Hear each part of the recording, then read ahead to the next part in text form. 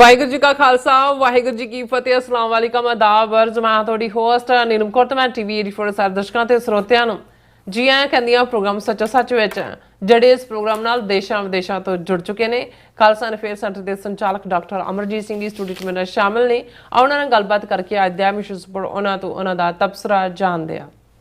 ਜੀ ਡਾਕਟਰ ਸਾਹਿਬ ਵਾਹਿਗੁਰੂ ਜੀ ਕਾ ਖਾਲਸਾ ਵਾਹਿਗੁਰੂ ਜੀ ਕੀ ਫਤਿਹ। हाँ जी नीलम कौर जी ਤੁਹਾਨੂੰ ਵੀ ਤੇ ਦੁਨੀਆ ਭਰ ਚ ਬੈਠੇ ਸਾਡੇ ਬਹੁਤ ਹੀ ਪਿਆਰੇ ਸੋਹਣੇ ਸਿਆਣੇ ਟੀਵੀ 84 ਦੇ ਵਿਊਅਰਸ ਨੂੰ ਵੀ ਵਾਹਿਗੁਰੂ ਜੀ ਕਾ ਖਾਲਸਾ ਵਾਹਿਗੁਰੂ ਜੀ ਕੀ ਫਤਿਹ। ਸਾਡੇ ਬਹੁਤ ਹੀ ਪਿਆਰੇ ਮੁਸਲਮਾਨ ਭੈਣਾਂ ਭਰਾਵਾਂ ਨੂੰ ਅਸਲਾਮ ਵਾਲੇਕਮ। ਗੰਗਾ ਜਮਨੀ ਤਹਿਜ਼ੀਬ ਦੇ ਹਿੰਦੂ ਤਵੀਆਂ ਨੂੰ ਨਮੋ ਨਮੇ ਤੇ ਹੋਰ ਸਭ ਵੀਰਾਂ ਭੈਣਾਂ ਨੂੰ ਆਦਾਬ ਅਰਜ਼। ਜੀ ਡਾਕਟਰ ਸਾਹਿਬ ਜੀ ਨੂੰ ਪ੍ਰੋਗਰਾਮ ਸੱਚੋ ਸੱਚ ਵਿੱਚ ਬਹੁਤ ਸ਼ੁਕਰੀਆ ਜੀ ਡਾਕਟਰ ਸਾਹਿਬ। ਅੱਜ 12 ਜੂਨ 2025 28 ਜੇਠ ਨਾਨਕਸ਼ਾਹੀ ਸੰਮਤ 557 ਦਾ ਦਿਨ ਹੈ ਤੇ ਡਾਕਟਰ ਸਾਹਿਬ ਪ੍ਰੋਗਰਾਮ ਸ਼ੁਰੂ ਕਰਨ ਤੋਂ ਪਹਿਲਾਂ ਅਸੀਂ ਦਰਸ਼ਕਾਂ ਤੇ ਸਰੋਤਿਆਂ ਨੂੰ ਹਮੇਸ਼ਾ ਤਰ੍ਹਾਂ ਦੱਸਿਓ ਵਿਊਅਰਸ, ਜੇ ਤੁਸੀਂ ਹੱਕ ਸੱਚ ਇਨਸਾਫ ਤੇ ਪੈਰਾ ਦਿੰਦਾ ਇੱਕੋ ਇੱਕ ਚੈਨਲ ਟੀਵੀ 84 ਨੂੰ ਦੇਖਣਾ ਚਾਹੁੰਦੇ ਹੋ ਤਾਂ ਤੁਸੀਂ ਦੇਖ ਸਕਦੇ ਹੋ ਸਪੈਕਟਰਮ ਕੇਬਲ, ਆਰਸਨ ਕੇਬਲ, ਬੈਲਕਮ ਕੈਨੇਡਾ, roku, ਜਾਦੂ ਬਾਕਸ, ਸ਼ਾਵਾ, ਫੇਸਬੁੱਕ ਟੀਵੀ 84 ਦੀ ਆਪਣੀ online streaming and IP box ਤੇ ਤੁਸੀਂ ਟੀਵੀ 84 ਨੂੰ ਦੇਖ ਸਕਦੇ ਹੋ। ਵਿਊਅਰਸ, ਜੇ ਤੁਸੀਂ ਟੀਵੀ 84 ਨਾਲ ਜਾਂ ਪ੍ਰੋਗਰਾਮ ਸੱਚੋ ਸੱਚ ਨਾਲ ਫੇਸਬੁੱਕ ਰਾਹੀਂ ਜੁੜੇ ਤਾਂ ਇਸ ਵੱਧ ਲਾਈਕ ਕਰੋ ਤੇ ਸ਼ੇਅਰ ਕਰੋ ਅਤੇ ਨਾਲ ਹੀ YouTube ਤੇ ਸਬਸਕ੍ਰਾਈਬ ਵੀ ਕਰੋ। ਇਹ ਵੀ ਦੱਸ ਦਿਓ ਕਿ ਤੁਸੀਂ ਟੀਵੀ 84 ਦੀ ਐਪ ਨੂੰ ਐਂਡਰੋਇਡ ਐਂਡ ਐਪ ਸਟੋਰ ਤੇ ਡਾਊਨਲੋਡ ਕਰਕੇ ਜੋ ਟੀਵੀ 84 ਦੀ ਲਾਈਵ ਸਟ੍ਰੀਮ ਹੈ ਇਸ ਨੂੰ ਤੁਸੀਂ 24 ਆਵਰਸ ਦੇਖ ਸਕਦੇ ਹੋ। ਸੋ ਵਿਊਅਰਸ, ਪ੍ਰੋਗਰਾਮ ਦੀ ਸ਼ੁਰੂਆਤ ਕਰਨ ਜਾ ਰਹੇ ਹਾਂ ਅੱਜ ਦੀ ਸਪਾਂਸਰਸ਼ਿਪ ਦੇ ਵਾਲੇ ਨਾਲ ਕਿ ਅੱਜ ਦੇ ਪ੍ਰੋਗਰਾਮ ਸੱਚੋ ਸੱਚ ਨੂੰ ਸਪਾਂਸਰ ਕੀਤਾ ਗਿਆ ਹੈ ਮਿਸ਼ੀਗਨ ਤੋਂ ਸਰਦਾਰ ਬਲਦੇਵ ਸਿੰਘ ਜੀ ਹੋਰਾਂ ਵੱਲੋਂ। ਸੋ ਇਹਨਾਂ ਨੇ ਟੀਵੀ 84 ਦੀ ਚੜ੍ਹਦੀ ਕਲਾ ਤੇ ਖਾਲਸਾ ਦੀ ਪ੍ਰਾਪਤੀ ਦੀ ਅਰਦਾਸ ਕੀਤੀ ਹੈ। ਸੋ ਅੱਜ ਦੀ ਸਪਾਂਸਰਸ਼ਿਪ ਲਈ ਅਸੀਂ ਸਰਦਾਰ ਬਲਦੇਵ ਸਿੰਘ ਜੀ ਹੋਰਾਂ ਦਾ ਤਹਿ ਦਿਲ ਤੋਂ ਧੰਨਵਾਦ ਕਰਦੇ ਹਾਂ ਔਰ ਤੁਹਾਨੂੰ ਵੀ ਅਪੀਲ ਤੇ ਬੇਨਤੀ ਕਰਦੇ ਹਾਂ ਕਿ ਤੁਸੀਂ ਪ੍ਰੋਗਰਾਮ ਸੱਚੋ ਸੱਚ ਨੂੰ ਵੱਧ ਤੋਂ ਵੱਧ ਸਪਾਂਸਰ ਕਰੋ। ਸਪਾਂਸਰਸ਼ਿਪ ਲਈ ਤੁਸੀਂ ਸਾਨੂੰ ਕਾਲ ਕਰ ਸਕਦੇ ਸਾਡੇ ਫੋਨ ਨੰਬਰ ਤੇ 5166619184, ਸੇਮ ਨੰਬਰ ਤੇ WhatsApp ਕਰ ਸਕਦੇ, ਤੁਸੀਂ ਸਾਨੂੰ ਈਮੇਲ ਵੀ ਕਰ ਸਕਦੇ info@tv84.tv ਤੇ। ਸੋ ਵੀਅਰਸ, ਪਹਿਲੇ ਸੈਗਮੈਂਟ ਦੇ ਵਿੱਚ ਆਪਾਂ ਗੱਲਬਾਤ ਕਰਨ ਜਾ ਰਹੇ ਹਾਂ ਕਿ ਗਲੋਬਲ ਨਿਊਜ਼ ਨੇ ਇੰਕਸ਼ਾਫ ਕੀਤਾ ਹੈ ਕਿ ਲਗਭਗ 1.5 ਸਾਲ ਪਹਿਲਾਂ ਐਨਡੀਪੀ ਪਾਰਟੀ ਦੇ ਲੀਡਰ ਜਗਮੀਤ ਸਿੰਘ ਨੂੰ ਮਾਰਨ ਦੇ ਲਈ ਇੱਕ ਇੰਡੀਅਨ ਏਜੰਟ ਵੱਲੋਂ ਉਹਨਾਂ ਦੀ ਮਿੰਟ ਦੀ ਜ਼ਿੰਦਗੀ ਤੇ ਨਜ਼ਰ ਜਿਹੜੀ ਆ ਉਹ ਰੱਖੀ ਜਾ ਰਹੀ ਸੀ। ਸੋ ਕੈਨੇਡਾ ਦੀਆਂ ਸਿੱਖ ਜਥੇਬੰਦੀਆਂ ਨੇ ਜਿੱਥੇ ਭਾਰਤੀ ਸਟੇਟ ਦੀ ਦਹਿਸ਼ਤਗਰਦੀ ਦੀ ਨਿਖੇਧੀ ਕੀਤੀ ਹੈ ਉੱਥੇ ਉਹਨਾਂ ਨੇ ਮੁੜ ਸਵਾਲ ਚੱਕਿਆ ਹੈ ਕਿ ਦਹਿਸ਼ਤਗਰਦ ਇੰਡੀਅਨ ਸਟੇਟ ਦੇ ਪ੍ਰਧਾਨ ਮੰਤਰੀ ਮੋਦੀ ਨੂੰ ਕੈਨੇਡਾ ਵਿੱਚ G7 ਮੀਟਿੰਗ ਵਿੱਚ ਸ਼ਾਮਲ ਹੋਣ ਦਾ ਸੱਦਾ ਕਿਉਂ ਦਿੱਤਾ ਗਿਆ ਹੈ। ਸੋ ਇਸ ਬਾਰੇ ਆਪਾਂ ਗੱਲਬਾਤ ਕਰਨ ਜਾ ਰਹੇ ਹਾਂ। ਸੋ ਅਸੀਂ ਚਾਹਾਂਗੇ ਕਿ ਤੁਸੀਂ ਇਸੇ ਤਰ੍ਹਾਂ ਬੜੇ ਰਹਿਣਾ ਦੇਖਣ ਸੁਣਨ ਲਈ ਤੁਹਾਡਾ ਸਭ ਦਾ ਬਹੁਤ ਬਹੁਤ ਸ਼ੁਕਰੀਆ। ਜੀ ਡਾਕਟਰ ਸਾਹਿਬ, ਕੀ ਵਿਚਾਰਾਂ ਨੇ? ਸਭ ਤੋਂ ਪਹਿਲਾਂ ਤਾਂ ਅੱਜ ਦੇ ਪ੍ਰੋਗਰਾਮ ਨੂੰ ਸਪਾਂਸਰ ਕਰਨ ਲਈ ਅਸੀਂ ਵੀਰ ਬਲਦੇਵ ਸਿੰਘ ਜਿਹੜੇ ਮਿਸ਼ੀਗਨ ਸਟੇਟ ਦੇ ਵਾਸੀ ਨੇ ਉਹਨਾਂ ਦਾ ਸ਼ੁਕਰੀਆ ਅਦਾ ਕਰਦੇ ਹਾਂ ਔਰ ਇਹ ਸਾਡੇ ਵੀਰ ਗੋਵਿੰਦਰ ਸਿੰਘ ਔਰ ਉਹਨਾਂ ਦੀ ਸਮੁੱਚੀ ਟੀਮ ਦਾ ਐਫਰਟ ਹੈ ਕਿ ਉਹਨਾਂ ਨੇ ਟੀਵੀ 84 ਦੀ ਮਦਦ ਲਈ ਆਪਣੇ ਜਿੰਨੇ ਸਾਧਨ ਸਬੰਧ ਜਿਹੜੇ ਮਿੱਤਰ ਪਿਆਰੇ ਸੀ ਉਹਨਾਂ ਸਾਰਿਆਂ ਤੱਕ ਪਹੁੰਚ ਕੀਤੀ ਔਰ ਬਲਦੇਵ ਸਿੰਘ ਹੋਰਾਂ ਨੇ ਵੀ ਲਿਬਰਲੀ ਕੰਟਰੀਬਿਊਟ ਕੀਤਾ ਹੈ। ਅਸੀਂ ਉਹਨਾਂ ਦਾ ਸ਼ੁਕਰੀਆ ਅਦਾ ਕਰਦੇ ਹਾਂ। ਅੱਜ ਇੱਕ ਬੜਾ ਦਰਦਨਾਕ ਹਾਦਸਾ ਵਾਪਰਿਆ ਜਦੋਂ ਕਿ ਅਹਿਮਦਾਬਾਦ ਤੋਂ ਜਿਹੜੀ ਫਲਾਈਟ ਲੰਡਨ ਜਾ ਰਹੀ ਸੀ ਉਹ ਉਡਾਣ ਦੇ ਕੁਝ ਸੈਕਿੰਡਾਂ ਦੇ ਵਿੱਚ ਹੀ ਹਾਦਸਾਗ੍ਰਸਤ ਹੋਈ ਔਰ ਬਹੁਤ ਨੁਕਸਾਨ ਹੋਇਆ। ਇਕੱਲਾ ਇਹੀ ਨਹੀਂ ਕਿ ਉਹ ਸਿਰਫ ਇੱਕ ਮੁਸਾਫਰ ਜਿਹਨੇ ਐਮਰਜੈਂਸੀ ਐਗਜ਼ਿਟ ਚੋਂ ਛਾਲ ਮਾਰੀ ਉਹ ਸਰਵਾਈਵ ਕੀਤਾ ਹੈ, ਜ਼ਖਮੀ ਹੈ, ਉਹ ਤਾਂ ਸਾਰੇ ਮਾਰੇ ਹੀ ਗਏ ਔਰ ਉਹ ਜਹਾਜ਼ ਵੀ, ਕਿਉਂਕਿ ਬਿਲਕੁਲ ਅਹਿਮਦਾਬਾਦ ਏਅਰਪੋਰਟ ਦੇ ਨੇੜੇ ਹੀ ਮੈਡੀਕਲ ਕਾਲਜ ਹੈ ਜਿਸ ਦੇ ਹੋਸਟਲ ਦੇ ਉੱਤੇ ਜਾ ਕੇ ਉਹ ਜਹਾਜ਼ ਡਿੱਗਿਆ। ਉਸ ਦੇ ਵਿੱਚ ਕੁਝ ਡਾਕਟਰਸ, ਕੁਝ ਮੈਡੀਕਲ ਸਟੂਡੈਂਟਸ ਕਿੰਨੇ ਮਾਰੇ ਗਏ, ਅਜੇ DNA ਵਗੈਰਾ ਬਹੁਤਿਆਂ ਦੇ ਟੈਸਟ ਹੋ ਰਹੇ ਨੇ ਕਿਉਂਕਿ ਸਭ ਕੁਝ ਸੜ ਕੇ ਤਬਾਹ ਹੋਇਆ ਔਰ ਉਹ ਸਾਰੇ ਚੋਂ ਕਿੰਨੇ ਕੁ ਸਬੂਤ ਜਾਂ ਕੀ ਨਿਕਲੇਗਾ ਅਸੀਂ ਇਸ ਨੂੰ ਆਪਣੇ ਇੱਕ ਸੈਗਮੈਂਟ ਦੇ ਵਿੱਚ ਡਿਸਕਸ ਕਰਾਂਗੇ। ਪਰ ਅਸੀਂ ਇਨਸਾਨੀ ਨਾਤੇ ਬਿਨਾਂ ਇਸ ਗੱਲ ਦੀ ਵਿਚਾਰ ਕੀਤੇ ਕਿ ਭਾਈ ਇਹੀ ਬੋਇੰਗ ਹੈ ਜਿਹਨੂੰ ਕਦੇ ਫਲਾਈਂਗ ਕਾਫਨ ਕਿਹਾ ਸੀ ਇੱਕ ਇਨਸਾਈਡ ਵਿਸਲ ਬਲੋਅਰ ਨੇ। ਔਰ ਜਦੋਂ ਅਸੀਂ ਭਾਰਤੀ ਸਟੇਟ ਔਰ ਉਹਨਾਂ ਦੀ ਕੰਪਨੀ ਟਾਟਾ ਏਅਰ ਇੰਡੀਆ ਦਾ ਜਹਾਜ਼ ਹੈ, ਮੇਡ ਅਮਰੀਕਾ ਦੀ ਬੋਇੰਗ ਕੰਪਨੀ ਹੈ, ਲੇਕਿਨ ਜਦੋਂ ਅਸੀਂ ਇਹ ਦੇਖਦੇ ਹਾਂ ਕਿ ਵੱਡੇ ਇਸ ਲੈਵਲ ਦੇ ਉੱਤੇ ਕਿਸ ਕਿਸਮ ਦੇ ਘਪਲੇ ਵੀ ਹੁੰਦੇ ਨੇ ਔਰ ਜਿੱਥੇ ਭਾਰਤੀ ਲੋਕ ਜਾਂ ਇਹਨਾਂ ਦੇ ਵੱਡੇ ਵਪਾਰੀ ਉਹ ਅੰਬਾਨੀ, ਅਡਾਨੀ, ਟਾਟੇ, ਬਿਰਲੇ ਇਹ ਇਨਵੋਲਵ ਹੋਣ ਉਸ ਦੇ ਵਿੱਚ ਕੁਝ ਵੀ ਸਾਫ਼ ਸਪਸ਼ਟ ਨਹੀਂ ਹੁੰਦਾ। ਚਰਚਾ ਜ਼ਰੂਰ 4 ਦਿਨ ਹੋਏਗੀ। ਟਾਟਾ ਵਾਲਿਆਂ ਨੇ ਵੀ ਕਿਹਾ ਜੀ ਅਸੀਂ ਜਿਹੜੇ ਮਰੇ ਨੇ 1 ਕਰੋੜ ਰੁਪਈਆ ਦੇਵਾਂਗੇ ਔਰ ਜੋ ਜ਼ਖਮੀਆਂ ਦਾ ਇਲਾਜ ਉਹਦਾ ਖਰਚਾ ਚੱਲਾਂਗੇ। ਪਰ ਇਹ ਸਾਰਾ ਪਾਰਟ ਅਸੀਂ ਦੇਖਦੇ ਹਾਂ ਕਿ ਵੀ ਇੱਕ ਤੋਂ ਬਾਅਦ ਇੱਕ ਜਿੱਥੇ ਜੰਗੀ ਪਿੜ ਦੇ ਵਿੱਚ ਰਾਫੇਲ ਜਹਾਜ਼ਾਂ ਦਾ ਡਿੱਗਣਾ ਔਰ ਉਹ ਸਾਰੇ ਦੇ ਵਿੱਚ ਰਾਫੇਲ 'ਚ ਵੀ ਕਿੰਨਾ ਵੱਡਾ ਕਮਿਸ਼ਨ ਇਨਵੋਲਵ ਸੀ। ਅਸੀਂ ਦੇਖਦੇ ਹਾਂ ਕਿ 60,000 ਕਰੋੜ ਰੁਪਏ ਦੀ ਡੀਲ 'ਚੋਂ 30,000 ਕਰੋੜ ਰੁਪਈਆ ਜਿਹੜਾ ਉਹ ਅੰਬਾਨੀ ਦੀ ਇਨਵੈਸਟਮੈਂਟ ਸੀ ਔਰ ਉਹ ਬਿਲਕੁਲ 1 to 1 ਇੰਡੀਅਨ ਪ੍ਰਾਈਮ ਮਿਨਿਸਟਰ ਔਰ ਫ੍ਰੈਂਚ ਪ੍ਰਾਈਮ ਮਿਨਿਸਟਰ ਦੇ ਵਿਚਾਲੇ ਗੱਲਬਾਤ 'ਚੋਂ ਪੁਰਾਣੇ ਸਾਰੇ ਭਾਅ ਨੂੰ ਪਾਸੇ ਰੱਖ ਕੇ ਜਿਹੜਾ 250 ਮਿਲੀਅਨ ਤੋਂ ਸ਼ੁਰੂ ਹੋਇਆ ਸੀ ਰਾਫੇਲ ਦਾ ਪ੍ਰਾਈਸ ਉਹ ਬਿਲੀਅਨ ਡਾਲਰ ਤੱਕ ਜਾਂ ਉਸ ਤੋਂ ਵੀ ਜ਼ਿਆਦਾ ਗਿਆ। ਸੋ ਉਸ ਦੇ ਉੱਤੇ ਵੀ ਅਸੀਂ ਗੱਲ ਕਰਾਂਗੇ ਜੀ।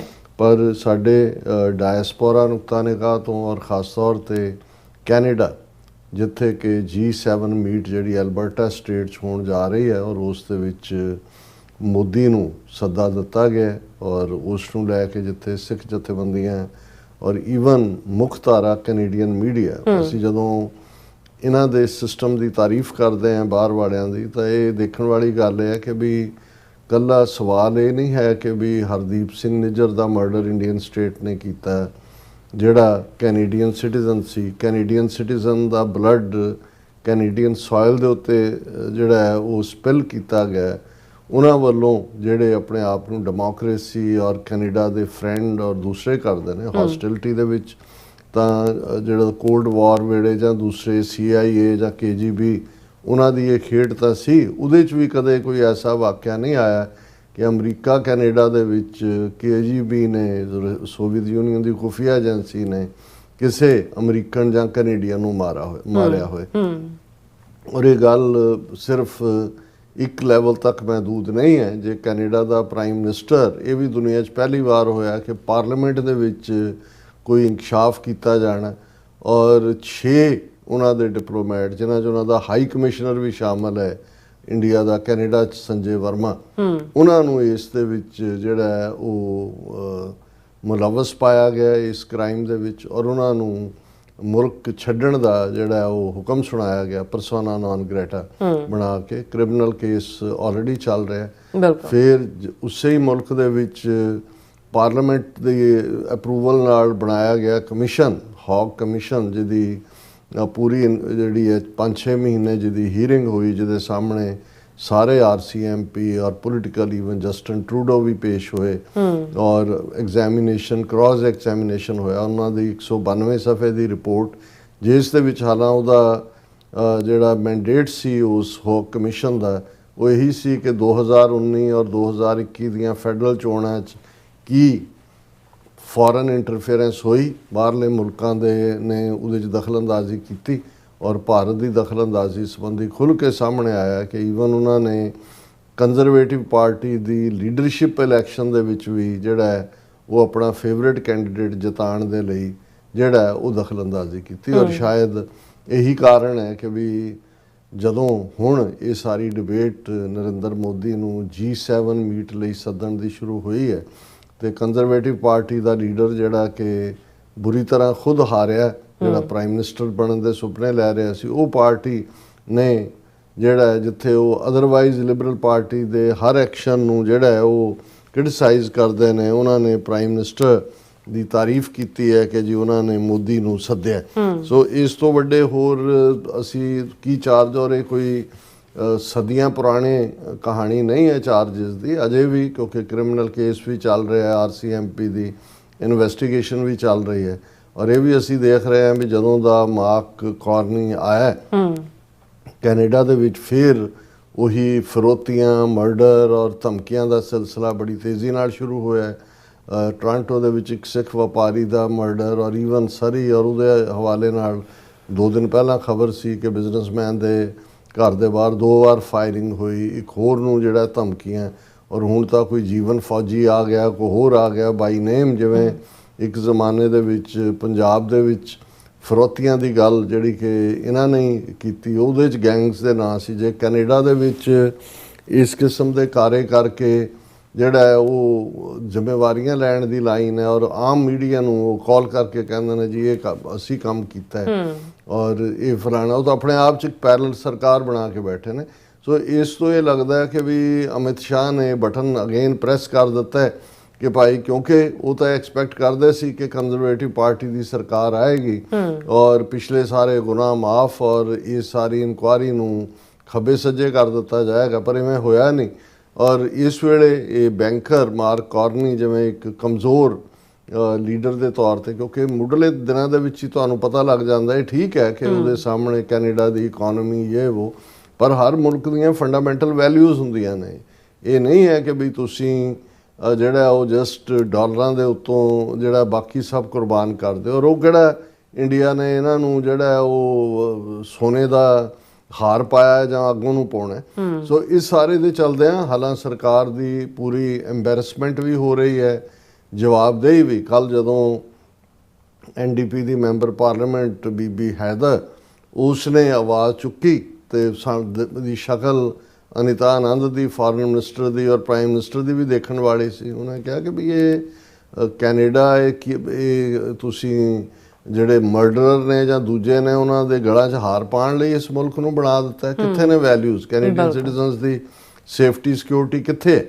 ਸੋ ਅਸੀਂ ਐਪਰੀਸ਼ੀਏਟ ਕਰਦੇ ਹਾਂ ਔਰ ਇਹੀ ਰੀਜ਼ਨ ਵੀ ਹੈ ਕਿ ਜਿਹੜਾ ਮੁੱਖ ਧਾਰਾ ਮੀਡੀਆ ਹੈ ਕੈਨੇਡਾ ਦਾ ਉਹ ਵੀ ਲਗਾਤਾਰਤਾ ਨਾਲ ਕੁਐਸਚਨ ਕਰ ਰਿਹਾ। ਹਾਲਾਂਕਿ ਜਿਵੇਂ ਲੱਗਦਾ ਹੈ ਉਹਨੇ ਕਾਰਨੀ ਨੇ ਪਹਿਲੀ ਸਟੇਜ ਦੇ ਉੱਤੇ ਕਿਹਾ ਸੀ ਕਿ ਜੀ ਅਸੀਂ ਜਿਹੜਾ ਬਾਕੀ ਮੁਲਕਾਂ ਦੀ ਰਾਏ ਨਾਲ ਕੀਤਾ। ਜ਼ਾਹਰ ਹੈ ਕਿ ਜਿਵੇਂ ਅਸੀਂ ਕਿਹਾ ਵੀ ਅਮਰੀਕਾ ਨੇ ਭਾਵੇਂ ਬਾਂਹ ਉਹਦੀ ਮਰੋੜ ਕੇ ਪਿੱਠ ਨਾਲ ਲਾਈ ਹੋਈ ਹੈ, ਧੌਣ ਤੇ ਗੋਡਾ ਵੀ ਰੱਖਿਆ, ਪਰ ਉਹ ਸ਼ਾਇਦ ਇਹ ਵੀ ਨਹੀਂ ਚਾਹੁੰਦੇ ਕਿ ਵੀ ਬਿਲਕੁਲ ਜਾ ਕੇ ਬ੍ਰਿਕਸ ਔਰ ਰੂਸ ਦੇ ਪੈਰਾਂ 'ਚ ਡਿੱਗੇ। ਉਹਨਾਂ ਨੇ ਗੋਡਾ ਥੋੜਾ ਜਿਹਾ ਚੁੱਕਿਆ ਔਰ ਉਹਨੂੰ ਕਿਹਾ ਹਾਲਾਂ ਉਹਦੇ ਨਾਲ ਵਾਪਰੇਗਾ ਕਿ ਇਹ ਤਾਂ ਜਦੋਂ ਇਹ ਦਿਨ ਆਏ ਉਦੋਂ ਸਾਹਮਣੇ ਆਏਗਾ, ਕਿਉਂਕਿ ਦੂਸਰੀ ਸੈਂਸਿਟੀਵਿਟੀ ਦੇ ਨਾਲ ਇਹ ਵੀ ਜੁੜੀ ਹੋਈ ਹੈ ਵੀ ਇਹ ਉਹੀ ਦਿਨ ਨੇ ਜਦੋਂ 2 ਸਾਲ ਹੋ ਜਾਣੇ ਨੇ। 18 ਜੂਨ ਨੂੰ ਮਰਡਰ ਹੁੰਦਾ ਹਰਦੀਪ ਸਿੰਘ ਨਿੱਜਰ ਦਾ ਔਰ 2 ਸਾਲ ਉਹਨਾਂ ਦੀ ਉਸ ਦੁਖਦ ਯਾਦ ਨੂੰ ਲੈ ਕੇ ਵੱਡੇ ਸਮਾਗਮ, ਜਿਵੇਂ ਸਰੀ ਦੇ ਵਿੱਚ ਸੈਮੀਨਾਰ ਵੀ ਪਰਸੋਂ ਹੋ ਰਿਹਾ ਸੈਚਰਡੇ, ਜਿਹਦੇ 'ਚ ਮੈਂ ਪਾਰਟਿਸਿਪੇਟ ਕਰਨਾ। ਫਿਰ ਐਤਵਾਰ ਉਸੇ ਗੁਰਦੁਆਰਾ ਸਾਹਿਬ ਜਿਹਦੇ ਉਹ ਮੁੱਖ ਸੇਵਾਦਾਰ ਸਨ, ਗੁਰੂ ਨਾਨਕ ਸਿੱਖ ਗੁਰਦੁਆਰਾ, ਉੱਥੇ ਜਿਸ ਥਾਂ ਤੇ ਉਹਨਾਂ ਦਾ ਮਰਡਰ ਹੋਇਆ ਉੱਥੇ ਖਾਲਿਸਤਾਨ ਦਾ ਝੰਡਾ ਚਲਾਇਆ ਜਾਣਾ ਹੈ ਔਰ ਉਹਨਾਂ ਦੇ ਵਿੱਚ ਵੀ ਅਸੀਂ ਪਾਰਟਿਸਿਪੇਟ ਕਰਨਾ ਉਹ ਸਾਰੇ ਪਾਰਟ।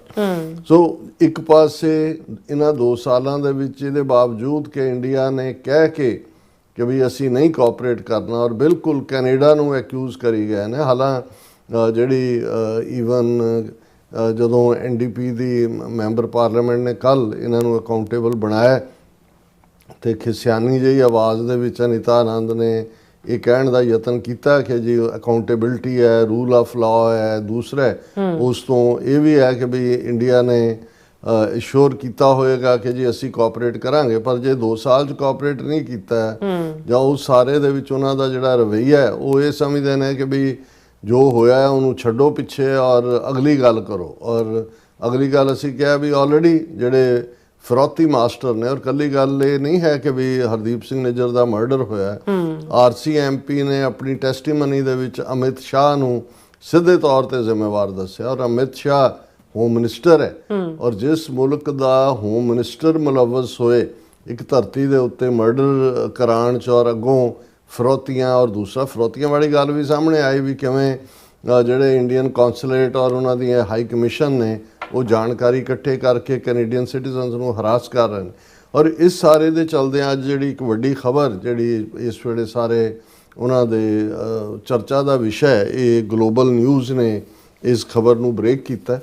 ਹਾਲਾਂਕਿ ਜਦੋਂ ਕਿਉਂਕਿ ਹੁਣ ਜਗਮੀਤ ਸਿੰਘ ਆਪਣੀ ਸੀਟ ਵੀ ਹਾਰ ਚੁੱਕੇ ਨੇ ਔਰ NDP ਦੇ ਉਹ ਲੀਡਰ ਵੀ ਨਹੀਂ ਰਹੇ, ਲੇਕਿਨ ਜਦੋਂ ਹਰਦੀਪ ਸਿੰਘ ਨਿੱਜਰ ਦਾ ਮਰਡਰ ਹੋਇਆ ਉਸ ਤੋਂ ਬਾਅਦ ਇਹ ਫੈਕਟ ਸਾਹਮਣੇ ਆਇਆ ਔਰ ਕੈਨੇਡਾ ਦੀ RCMP ਨੇ ਔਰ ਉਹਨਾਂ ਦੀ CSIS ਨੇ ਵੀ ਇਹ ਮੰਨਿਆ ਕਿ 1 ਦਰਜਨ ਦੇ ਕਰੀਬ ਹੋਰ ਸਿੱਖ ਆਗੂ ਜਿਹੜੇ ਵਿਦਨ ਕੈਨੇਡਾ ਉਹਨਾਂ ਨੇ ਡਿਊਟੀ ਟੂ ਵਾਰ ਨੋਟਿਸ ਦਿੱਤਾ ਕਿ ਵੀ ਉਹਨਾਂ ਦੀ ਜਾਨ ਨੂੰ ਖਤਰਾ ਹੈ। ਔਰ ਇਹ ਈਵਨ ਜਦੋਂ ਜੂਨ 2023 ਤੋਂ ਬਾਅਦ ਨਵੰਬਰ ਤੱਕ ਪਹੁੰਚਦੇ ਆ, ਜਦੋਂ ਅਮਰੀਕਨ ਏਜੰਸੀਆਂ ਨੇ ਨਿਖਿਲ ਗੁਪਤਾ ਦਾ ਨਾਮ ਲਿਆ, ਉਦੋਂ ਇਹ ਸਾਹਮਣੇ ਆਇਆ ਕਿ ਭਾਈ ਨਿਖਿਲ ਗੁਪਤਾ ਜਿਹੜਾ ਇਨਫੈਕਟ ਕੈਨੇਡਾ ਵਾਲਾ ਜਿਹੜਾ ਮਰਡਰ ਸਾਰਾ ਹੈ ਉਹਨੂੰ ਵੀ ਜਿਹੜਾ ਉਹ ਉਸ ਨੂੰ ਸੁਪਰਵਾਈਜ਼ ਕਰ ਰਿਹਾ ਸੀ, ਕਿਉਂਕਿ ਜਿਹੜਾ ਉਹ ਚੈੱਕ ਰਿਪਬਲਿਕ 'ਚ ਬੈਠਾ ਅਮਰੀਕਨ ਅੰਡਰ ਕਵਰ ਦੇ ਨਾਲ ਗੱਲ ਕਰ ਰਿਹਾ, ਆਪਣੇ ਵੱਲੋਂ ਤਾਂ $1 ਲੱਖ 'ਚੋਂ ਹਾਇਰ ਕੀਤਾ ਹੋਇਆ ਬੰਦਾ ਜਿਹਨੇ ਗੁਰਪਤਵੰਤ ਪੰਨੂ ਦਾ ਮਰਡਰ ਕਰਨਾ ਜੂਨ ਐਂਡ ਤੱਕ ਪਹੁੰਚਦੇ ਆ, ਉਹਨੂੰ ਉਹ ਜਿਹੜਾ ਉਸੇ ਸ਼ਾਮ ਜਿੱਦਣ ਹਰਦੀਪ ਸਿੰਘ ਨਿੱਜਰ ਦਾ ਮਰਡਰ ਹੁੰਦਾ ਉਹਦੀ ਡੈੱਡ ਬੋਡੀ ਦੀਆਂ ਉਹ ਪਿਕਚਰਸ ਭੇਜ ਰਿਹਾ ਔਰ ਇਹ ਕਹਿ ਰਿਹਾ ਵੀ ਅਸੀਂ ਤੁਹਾਨੂੰ ਬਹੁਤ ਕੰਮ ਦੇਵਾਂਗੇ, ਹਰ ਮਹੀਨੇ ਕੰਮ ਕੋਈ ਨਾ ਕੋਈ ਹੋਏਗਾ। ਹੁਣ ਉਸ ਸਾਰੇ ਪੀਰੀਅਡ 'ਚ ਹੀ ਫਿਰ ਕੁਝ ਮਹੀਨੇ ਬਾਅਦ ਇਹ ਖਬਰ ਆਈ ਕਿ ਜਗਮੀਤ ਸਿੰਘ ਵੀ ਜਿਹੜਾ ਉਹਨੂੰ RCMP ਨੇ ਸਿਕਿਉਰਿਟੀ ਔਰ ਦੂਜੀ ਪ੍ਰੋਵਾਈਡ ਕੀਤੀ ਹੈ ਔਰ ਉਹ ਅੰਡਰ ਜਿਹੜਾ ਪ੍ਰੋਟੈਕਟਿਵ ਅੰਬਰੇਲਾ ਉਹਨਾਂ ਨੂੰ ਲਿਆ। ਬਾਕੀਆਂ ਨੂੰ ਤਾਂ ਉਹਨਾਂ ਨੇ ਸਿਰਫ ਵਾਰਨਿੰਗ ਕਰੀ ਗਏ ਜਾਂ ਇਹ ਕਿਹਾ ਜੀ ਆਪਣਾ ਤੁਸੀਂ ਧਿਆਨ ਰੱਖੋ, ਪਰ ਕਿਉਂਕਿ RCMP ਔਰ ਦੂਸਰੇ ਸਮਝਦੇ ਸੀ ਵੀ ਤੀਸਰੀ ਵੱਡੀ ਪਾਰਟੀ ਕੰਜ਼ਰਵੇਟਿਵ ਔਰ ਲਿਬਰਲ ਔਰ ਬਲੌਕ ਕਿਊਬੈਕ ਉਸ ਤੋਂ ਬਾਅਦ NDP ਹੈ ਔਰ ਜਸਟਿਨ ਟਰੂਡੋ ਦੀ ਤਾਂ ਗਵਰਨਮੈਂਟ ਹੀ NDP ਦੀ ਵਿਸਾਖੀਆਂ ਦੇ ਸਹਾਰੇ ਖੜੀ ਸੀ। ਸੋ ਉਦੋਂ ਜਗਮੀਤ ਸਿੰਘ ਨੂੰ ਪ੍ਰੋਟੈਕਸ਼ਨ ਜਾਂ ਉਸ ਨੂੰ ਕਿਵੇਂ ਉਹਨਾਂ ਨੇ ਜਿਹੜਾ ਉਹ ਵਾਰਨ ਕੀਤਾ ਹੋਏਗਾ। ਲੇਕਿਨ ਹੁਣ ਇਹ ਹਕੀਕਤ ਸਾਹਮਣੇ ਆਈ ਔਰ ਇਹ ਗਲੋਬਲ ਨਿਊਜ਼ ਨੇ ਬ੍ਰੇਕ ਕੀਤੀ ਨਿਊਜ਼, ਇਹਦੀ ਹੈਡਲਾਈਨ ਹੀ ਹੈ Indian agent head Jagmeet Singh under close surveillance. ਉਦੋਂ ਜਗਮੀਤ ਸਿੰਘ ਨੂੰ ਵੀ ਨਹੀਂ ਸੀ ਦੱਸਿਆ ਗਿਆ ਉਹਨਾਂ ਨੇ, ਕਿਉਂਕਿ ਸਟੋਰੀ ਦੇ ਲੁਬੇ ਲੁਬਾਬ 'ਚ ਆਂਦਾ ਕਿ ਜਗਮੀਤ ਸਿੰਘ ਨੇ ਕਿਹਾ ਵੀ ਮੈਨੂੰ ਇਹ ਕਿਹਾ ਗਿਆ ਵੀ ਤੁਹਾਨੂੰ ਜਿਹੜਾ ਆਪਣੀ ਪ੍ਰੋਟੈਕਸ਼ਨ ਜਾਂ ਪ੍ਰੀਕਾਸ਼ਨ ਲੈਣੀ ਹੋਏਗੀ ਕਿਉਂਕਿ ਕੋਈ ਫੋਰਨ ਮੁਲਕ ਜਿਹੜਾ ਉਹ ਤੁਹਾਡੇ ਜਾਨ ਨੂੰ ਜਿਹੜਾ ਉਸ ਤੋਂ ਤੁਹਾਡੀ ਜਾਨ ਨੂੰ ਖਤਰਾ ਹੈ। ਪਰ ਹੁਣ ਇਹ ਇੰਡੀਅਨ ਏਜੰਟ ਦੀ ਗੱਲ ਗਲੋਬਲ ਨਿਊਜ਼ ਨੇ ਬ੍ਰੇਕ ਕਰਦਿਆਂ ਇਹ ਕਿਹਾ ਕਿ ਵੀ ਇਹ ਸਾਰੇ ਦੇ ਥੱਲੇ ਮੈਂ ਪਹਿਲਾਂ ਉਹਨਾਂ ਦੀ ਨਿਊਜ਼ ਵਾਲੀ ਜਰਾ ਨਜ਼ਰ ਦਵਾ ਦਿੰਦਾ ਕਿ ਵੀ ਸਿੱਖ ਲੀਡਰ ਉਹਨਾਂ ਨੇ ਕਿਹਾ ਕਿ suspected Indian government agent head Jagmeet Singh under close surveillance prompting the RCMP to place the new Democratic Party leader in police protection 18 months ago। ਇਹ ਹੁਣ ਤੋਂ 18 ਮਹੀਨੇ ਪਹਿਲਾਂ ਜ਼ਾਹਰ ਹੈ ਹਰਦੀਪ ਸਿੰਘ ਨਿੱਜਰ ਦੇ ਮਰਡਰ ਤੋਂ ਲਗਭਗ 3 ਮਹੀਨੇ ਬਾਅਦ ਜਾਂ 6 ਮਹੀਨੇ ਬਾਅਦ, ਕਿਉਂਕਿ 3 ਮਹੀਨੇ ਬਾਅਦ ਤਾਂ ਜਸਟਿਨ ਟਰੂਡੋ ਨੇ ਇਨਕਸ਼ਾਫ ਕੀਤਾ ਵੀ ਇੰਡੀਆ ਇਹਦੇ ਜ਼ਿੰਮੇਵਾਰ ਹੈ। ਸੋ ਉਹਦੇ 'ਚ ਉਹਨਾਂ ਨੇ ਕਿਹਾ ਕਿ ਵੀ ਜਿਹੜਾ agent who's allegedly tied to activities directed by the Indian government had access to intimate knowledge of Singh's daily routines, travel and family according to the sources familiar with the matter। ਕਿ ਵੀ ਜਿਹੜਾ Indian agent surveillance ਕਰ ਰਿਹਾ ਸੀ ਉਹਦੇ ਕੋਲ ਪੂਰੀ ਜਾਣਕਾਰੀ ਸੀ ਕਿ ਜਗਮੀਤ ਸਿੰਘ ਦਾ minute ਦਾ schedule ਕੀ ਹੈ, ਉਹਦੇ ਪਰਿਵਾਰ ਦਾ ਕੀ ਹੈ, ਉਹ ਕਿੱਥੇ ਜਾਂਦਾ ਹੈ, ਕਿੱਥੋਂ ਨਿਕਲਦਾ ਹੈ, ਕਿੰਨੇ ਵਜੇ ਕਿੱਥੇ ਜਾਂਦਾ ਹੈ। ਔਰ ਇਹ ਜਿਹੜਾ ਉਹਦੇ ਤੇ ਅੱਖ ਰੱਖ ਰਿਹਾ ਸੀ ਇੰਡੀਅਨ ਏਜੰਟ ਜਾਂ ਦੂਜਾ, ਉਹਦਾ ਸਿੱਧਾ ਸਬੰਧ ਲਾਰੈਂਸ ਬਿਸ਼ਨੋਈ ਗੈਂਗ ਨਾਲ ਸੀ ਐਜ਼ ਪਰ ਦਿਸ ਸਟੋਰੀ ਵਿਚ ਦਾ Indian government has been accused of using to commit violence in Canada. ਤੇ ਇਹੀ ਲਾਰੈਂਸ ਬਿਸ਼ਨੋਈ ਗੈਂਗ ਹੈ ਜਿਹਨੂੰ ਇੰਡੀਅਨ ਸਿਸਟਮ ਜਿਹੜਾ ਉਹ ਯੂਜ਼ ਕਰ ਰਿਹਾ ਹੈ ਕੈਨੇਡਾ ਦੇ ਵਿੱਚ ਵਾਇਲੈਂਸ। ਔਰ ਉਹਨਾਂ ਨੇ 2023 ਦੇ ਅਖੀਰ 'ਚ ਪਹੁੰਚਦੇ ਆ ਉਹੀ ਲਗਭਗ 6 ਮਹੀਨੇ, ਕਿਉਂਕਿ ਜੂਨ 'ਚ ਮਰਡਰ ਹੁੰਦਾ ਹੈ, ਦਸੰਬਰ ਤੱਕ ਪਹੁੰਚਦੇ ਆ, ਉਹਨਾਂ ਨੇ ਜਗਮੀਤ ਸਿੰਘ ਨੂੰ ਵਾਰਨ ਕੀਤਾ ਔਰ ਉਹਨਾਂ ਨੇ ਸਿਕਿਉਰਿਟੀ ਏਜੰਸੀਜ਼ ਨੇ ਜਗਮੀਤ ਸਿੰਘ ਦੇ ਘਰ ਔਰ ਉਸ ਦੇ ਜਿੱਥੇ ਵੀ ਉਹ ਜਾਂਦਾ ਸੀ ਉਹਦੇ ਦੁਆਲੇ ਬੜੀ ਸਟ੍ਰਿਕਟ ਸਿਕਿਉਰਿਟੀ ਰਿੰਗ ਖੜੀ ਕੀਤੀ।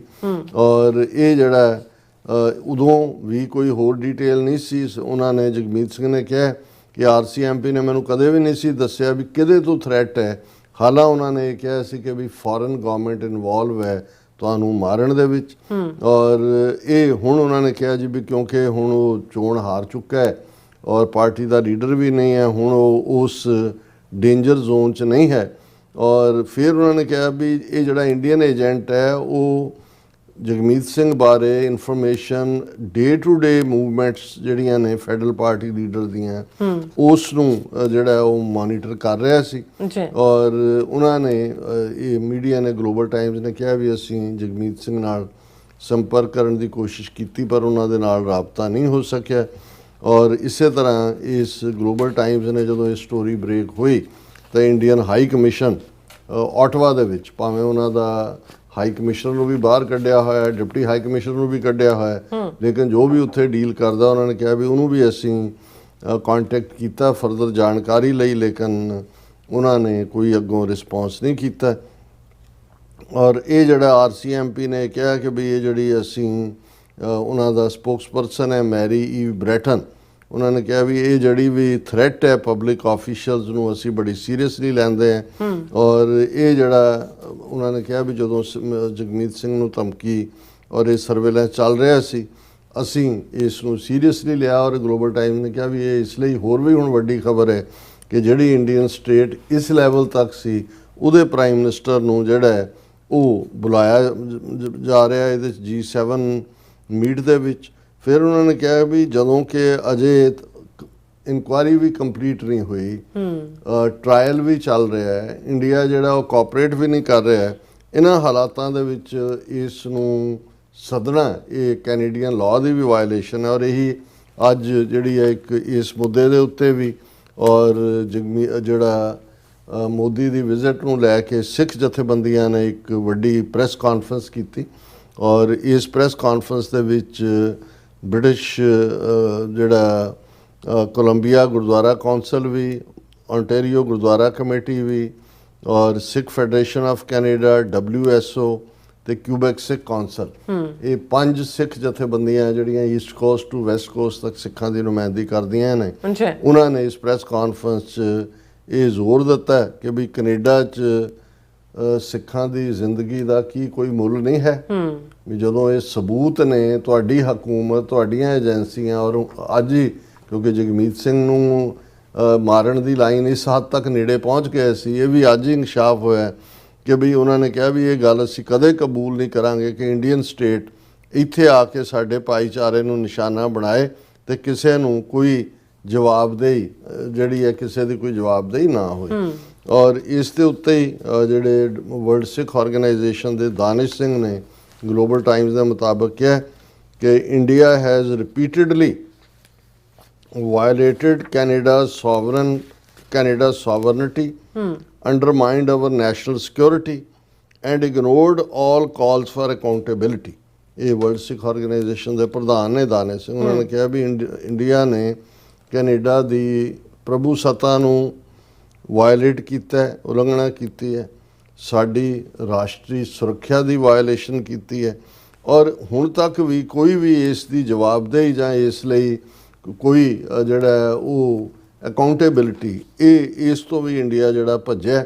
ਔਰ ਇਹ ਨਾਲ ਹੀ ਉਹਨਾਂ ਨੇ ਕਿਹਾ ਵੀ suspected surveillance of former NDP leader appalling and said inviting Modi to G7 was a betrayal of the Sikh community and of Canada's core democratic values। ਕਿ ਵੀ ਈਵਨ ਇਹਨਾਂ ਹਾਲਾਤਾਂ 'ਚ ਵੀ ਮੋਦੀ ਨੂੰ ਸੱਦਣਾ ਇਹ ਸਿੱਖ ਕਮਿਊਨਿਟੀ ਦੀ ਤੋਹੀਨ ਹੈ, ਉਹਦੇ ਨਾਲ ਧੋਖਾ ਹੈ। ਔਰ ਈਵਨ ਜਿਹੜੀਆਂ ਕੈਨੇਡਾ ਦੀਆਂ ਮੁੱਢਲੀਆਂ ਲੋਕਤੰਤਰੀ ਕਦਰਾਂ ਕੀਮਤਾਂ ਨੇ, ਉਹਨਾਂ ਦੀ ਵੀ ਇਹ ਤੋਹੀਨ ਹੈ। ਔਰ ਇਸ ਦੇ ਉੱਤੇ RCMP ਦੇ ਕਮਿਸ਼ਨਰ ਮਾਈਕ ਡਿਊਹੈਮ ਨੇ ਨਿਊਜ਼ ਕਾਨਫਰੰਸ ਕੀਤੀ ਸੀ ਪਿਛਲੇ ਅਕਤੂਬਰ ਦੇ ਵਿੱਚ। ਔਰ ਉਹਨਾਂ ਨੇ ਕਿਹਾ ਸੀ ਕਿ ਵੀ ਸਾਡੇ ਕੋਲ ਐਵੀਡੈਂਸ ਹੈ, evidence linking agents of the government of India to homicides and violent acts across the country।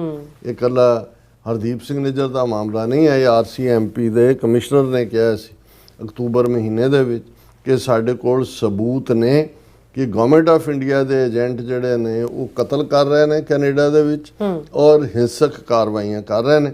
ਔਰ ਉਹਦੇ 'ਚ ਉਹਨਾਂ ਨੇ ਲਾਰੈਂਸ ਬਿਸ਼ਨੋਈ ਕ੍ਰਾਈਮ ਗਰੁੱਪ ਦਾ ਨਾਮ ਵੀ ਲਿਆ ਸੀ, ਅਮਿਤ ਸ਼ਾਹ ਦਾ ਨਾਮ ਵੀ ਲਿਆ ਸੀ। ਔਰ ਉਹਨਾਂ ਨੇ ਕਿਹਾ ਸੀ ਕਿ ਇਸ ਕਿਸਮ ਦੀਆਂ ਹੀ ਹੋਰ ਵੀ ਡਰੱਗ ਔਰ ਐਕਸਟੋਰਸ਼ਨ ਆਊਟਫਿਟਸ ਨੇ। ਔਰ ਇਹਦੇ 'ਚ ਹੀ ਉਹਨੇ RCMP ਦੇ ਕਮਿਸ਼ਨਰ ਨੇ ਕਿਹਾ ਸੀ ਕਿ well over a dozen credible and imminent threats to life had led them to issue warnings to members of South Asian community, particularly those who are active in pro-Khalistan movement। ਕਿ 1 ਦਰਜਨ ਦੇ ਕਰੀਬ ਜਿਹੜੇ ਸਿੱਖ ਖਾਲਿਸਤਾਨ ਪੱਖੀ ਨੇ ਉਹਨਾਂ ਨੂੰ ਅਸੀਂ ਵਾਰਨ ਕੀਤਾ, ਉਹਨਾਂ ਦੀ ਜਾਨ ਨੂੰ ਖਤਰਾ ਹੈ। ਔਰ ਫਿਰ ਜਦੋਂ ਜਗਮੀਤ ਸਿੰਘ ਨੂੰ ਇਹ ਥ੍ਰੈਟ ਆਈ ਤਾਂ ਉਹਨਾਂ ਨੇ ਕਿਹਾ ਕਿ ਵੀ he stayed in his basement, avoided windows and considered quitting politics over fear about his family safety. ਕਿ ਵੀ ਉਹਨੇ ਬੇਸਮੈਂਟ 'ਚ ਰਹਿਣ ਲੱਗ ਗਿਆ, ਈਵਨ ਕੋਈ ਖਿੜਕੀਆਂ ਜਾਂ ਦੂਜਿਆਂ ਕਿ ਬਾਹਰੋਂ ਅਟੈਕ ਨਾ ਹੋਏ। ਔਰ ਉਹਨਾਂ ਨੇ ਕਿਹਾ ਵੀ ਇੱਕ ਸਟੇਜ 'ਤੇ ਮੈਂ ਇਹ ਵੀ ਸੋਚਣਾ ਸ਼ੁਰੂ ਕੀਤਾ ਵੀ ਮੈਂ ਸਿਆਸਤ ਛੱਡ ਦਿਆਂ ਕਿਉਂਕਿ ਮੇਰੇ ਪਰਿਵਾਰ ਨੂੰ ਵੀ ਖਤਰਾ ਹੈ। ਪਰ ਉਹਨੇ ਕਿਹਾ ਵੀ ਨਹੀਂ, ਮੈਂ क्योंकि NDP ਦਾ ਲੀਡਰ ਸੀ ਤੇ ਮੈਨੂੰ ਲੱਗਿਆ ਵੀ ਨਹੀਂ ਮੈਂ ਕੰਟੀਨਿਊ ਕਰਨਾ ਔਰ ਇਹ ਹੁਣ ਜਗਮੀਤ ਸਿੰਘ ਖੁਦ ਵੀ ਕ੍ਰਿਮੀਨਲ ਲਾਇਰ ਨੇ ਔਰ ਇੰਡੀਆ ਨੇ ਜਿਵੇਂ ਉਹਦਾ ਇਮੇਜ ਉਹਨੂੰ ਕਿਉਂਕਿ ਉਹ ਐਵਰੀ ਇੰਚ ਕੈਨੇਡੀਅਨ ਹੈ ਔਰ Canada right of self determination ਦਿੰਦਾ ਹੈ। ਕੈਨੇਡਾ ਦੇ ਵਿੱਚ ਤਾਂ 1980 1995 ਚ 2 ਵਾਰ ਉਹਨਾਂ ਨੇ ਰੈਫਰੈਂਡਮ ਕਰਵਾਇਆ ਕਿਊਬੈਕ ਦੇ ਵਿੱਚ। ਅੱਜ ਵੀ ਕਿਊਬੈਕ ਦੀ ਇੱਕ ਪਾਰਟੀ ਹੈ ਬਲਾਕ ਕਿਊਬੈਕॉयਸ ਜਿਨ੍ਹਾਂ ਦੇ 30-35 ਮੈਂਬਰ ਹੁੰਦੇ ਨੇ ਜਿਹੜੇ ਕੈਨੇਡਾ ਤੋਂ ਵੱਖ ਹੋਣ ਦੀ ਗੱਲ ਕਰਦੇ ਨੇ। ਸੋ ਇਹ ਜਿਹੜਾ ਚਾਰਟਰ ਆਫ ਰਾਈਟਸ ਹੈ ਕੈਨੇਡਾ ਦਾ ਉਹਦਾ ਹਿੱਸਾ ਹੈ। ਸੋ ਜਗਮੀਤ ਸਿੰਘ ਜਦੋਂ ਕਿਸੇ ਚੀਜ਼ ਨੂੰ ਡਿਫੈਂਡ ਕਰਦਾ ਹੈ ਐਵਰੀ ਇੰਚ ਉਹ ਕੈਨੇਡੀਅਨ ਕਨਸਟੀਟਿਊਸ਼ਨ ਦੇ ਦਾਇਰਾਕਾਰ 'ਚ ਰਹਿੰਦੇ ਆ ਪਰ ਇੰਡੀਆ ਨੇ ਉਹਨੂੰ ਐਸਾ ਬਲੇਮ ਕੀਤਾ ਐਸਾ ਬਦਨਾਮ ਕੀਤਾ ਕਦੇ ਉਹਨੂੰ ਖਾਲਿਸਤਾਨ ਨਾਲ ਜਿਹੜਾ ਉਹ ਦਹਿਸ਼ਤਗਰਦੀ ਨਾਲ ਜੋੜਨ ਦੀ ਕੋਸ਼ਿਸ਼ ਕੀਤੀ ਕਦੇ ਪਾਕਿਸਤਾਨ ਨਾਲ ਜੋੜਨ ਦੀ ਕੋਸ਼ਿਸ਼ ਕੀਤੀ ਔਰ ਹੁਣ ਜਦੋਂ ਅਸੀਂ ਇਹ ਦੇਖ ਰਹੇ ਹਾਂ ਜਿਹੜੀ ਹੁਣ ਹੋਕ ਕਮਿਸ਼ਨ ਦੀ ਰਿਪੋਰਟ ਹੈ ਉਹਦੇ 'ਚ ਵੀ ਇਹ ਹੈ ਕਿ ਵੀ ਇੰਡੀਆ ਨੇ ਕੈਨੇਡੀਅਨ ਪੋਲਿਟਿਕਸ ਦੇ ਵਿੱਚ ਇੰਟਰਫੇਅਰ ਕੀਤਾ ਹੈ। Second most active country engaging in electoral foreign interference in Canada Hogue commission said. ਉਹਦੀ ਰਿਪੋਰਟ ਜਿਹੜੀ ਹੈ ਉਹ ਆਪਣੇ ਆਪ ਦੇ ਵਿੱਚ ਇਸ ਦਾ ਪਾਰਟ ਹੈ ਔਰ ਇਸ ਚੋਂ ਹੀ ਜਦੋਂ ਇਹ ਸਾਰੇ ਸਬੂਤ ਸਾਹਮਣੇ ਆਏ ਤਾਂ ਹੀ 6 ਜਿਹੜੇ ਉਹਨਾਂ ਦੇ ਵੱਡੇ ਡਿਪਲੋਮੈਟ ਸੀ ਉਹਨਾਂ ਨੂੰ ਮੁਲਕ ਚੋਂ ਕੱਢਿਆ ਗਿਆ ਔਰ ਇਸੇ ਤਰ੍ਹਾਂ ਈਵਨ ਮਨਿੰਦਰ ਸਿੰਘ ਹੋਰਾਂ ਨੇ ਵੀ ਇਸ ਗਲੋਬਲ ਟਾਈਮਜ਼ ਨੂੰ ਕਿਹਾ ਕਿ ਵੀ ਮੈਨੂੰ ਖੁਦ ਹਰਦੀਪ ਸਿੰਘ ਨਿੱਜਰ ਨੇ ਦੱਸਿਆ ਸੀ ਕਿ ਵੀ ਮੇਰੀ ਗੱਡੀ ਦੀ ਮੇਰੀ ਵੀ ਸਰਵੇਲੈਂਸ ਹੋ ਰਹੀ ਸੀ ਕਿ ਵੀ ਇਹ ਜਦੋਂ ਉਹਨੇ ਇੱਕ ਵਾਰ ਆਪਣੀ ਗੱਡੀ ਨੂੰ ਰਿਪੇਅਰ ਜਾਂ ਦੂਜੇ ਲਈ ਕੀਤਾ ਜਾਂ ਉਹਨੂੰ ਜਿਹੜਾ ਕਲੀਨ ਜਦੋਂ ਤੁਸੀਂ ਇਲੈਕਟ੍ਰੋਨਿਕ ਡਿਵਾਈਸ ਦੇਖਦੇ ਹੋ ਕਿ ਬੱਗ ਜਾਂ ਕੋਈ ਤਾਂ ਨਹੀਂ ਹੈ ਤੇ ਹਰਦੀਪ ਸਿੰਘ ਨਿੱਜਰ ਨੇ ਦੇਖਿਆ ਕਿ ਇੱਕ ਟਰੈਕਿੰਗ ਡਿਵਾਈਸ ਜਿਹੜੀ ਹੈ ਉਹਦੇ ਪਿਕਅਪ ਟਰੱਕ ਤੇ ਲੱਗੀ ਹੋਈ ਹੈ ਜਦੋਂ ਕਿ ਉਹ ਆਪਣੀ ਗੱਡੀ ਨੂੰ ਸਰਵਿਸ ਕਰਵਾਉਣ ਗਏ ਔਰ ਮਨਿੰਦਰ ਸਿੰਘ ਨੇ ਕਿਹਾ ਕਿ ਹੀ ਟੋਲਡ ਮੀ ਦਿਸ ਪਰਸਨਲੀ ਕਿ ਵੀ ਇਹ ਮੇਰੀ ਗੱਡੀ 'ਚ ਵੀ ਜਿਹੜੀ ਹੈ ਟਰੈਕਿੰਗ ਡਿਵਾਈਸ ਸੀ ਜਿਹੜੀ ਉਹਨਾਂ ਨੇ ਡਿਟੈਕਟ ਕੀਤੀ ਔਰ ਫਿਰ ਮਨਿੰਦਰ ਸਿੰਘ ਨੂੰ ਖੁਦ ਜਿਹੜਾ ਮਲਟੀਪਲ ਵਾਰਨਿੰਗਸ ਦਿੱਤੀਆਂ ਗਈਆਂ ਔਰ ਉਹ ਕਿੰਨੀ ਦੇਰ ਖੁਦ ਵੀ ਮੈਨੂੰ ਜਦੋਂ ਮਨਿੰਦਰ ਸਿੰਘ ਮਿਲੇ ਉਹ ਆਪਣੀ ਵਾਈਫ ਬੱਚਿਆਂ ਨਾਲੋਂ ਦੂਰ ਕਿਤੇ 6 ਮਹੀਨੇ ਕਿ ਕਿਤੇ ਜਿਹੜਾ ਪਤਾ ਹੀ ਨਹੀਂ ਸੀ ਹੁੰਦਾ ਵੀ ਉਹ ਕਿੱਥੇ ਰਾਤ ਗੁਜ਼ਾਰਦੇ ਨੇ ਕਿੱਥੇ ਦਿਨ ਗੁਜ਼ਾਰਦੇ ਨੇ ਔਰ ਇਹ ਜਿਹੜਾ ਇਸ ਦੇ ਉੱਤੇ ਈਵਨ ਮੋਦੀ ਨੂੰ ਸੱਦਣ ਤੇ ਲਿਬਰਲ ਪਾਰਟੀ ਦੇ MP ਸੁਖ ਧਾਲੀਵਾਲ ਨੇ ਵੀ ਇਹਨੂੰ ਕੰਡੈਮ ਕੀਤਾ। ਉਹਨਾਂ ਨੇ ਕਿਹਾ ਕਿ his constituents had told him that inviting Indian Prime Minister was sending the wrong message. ਸੋ ਇਹ ਚੰਗੀ ਗੱਲ ਹੈ ਵੀ ਸੁਖ ਧਾਲੀਵਾਲ ਨੇ ਖੁੱਲ੍ਹ ਕੇ ਜਿਹੜਾ ਇਸ ਦੇ ਉੱਤੇ ਸਟੈਂਡ ਲਿਆ ਔਰ ਅਸੀਂ ਸਮਝਦੇ ਹਾਂ ਕਿ ਵੀ ਇਹ ਸਾਰਾ ਹੁਣ ਜਗਮੀਤ ਸਿੰਘ ਦੇ ਮਰਡਰ ਪਲਾਟ ਦੇ ਉੱਤੇ ਇਹ ਸਾਰਾ ਖੁੱਲ੍ਹ ਕੇ ਆਉਣਾ ਸਬੂਤ ਕਿ ਵੀ Indian agent surveillance Bishnoi gang ਔਰ ਦੂਜਾ ਇਹਦੇ ਬਾਵਜੂਦ ਇਸ ਸਾਰੇ ਨੂੰ ਜਿਹੜਾ ਅਸੀਂ ਸਮਝਦੇ ਹਾਂ ਕਿ ਵੀ ਪ੍ਰੈਸ਼ਰ ਬਿਲਡ ਕਰਨਾ ਚਾਹੀਦਾ ਹੈ। ਸਿੱਖ ਜਥੇਬੰਦੀਆਂ ਕਰ ਰਹੀਆਂ ਨੇ ਜਿਵੇਂ ਮੈਂ ਦੱਸਿਆ ਵੀ 5 ਪ੍ਰਮੁੱਖ ਸਿੱਖ ਜਥੇਬੰਦੀਆਂ ਨੇ ਅੱਜ ਪ੍ਰੈਸ ਕਾਨਫਰੰਸ ਕੀਤੀ ਉਹਦੇ ਸੈਚਰਡੇ ਯਾਨੀ ਕਿ 2 ਦਿਨ ਬਾਅਦ ਆਟਵਾ ਦੇ ਵਿੱਚ ਬਹੁਤ ਵੱਡਾ ਪ੍ਰੋਟੈਸਟ ਇਸ ਦੇ ਉੱਤੇ ਹੋ ਰਿਹਾ। ਆਟਵਾ ਕੈਨੇਡਾ ਦੀ ਰਾਜਧਾਨੀ ਹੈ ਪਾਰਲੀਮੈਂਟ ਹੈ ਬਾਹਰ ਕਿ ਭਾਈ ਇਹ ਜਿਹੜਾ ਤੁਸੀਂ ਗਲਤ ਫੈਸਲਾ ਕੀਤਾ ਔਰ ਇਸ ਦੀ ਅਸੀਂ ਨਖੇਦੀ ਵੀ ਕਰਦੇ ਹਾਂ ਔਰ ਇਹਨੂੰ ਸਟਾਪ ਕਰੋ। ਔਰ ਇਸੇ ਤਰ੍ਹਾਂ ਜਿਸ ਮੁਕਾਮ ਦੇ ਉੱਤੇ ਇਹ G7 ਮੀਟ ਹੋਣੀ ਹੈ ਉੱਥੇ ਵੀ ਬਹੁਤ ਵੱਡਾ ਪ੍ਰੋਟੈਸਟ ਜਿਹੜਾ ਉਹ ਕੈਲਗਰੀ ਤੋਂ ਆਲਮੋਸਟ 35-40 ਮਿੰਟ ਦੀ ਡਰਾਈਵ ਔਰ ਕੈਲਗਰੀ ਐਲਬਰਟਾ ਸਟੇਟ ਦੇ ਵਿੱਚ ਹੈ ਔਰ ਜਿਵੇਂ ਮੈਂ ਕਿਹਾ ਸੀ ਕਿ ਜੇ ਸਭ ਤੋਂ ਵੱਡਾ ਸਿੱਖਾਂ ਦੀ ਆਬਾਦੀ ਦਾ ਸੈਂਟਰ ਸਰੀ ਹੈ ਫਿਰ ਟੋਰਾਂਟੋ ਹੈ ਤੇ ਨੰਬਰ 3 ਤੇ ਕੈਲਗਰੀ ਹੈ। ਕੈਲਗਰੀ 'ਚ ਮੇਰਾ ਖਿਆਲ ਹੈ 1 ਲੱਖ ਦੇ ਕਰੀਬ ਸਿੱਖ ਹੋਣਗੇ। ਸੋ ਅਸੀਂ ਇਸ ਪਲੇਟਫਾਰਮ ਤੋਂ ਇਹ ਜ਼ੋਰਦਾਰ ਅਪੀਲ ਵੀ ਕਰਾਂਗੇ ਕਿ ਵੱਡੀ ਗਿਣਤੀ ਦੇ ਵਿੱਚ ਜਿਹੜੀ ਆ ਉਹ ਸ਼ਮੂਲੀਅਤ ਹੋਣੀ ਚਾਹੀਦੀ ਹੈ। ਹਜ਼ਾਰਾਂ ਦੀ ਗਿਣਤੀ 'ਚ ਮੈਸੇਜ ਜਾਣਾ ਚਾਹੀਦਾ ਕਿਉਂਕਿ ਗੱਲ ਕੱਲੀ ਇਹ ਨਹੀਂ ਹੈ ਕਿ ਭਾਈ ਇਹ ਜਿਹੜਾ G7 ਮੀਟ ਹੈ ਕਿਉਂਕਿ ਅੱਡ-ਅੱਡ ਮੁਲਕਾਂ ਦੀ ਹੈ ਔਰ ਉਹ ਕੈਨੇਡਾ ਹੋਸਟ ਕਰ ਰਿਹਾ ਹੈ ਤਾਂ ਉਹਨੂੰ ਇਨਵੀਟੇਸ਼ਨ ਭੇਜਣਾ ਪਿਆ ਇਵੇਂ ਨਹੀਂ ਹੈ। ਇਹ ਜਿਹੜਾ ਹੈ ਬਿਲਕੁਲ ਕਿਸੇ ਸਟੇਜ ਤੇ ਕੰਪਰੋਮਾਈਜ਼ ਕੀਤਾ ਕੈਨੇਡਾ ਨੇ ਆਪਣੀਆਂ ਵੈਲਿਊਜ਼ ਨਾਲ ਵੀ ਕੈਨੇਡਾ ਦੀ ਸੋਵਰਨਿਟੀ ਨਾਲ ਵੀ ਔਰ ਕੈਨੇਡੀਅਨ ਸਿਟੀਜ਼ਨ ਦੇ ਮਰਡਰ ਔਰ ਜੇ RCMP ਔਰ ਹੋਕ ਕਮਿਸ਼ਨ ਰਿਪੋਰਟਸ ਦੀ ਰੋਸ਼ਨੀ 'ਚ ਦੇਖੀਏ ਕਿ ਇਹਦੇ ਬਾਵਜੂਦ ਔਰ ਕੋਈ ਇੱਕ ਤਾਂ ਹੁੰਦਾ ਕਿ ਜੀ ਇੰਡੀਆ ਨੇ ਰਿਕਾਰਡ ਕਲੀਅਰ ਕੀਤਾ ਔਰ ਉਹ ਸਾਰੇ ਨੇ ਉਹ ਤਾਂ ਬਿਲਕੁਲ ਜਿਹੜੇ ਡਿਨਾਇਲ ਮੋਡ 'ਚ ਨੇ ਔਰ ਹੁਣ ਉਹ ਸਮਝਦੇ ਨੇ ਕਿ ਜੀ ਦੇ ਕੈਨ ਗੈਟ ਅਵੇ ਵਿਦ ਇਟ ਔਰ ਸ਼ਾਇਦ ਇਹੀ ਇੱਕ ਰੀਜ਼ਨ ਹੈ ਕਿ ਇਹ ਮਾਰਕ ਕਾਰਨੀ ਦੇ ਆਉਣ ਤੋਂ ਬਾਅਦ ਉਹਨਾਂ ਨੇ ਆਪਣੀਆਂ ਹਿੰਸਾ ਦੀਆਂ ਕਾਰਵਾਈਆਂ ਵੀ ਤੇਜ਼ ਕੀਤੀਆਂ। ਅਸੀਂ ਕੰਡੈਮ ਕਰਦੇ ਹਾਂ ਕੈਨੇਡਾ ਗਵਰਨਮੈਂਟ ਦੇ ਇਸ ਫੈਸਲੇ ਨੂੰ, ਲੇਕਿਨ ਅਸੀਂ ਸਮਝਦੇ ਹਾਂ ਵੀ ਪੋਲੀਟੀਕਲ ਪ੍ਰੈਸ਼ਰ ਅਲਟੀਮੇਟਲੀ ਹਰ ਲੈਵਲ ਦੇ ਉੱਤੇ ਪੀਸਫੁਲੀ, ਇਹ ਗੱਲ ਮੈਂ ਅਗੇਨ ਕਹਿਣਾ ਚਾਹੁੰਦਾ ਕਿ ਕੋਈ ਵੀ ਹਿੰਸਕ ਕਾਰਵਾਈ ਕਿਸੇ ਲੈਵਲ ਤੇ ਵੀ, ਨੋ ਮੈਟਰ ਕਿੰਨੀ ਪ੍ਰੋਵੋਕੇਸ਼ਨ ਹੁੰਦੀ ਹੈ, ਉਹ ਭਾਰਤ ਸਰਕਾਰ ਦੇ ਹੱਥ 'ਚ ਖੇਡਣਾ ਹੋਏਗਾ।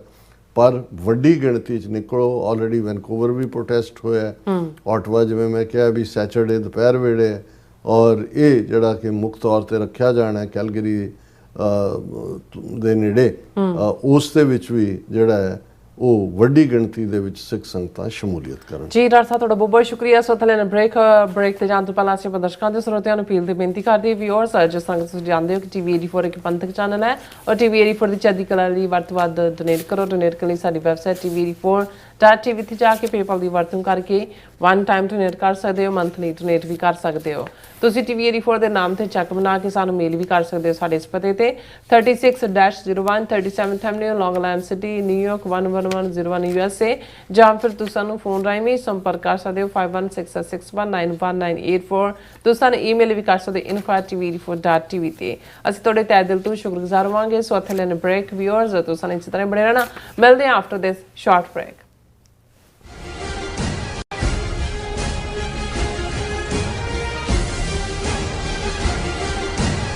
ਮਰਨ ਮੁਨਸਾ ਸੂਰਿਆ ਹੱਕ ਹੈ। ਸ਼ਹੀਦ ਭਾਈ ਹਰਦੀਪ ਸਿੰਘ ਨਿੱਜਰ ਦੇ ਦੂਜੇ ਸ਼ਹੀਦੀ ਦਿਹਾੜੇ ਨੂੰ ਸਮਰਪਿਤ ਸਮਾਗਮ ਗੁਰੂ ਨਾਨਕ ਸਿੱਖ ਗੁਰਦੁਆਰਾ ਸਰੀ ਡੈਲਟਾ ਵਿਖੇ ਹੋਣ ਜਾ ਰਹੇ ਹਨ। ਸਮਾਗਮਾਂ ਦੀ ਲੜੀ 9 ਜੂਨ ਤੋਂ 18 ਜੂਨ ਤੱਕ ਚੱਲੇਗੀ।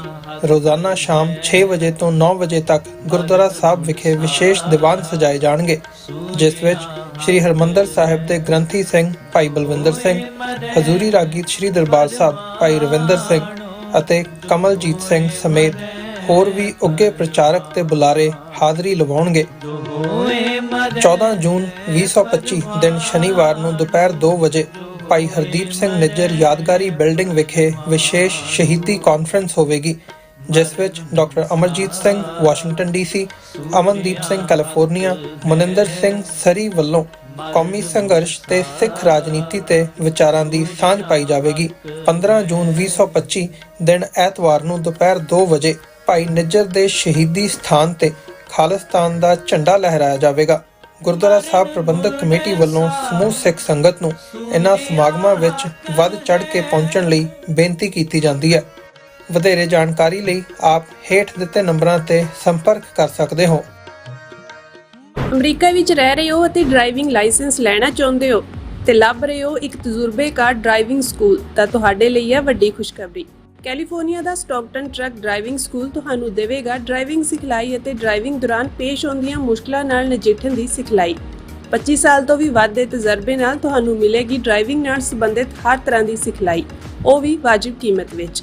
ਫਿਰ ਦੇਰ ਕਿਸ ਗੱਲ ਦੀ, ਅੱਜ ਹੀ ਸੰਪਰਕ ਕਰੋ 209788330308 ਜਾਂ ਫਿਰ 2093139919 ਨੰਬਰਾਂ ਤੇ ਅਤੇ ਪਾਓ ਆਪਣਾ ਡਰਾਈਵਿੰਗ ਲਾਇਸੈਂਸ।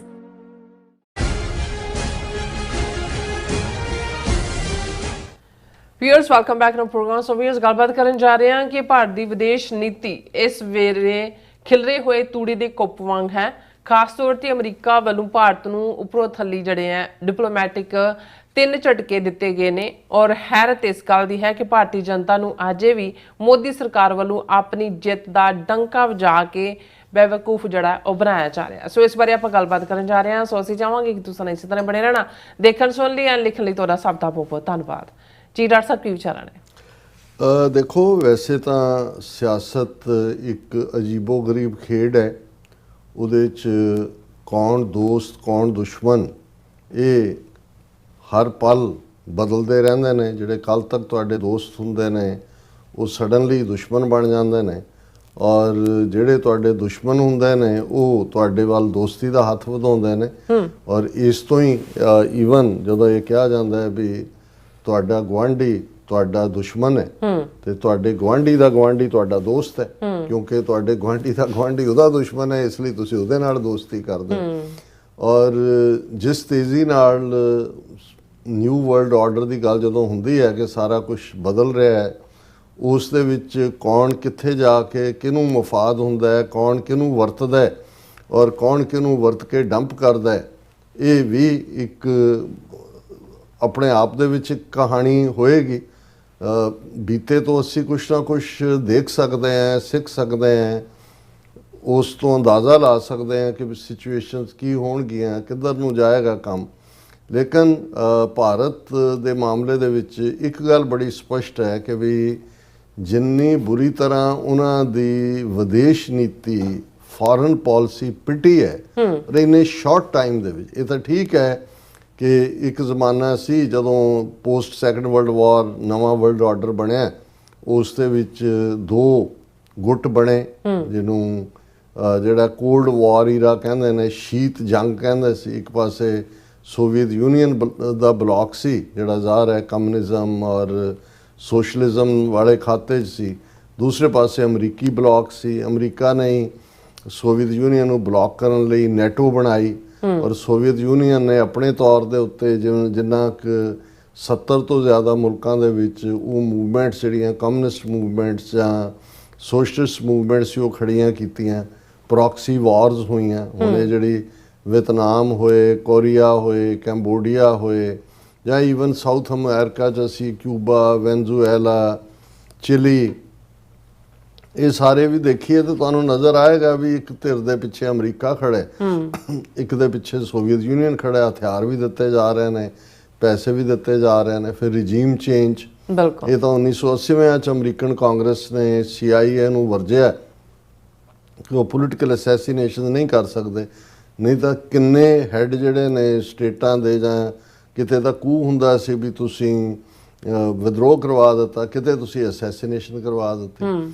ਸੋ ਇਹ ਵੀ ਇੱਕ ਬਰਾਬਰ ਹਿੱਸਾ ਸੀ ਉਹਨਾਂ ਦੀ ਨੀਤੀ ਦਾ। ਔਰ ਜੇ ਤੁਸੀਂ ਉਹ ਸਾਰੇ ਨੂੰ ਦੇਖੋ ਤਾਂ ਬੜਾ ਖੂਨੀ ਦੌਰ ਸੀ। ਔਰ ਇਹੀ ਕਾਰਨ ਹੈ ਕਿ ਉਸ ਪੀਰੀਅਡ 'ਚ ਬੇਸ਼ੱਕ ਸੈਕੰਡ ਵਰਲਡ ਵਾਰ 1945 'ਚ ਖਤਮ ਹੋਇਆ, ਉਸ ਤੋਂ ਬਾਅਦ ਕੋਈ ਜੰਗ, ਸੰਸਾਰ ਜੰਗ ਨਹੀਂ ਹੋਇਆ, ਪਰ ਜੇ ਤੁਸੀਂ 1945 ਤੋਂ 2025 ਤੱਕ ਆਲਮੋਸਟ ਇਹਨਾਂ 80 ਸਾਲਾਂ ਦੇ ਵੇਰਵੇ ਲੈ ਲਓ ਕਿਲਿੰਗਸ ਦੇ, ਜਿਹੜੀਆਂ ਪ੍ਰੋਕਸੀ ਵਾਰ ਜਿਹੜੀਆਂ ਕੁਛ ਮੈਂ ਗਿਣਾਈਆਂ, ਇਸ ਤੋਂ ਇਲਾਵਾ ਵੀ ਅਫਗਾਨਿਸਤਾਨ ਦੇ ਵਿੱਚ ਵੀ ਅਮਰੀਕਾ ਜਿਹੜਾ ਉਹ ਹੋਲੀ ਵਾਰੀਅਰ ਬਣਾ ਕੇ ਮੁਜਾਹਿਦੀਨ ਖੜੇ ਕਰ ਦਿੱਤੇ, ਮਜ਼ਹਬ ਨੂੰ ਹੀ ਇਸਤੇਮਾਲ ਕੀਤਾ, ਇਸਲਾਮ ਨੂੰ ਅੱਜ ਜਿਹਾਦ ਜਾਂ ਮੁਜਾਹਿਦੀਨ ਜਾਂ ਦੂਜੇ ਡਰਟੀ ਲਫ਼ਜ਼ ਬਣਾ ਦਿੱਤੇ ਗਏ ਨੇ। ਪਰ ਉਸ ਪੀਰੀਅਡ ਦੇ ਵਿੱਚ ਇਹੀ ਲਫ਼ਜ਼ ਇਸਤੇਮਾਲ ਕੀਤੇ ਗਏ ਕਿ ਜੀ ਉਹ ਸੋਵੀਅਤ ਯੂਨੀਅਨ ਉਹ ਕਾਫਰ ਨੇ, ਕਮਿਊਨਿਸਟ ਨੇ, ਔਰ ਉਹਨਾਂ ਨੇ ਅਫਗਾਨਿਸਤਾਨ ਆਕੂਪਾਈ ਕਰ ਲਿਆ, ਨੈਕਸਟ ਸਟੈਪ ਪਾਕਿਸਤਾਨ ਹੋਣਾ, ਆ ਜਾਓ ਇਸਲਾਮ ਦੇ ਨਾਂ 'ਤੇ। ਔਰ ਉੱਥੇ ਐਜਿਪਸ਼ੀਅਨ ਮੁਸਲਮਾਨ ਵੀ ਆਏ, ਉੱਥੇ ਚੈਚਨੀਅਨ ਵੀ ਆਏ, ਉੱਥੇ ਮੋਰੋਕਨ ਵੀ ਆਏ, ਉੱਥੇ ਸਾਊਦੀ ਅਰੇਬੀਅਨ ਵੀ ਆਏ। ਉਸ ਜ਼ਮਾਨੇ 'ਚ ਹੀ ਉਸਾਮਾ ਔਰ ਇਹ ਸਾਰੇ ਉੱਥੇ ਲੜਨ ਲਈ ਗਏ ਕਿ ਜੀ ਅਸੀਂ ਤਾਂ ਜਿਹਾਦ ਇਸਲਾਮ ਦੇ ਲਈ, ਜਿਹੜਾ ਜ਼ਾਹਰ ਹੈ ਜਿਹਾਦ ਦੇ ਮਤਲਬ ਟਾਈਮ ਟੂ ਟਾਈਮ ਵੱਖੋ ਵੱਖਰੇ ਜਿਹਨੂੰ ਸੂਟ ਕਰਦਾ ਉਵੇਂ ਬਣਾ ਲਏ ਜਾਂਦੇ ਨੇ।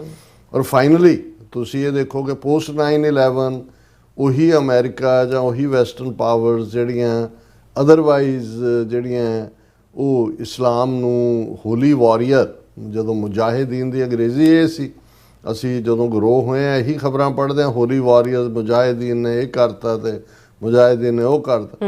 ਆਲ ਆਫ ਏ ਸਡਨ ਜਿਹੜਾ ਇੱਕ ਉਹ ਡਰਟੀ ਵਰਡ ਔਰ ਇਸਲਾਮਿਕ ਦਹਿਸ਼ਤਗਰਦੀ ਆ ਗਈ, ਮਜ਼ਹਬ ਨਾਲ ਦਹਿਸ਼ਤਗਰਦੀ ਜੁੜ ਗਈ। ਅਸੀਂ ਤਾਂ ਪਹਿਲਾਂ ਹੀ ਐਕਸਪੀਰੀਅੰਸ ਕਰ ਰਹੇ ਸੀ ਸਿੱਖ ਆਤੰਕਵਾਦ ਔਰ ਸਿੱਖ ਟੈਰਰਿਜ਼ਮ। ਸਾਨੂੰ ਵੀ ਲੇਟ 70s ਦੇ ਵਿੱਚ ਅਦਰਵਾਈਜ਼ ਕੋਈ ਮਜ਼ਹਬ ਕੋਈ ਆਤੰਕਵਾਦ ਥੋੜ੍ਹੀ ਹੁੰਦਾ ਜਾਂ ਮਜ਼ਹਬ ਕੋਈ ਦਹਿਸ਼ਤਗਰਦੀ ਥੋੜ੍ਹੀ ਹੁੰਦਾ। ਕਦੇ ਜਦੋਂ ਇੱਥੇ ਪ੍ਰੋ ਲਾਈਫ ਜਾਂ ਅਗੇਂਸਟ ਲਾਈਫ ਜਿਹੜੇ ਗਰੁੱਪ ਲੜਦੇ ਨੇ, ਬੰਬਾਰਡਮੈਂਟ ਵੀ ਕਲੀਨਿਕਸ ਦੀ ਹੋਈ, ਕਿਸੇ ਨੇ ਈਸਾਈ ਦਹਿਸ਼ਤਗਰਦ ਤਾਂ ਨਹੀਂ ਕਿਹਾ। ਸੋ ਇਹ ਜਿਹੜਾ ਮਜ਼ਹਬ ਨੂੰ ਡਰੈਗ ਕਰਕੇ ਦਹਿਸ਼ਤਗਰਦੀ ਨਾਲ ਜੋੜਨਾ ਸੀ, ਇਹਦੇ 'ਚ ਵੀ ਇੱਕ ਨੈਰੇਟਿਵ ਸਿਰਜਣਾ ਸੀ, ਕਿਉਂਕਿ ਤੁਸੀਂ ਇੱਕ ਖਾਸ ਕਲਾਸ ਦੇ ਖਿਲਾਫ ਇੱਕ ਨਫ਼ਰਤ ਪੈਦਾ ਕਰਨੀ, ਜਿਵੇਂ ਭਾਰਤ ਦੇ ਵਿੱਚ ਸਿੱਖਾਂ ਦੇ ਖਿਲਾਫ ਕੀਤੀ ਗਈ, ਉਹ 1970ਵਿਆਂ ਦੇ ਐਂਡ ਤੋਂ ਸ਼ੁਰੂ ਕੀਤੀ ਗਈ। ਔਰ 1984 'ਚ ਜਦੋਂ ਘੱਲੂਘਾਰਾ ਵਰਤਾਇਆ ਗਿਆ ਔਰ ਫਿਰ ਨਵੰਬਰ 84 ਸਿੱਖਾਂ ਦੀ ਨਸਲਕੁਸ਼ੀ ਕੀਤੀ ਗਈ, ਤੇ ਹਰ ਪਾਸੇ ਇਹ ਸੀ ਕਿ ਦੇ ਡਿਜ਼ਰਵਡ ਇਟ, ਕਿਉਂਕਿ ਉਹਨਾਂ ਨੇ ਆਲਰੇਡੀ ਸਿੱਖਾਂ ਨੂੰ ਇੱਕ ਕੌਮ ਦੇ ਤੌਰ ਤੇ ਇੰਨਾ ਕੁ ਬਦਨਾਮ ਕਰ ਦਿੱਤਾ ਸੀ ਕਿ ਹਰ ਚੀਜ਼ ਜਿਹੜੀ ਹਾਲਾਂ ਪੰਜਾਬ ਦੇ ਵਿੱਚ ਜੋ ਕੁਛ 1978 ਤੋਂ 1984 ਤੱਕ ਵਾਪਰਿਆ, ਉਸ ਦੇ ਵਿੱਚ ਵੀ ਜਿਹੜੇ ਨੇ ਉਹ 70% ਮਰਨ ਵਾਲੇ ਸਿੱਖ ਹੀ ਸਨ ਉਸ ਤੋਂ। ਔਰ ਜਿਹੜੇ ਜਿਵੇਂ ਅੱਜ ਪਾਕਿਸਤਾਨ ਦੇ ਖਿਲਾਫ ਜਿਹੜੀ ਹੈ ਉਹ ਜੰਗ ਛੇੜਨ ਦੇ ਨਾਂ ਥੱਲੇ, ਕਦੇ ਉਹ ਚਿੱਠੀ Singhpura false flag operation, soft target ਸਿੱਖਾਂ ਨੂੰ ਬਣਾ ਕੇ 20 ਮਾਰਚ 2000 ਨੂੰ 35 ਸਿੱਖਾਂ ਦਾ ਕਤਲੇਆਮ ਕੀਤਾ ਹੈ, ਜਾਂ ਪੁਲਵਾਮਾ ਕਰਵਾਇਆ ਗਿਆ, ਜਾਂ ਹੁਣ ਪਹਿਲਗਾਮ ਕਰਵਾਇਆ ਗਿਆ, ਸਾਰੇ ਫਾਲਸ ਫਲੈਗ ਆਪਰੇਸ਼ਨ। ਇਵੇਂ ਹੀ ਪੰਜਾਬ ਦੇ ਵਿੱਚ ਫੌਜ ਭੇਜਣ ਦੇ ਲਈ ਬੱਸਾਂ 'ਚੋਂ ਕੱਢ ਕੇ ਜਿਹੜੇ ਬੇਗੁਨਾਹ ਹਿੰਦੂਆਂ ਨੂੰ ਮਾਰਿਆ ਜਾਣਾ ਸੀ, ਉਹ ਸਾਹਮਣੇ ਹੈ ਵੀ ਇਹਨਾਂ ਦੀ ਆਪਣੀਆਂ ਏਜੰਸੀਆਂ ਦਾ ਕੰਮ ਸੀ। ਇਸੇ ਤਰ੍ਹਾਂ ਜਦੋਂ ਸਿੱਖ ਮੂਵਮੈਂਟ ਪੂਰੀ ਖਾੜਕੂ ਖਾਲਿਸਤਾਨੀ ਮੂਵਮੈਂਟ ਜੋਬਨ 'ਤੇ ਸੀ, ਤੇ ਉਦੋਂ ਕਿਵੇਂ ਇਹ ਰਬੈਰੋ ਨੇ ਆਪਣੀ ਜਿਹੜੀ ਕਿਤਾਬ ਬੁਲਟ ਫਾਰ ਬੁਲਟ ਲਿਖੀ ਕਿ ਕਿਵੇਂ ਉਹਨਾਂ ਨੇ ਸਿੱਖੀ ਸਰੂਪ ਵਾਲੇ ਪੀਲੀਆਂ ਦਸਤਾਰਾਂ, ਚੋਲੇ ਔਰ ਦੂਜੇ ਜਿਨ੍ਹਾਂ ਨੂੰ ਬਲੈਕ ਕੈਟਸ ਕਹਿੰਦੇ ਨੇ, ਉਹ ਕ੍ਰੀਏਟ ਕੀਤੀਆਂ, ਸਿੱਖਾਂ ਦੇ ਘਰਾਂ 'ਚ ਭੇਜ ਕੇ ਉਹਨਾਂ ਤੋਂ ਬਦਫੈਲੀਆਂ ਵੀ ਕਰਵਾਈਆਂ, ਉਹਨਾਂ ਰਾਹੀਂ ਹੋਰ ਵੀ ਜਿਹੜੀਆਂ ਨੇ ਉਹ ਘਟੀਆ ਜਿਹੜੀਆਂ ਨੇ ਚੀਜ਼ਾਂ ਕਰਵਾਈਆਂ।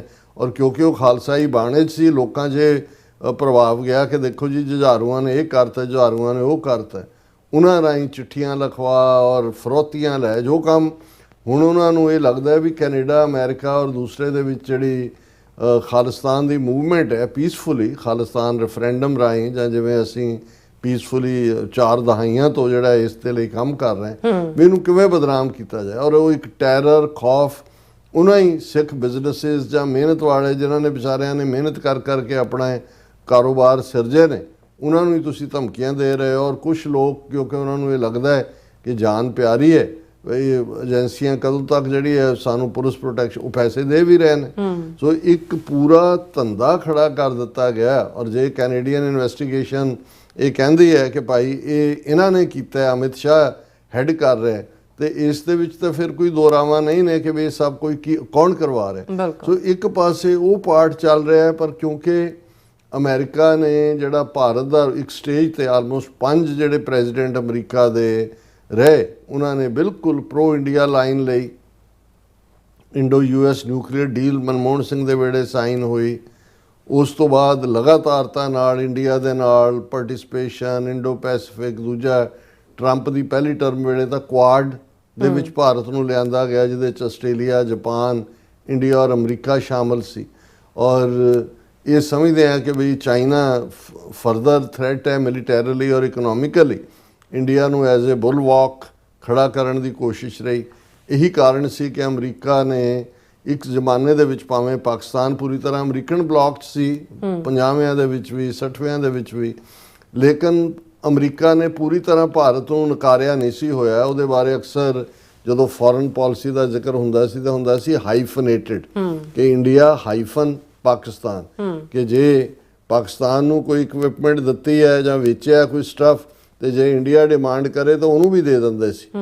ਔਰ ਇਹ ਪਾਰਟ ਸੋਵੀਅਤ ਯੂਨੀਅਨ ਨੇ ਨਹੀਂ ਸੀ ਰੱਖਿਆ ਹੋਇਆ। ਸੋਵੀਅਤ ਯੂਨੀਅਨ ਦੇ ਉੱਤੇ ਤਾਂ ਇੰਡੀਆ ਪੂਰੀ ਤਰ੍ਹਾਂ ਡਿਪੈਂਡੈਂਟ ਸੀ। ਸੋਵੀਅਤ ਯੂਨੀਅਨ ਪਾਕਿਸਤਾਨ ਤੋਂ ਅਲੱਗ-ਥਲੱਗ ਸੀ, ਕਿਉਂਕਿ ਇੱਧਰ ਅਮਰੀਕਾ ਨੇ ਮੁਜਾਹਿਦੀਨ ਔਰ ਦੂਸਰੇ ਸੋਵੀਅਤ ਯੂਨੀਅਨ ਦੇ ਖਿਲਾਫ ਵੀ ਲੜਾਈ ਸੀ, ਕਿਉਂਕਿ ਉਹਨਾਂ ਨੇ ਹੀ ਜਿਹੜਾ ਉਹ ਅਫਗਾਨਿਸਤਾਨ ਆਕੂਪਾਈ ਕੀਤਾ ਔਰ ਦੂਸਰਾ ਕੀਤਾ। ਸੋ ਪਾਕਿਸਤਾਨ ਸਿੱਧਾ ਅਮਰੀਕਾ ਦੇ ਖਾਤੇ 'ਚ ਸੀ, ਲੇਕਿਨ ਭਾਰਤ ਦੋਨੋਂ ਪਾਸਿਓਂ ਉਧਰੋਂ ਕੋਲਡ ਵਾਰ ਦੇ ਵਿੱਚ ਹੋਣ ਕਰਕੇ, ਔਰ ਇੰਦਰਾ ਗਾਂਧੀ ਦਾ ਤੁਸੀਂ ਟਰੈਕ ਰੈਕਡ ਕੱਢ ਲਓ ਕਿ ਸੋਵੀਅਤ ਯੂਨੀਅਨ ਨੇ ਜਦੋਂ ਅਫਗਾਨਿਸਤਾਨ ਤੇ ਹਮਲਾ ਕੀਤਾ, ਇੰਡੀਆ ਨੇ ਸਪੋਰਟ ਕੀਤਾ ਸੀ ਸੋਵੀਅਤ ਯੂਨੀਅਨ ਨੂੰ। ਜਦੋਂ ਸੋਵੀਅਤ ਯੂਨੀਅਨ ਨੇ ਹੰਗਰੀ, ਚੈਕੋਸਲੋਵਾਕੀਆ ਦੇ ਵਿੱਚ ਫੌਜ ਭੇਜੀ, ਇੰਡੀਆ ਨੇ ਸਪੋਰਟ ਕੀਤਾ ਸੀ। ਲੇਕਿਨ ਇੱਕਦਮ ਜਦੋਂ 1999-90 ਤੱਕ ਪਹੁੰਚਦੇ ਆ, ਸੋਵੀਅਤ ਯੂਨੀਅਨ ਦਾ ਕਲੈਪਸ ਹੋਇਆ, ਉਸ ਦੇ 15 ਟੁਕੜੇ ਹੋਏ, ਔਰ ਇੰਡੀਆ ਨੂੰ ਇਹ ਲੱਗਾ ਕਿ ਬਈ ਹੁਣ ਤਾਂ ਜਿਹੜਾ ਉਹ ਬਦਲ ਗਿਆ ਮਾਹੌਲ। ਔਰ ਉਹਦੇ 'ਚ ਕਿਵੇਂ ਅਮਰੀਕਾ ਨੇ, ਕਿਉਂਕਿ ਜਦੋਂ ਮੈਂ ਕਿਹਾ ਵੀ ਕੌਣ ਦੁਸ਼ਮਣ ਕੌਣ ਯਾਰ ਹੈ, ਅੱਜ ਕੌਣ ਹੈ ਕੱਲ ਕੌਣ ਹੈ, ਉਹੀ ਪਾਕਿਸਤਾਨ ਜਿਹੜਾ ਬਗਦਾਦ ਪੈਕਟ ਦਾ ਹਿੱਸਾ ਵੀ ਸੀ, ਜਿਹੜਾ ਅਮਰੀਕਾ ਦੇ ਨਾਲ ਕੋਲਡ ਵਾਰ ਈਰਾ ਦੇ ਵੇਲੇ ਵੀ ਰਿਹਾ, ਜਿਹਨੇ ਜਿਹੜੀ ਹੈ ਉਹ ਮੁਜਾਹਿਦੀਨ ਦੇ ਨਾਂ ਥੱਲੇ ਜਿਹੜਾ ਉਹ ਜੰਗ ਵੀ ਸੋਵੀਅਤ ਯੂਨੀਅਨ ਦੇ ਖਿਲਾਫ ਲੜ ਕੇ ਉਹਨੂੰ ਡਿਫੀਟ ਕੀਤਾ। ਪੋਸਟ 9/11 ਅਸੀਂ ਦੇਖਦੇ ਹਾਂ ਕਿ ਅਮਰੀਕਾ ਨੇ ਡੀ-ਹਾਈਫਨੇਟ ਕਰ ਦਿੱਤੀ ਪਾਲਿਸੀ, ਕਿ ਵੀ ਉਹਨਾਂ ਨੇ ਬਿਲਕੁਲ ਇੰਡੀਆ ਨੂੰ ਮੋਰ ਇੰਪੋਰਟੈਂਟ ਪਾਰਟਨਰ, ਦੂਜੇ ਤੀਜੇ ਤੇ ਪਾਕਿਸਤਾਨ ਦੇ ਜਿਹੜੇ ਸਕਰੂ ਨੇ ਉਹ ਕੱਸਣੇ ਸ਼ੁਰੂ ਕਰ ਦਿੱਤੇ। ਨਤੀਜੇ ਦੇ ਤੌਰ ਤੇ ਅਸੀਂ ਦੇਖਦੇ ਹਾਂ ਕਿ ਪਾਕਿਸਤਾਨ ਦਾ ਝੁਕਾਅ ਫਿਰ ਚੀਨ ਦੇ ਵੱਲ ਹੁੰਦਾ ਚਲਾ ਗਿਆ। ਔਰ ਅੱਜ ਵੈਪਨ ਵਾਈਜ਼ ਦੇਖੀਏ ਤੇ ਇੰਡੀਆ ਦਾ ਜੋ ਪਿੱਛੇ ਡੀਟੇਲਸ ਆਈਆਂ ਇਹ 4 ਰੋਜ਼ਾ ਮਿਸਾਈਲ ਡਰੋਨ ਜੰਗ ਤੋਂ ਬਾਅਦ, ਕਿ ਵੀ ਆਲਮੋਸਟ ਰਸ਼ੀਆ ਤੋਂ ਜਿਹੜੀ ਹੁਣ ਇਕਵਿਪਮੈਂਟ ਇੰਡੀਆ ਬਾਏ ਕਰਦਾ ਉਹ 32-33% ਵੈਪਨ ਹੀ ਨੇ। ਇਜ਼ਰਾਈਲ ਵਿੱਚ ਜੰਪ ਕਰ ਗਿਆ। ਔਰ ਇਸ ਗੱਲ ਦਾ ਧਿਆਨ ਰਹੇ, ਬਹੁਤ ਸਾਰੀ ਨੀਤੀ ਜੋ ਕਸ਼ਮੀਰ 'ਚ ਪੰਜਾਬ ਦੇ ਵਿੱਚ ਮੋਦੀ ਸਰਕਾਰ ਲਾਗੂ ਕਰ ਰਹੀ ਹੈ ਉਹ ਇਜ਼ਰਾਈਲ ਮਾਡਲ ਹੈ ਜੋ ਵੈਸਟ ਬੈਂਕ ਔਰ ਗਜ਼ਾ ਦੇ ਵਿੱਚ ਉਹ ਫਲਸਤੀਨੀਆਂ ਨਾਲ ਕਰ ਰਹੇ ਨੇ। ਔਰ ਐਵੇਂ ਨਹੀਂ, ਜਿਹੜਾ ਉਹਨਾਂ ਦਾ ਸਪਾਈ ਮਾਲਵੇਅਰ ਪੈਗਾਸਸ ਜਿਹਨੂੰ ਜਿਹੜਾ ਸਰਕਾਰੀ ਲੈਵਲ ਦੇ ਉੱਤੇ ਜੇ ਵੇਚਿਆ ਮੋਸਾਦ ਨੇ ਤੇ ਇੰਡੀਆ ਨੂੰ ਵੇਚਿਆ, ਜਿਹਦੇ ਥੱਲੇ ਤੁਹਾਡੇ ਕੰਪਿਊਟਰਾਂ 'ਚ ਹੀ ਵੜ ਜਾਂਦੇ ਨੇ ਇਹ ਸਾਰਾ, ਕਿਉਂਕਿ ਉਹ ਮਾਡਲ ਵੀ ਫੋਲੋ ਕਰ ਰਹੇ ਨੇ, ਹਥਿਆਰ ਵੀ ਜਿਹੜਾ ਇਜ਼ਰਾਈਲ ਤੋਂ $3-4 ਬਿਲੀਅਨ ਦੇ ਤੋਂ ਜ਼ਿਆਦਾ ਹਥਿਆਰ ਬਾਏ ਕਰਨੇ ਸ਼ੁਰੂ ਕਰ ਦਿੱਤੇ। ਔਰ ਪਾਕਿਸਤਾਨ ਦੇ ਲਈ ਜਿਹੜਾ ਉਹ ਇਸ ਵੇਲੇ 80% ਦੇ ਕਰੀਬ ਵੈਪਨ ਜਿਹੜੇ ਨੇ ਉਹ ਪਾਕਿਸਤਾਨ ਚੀਨ ਤੋਂ ਲੈ ਰਿਹਾ।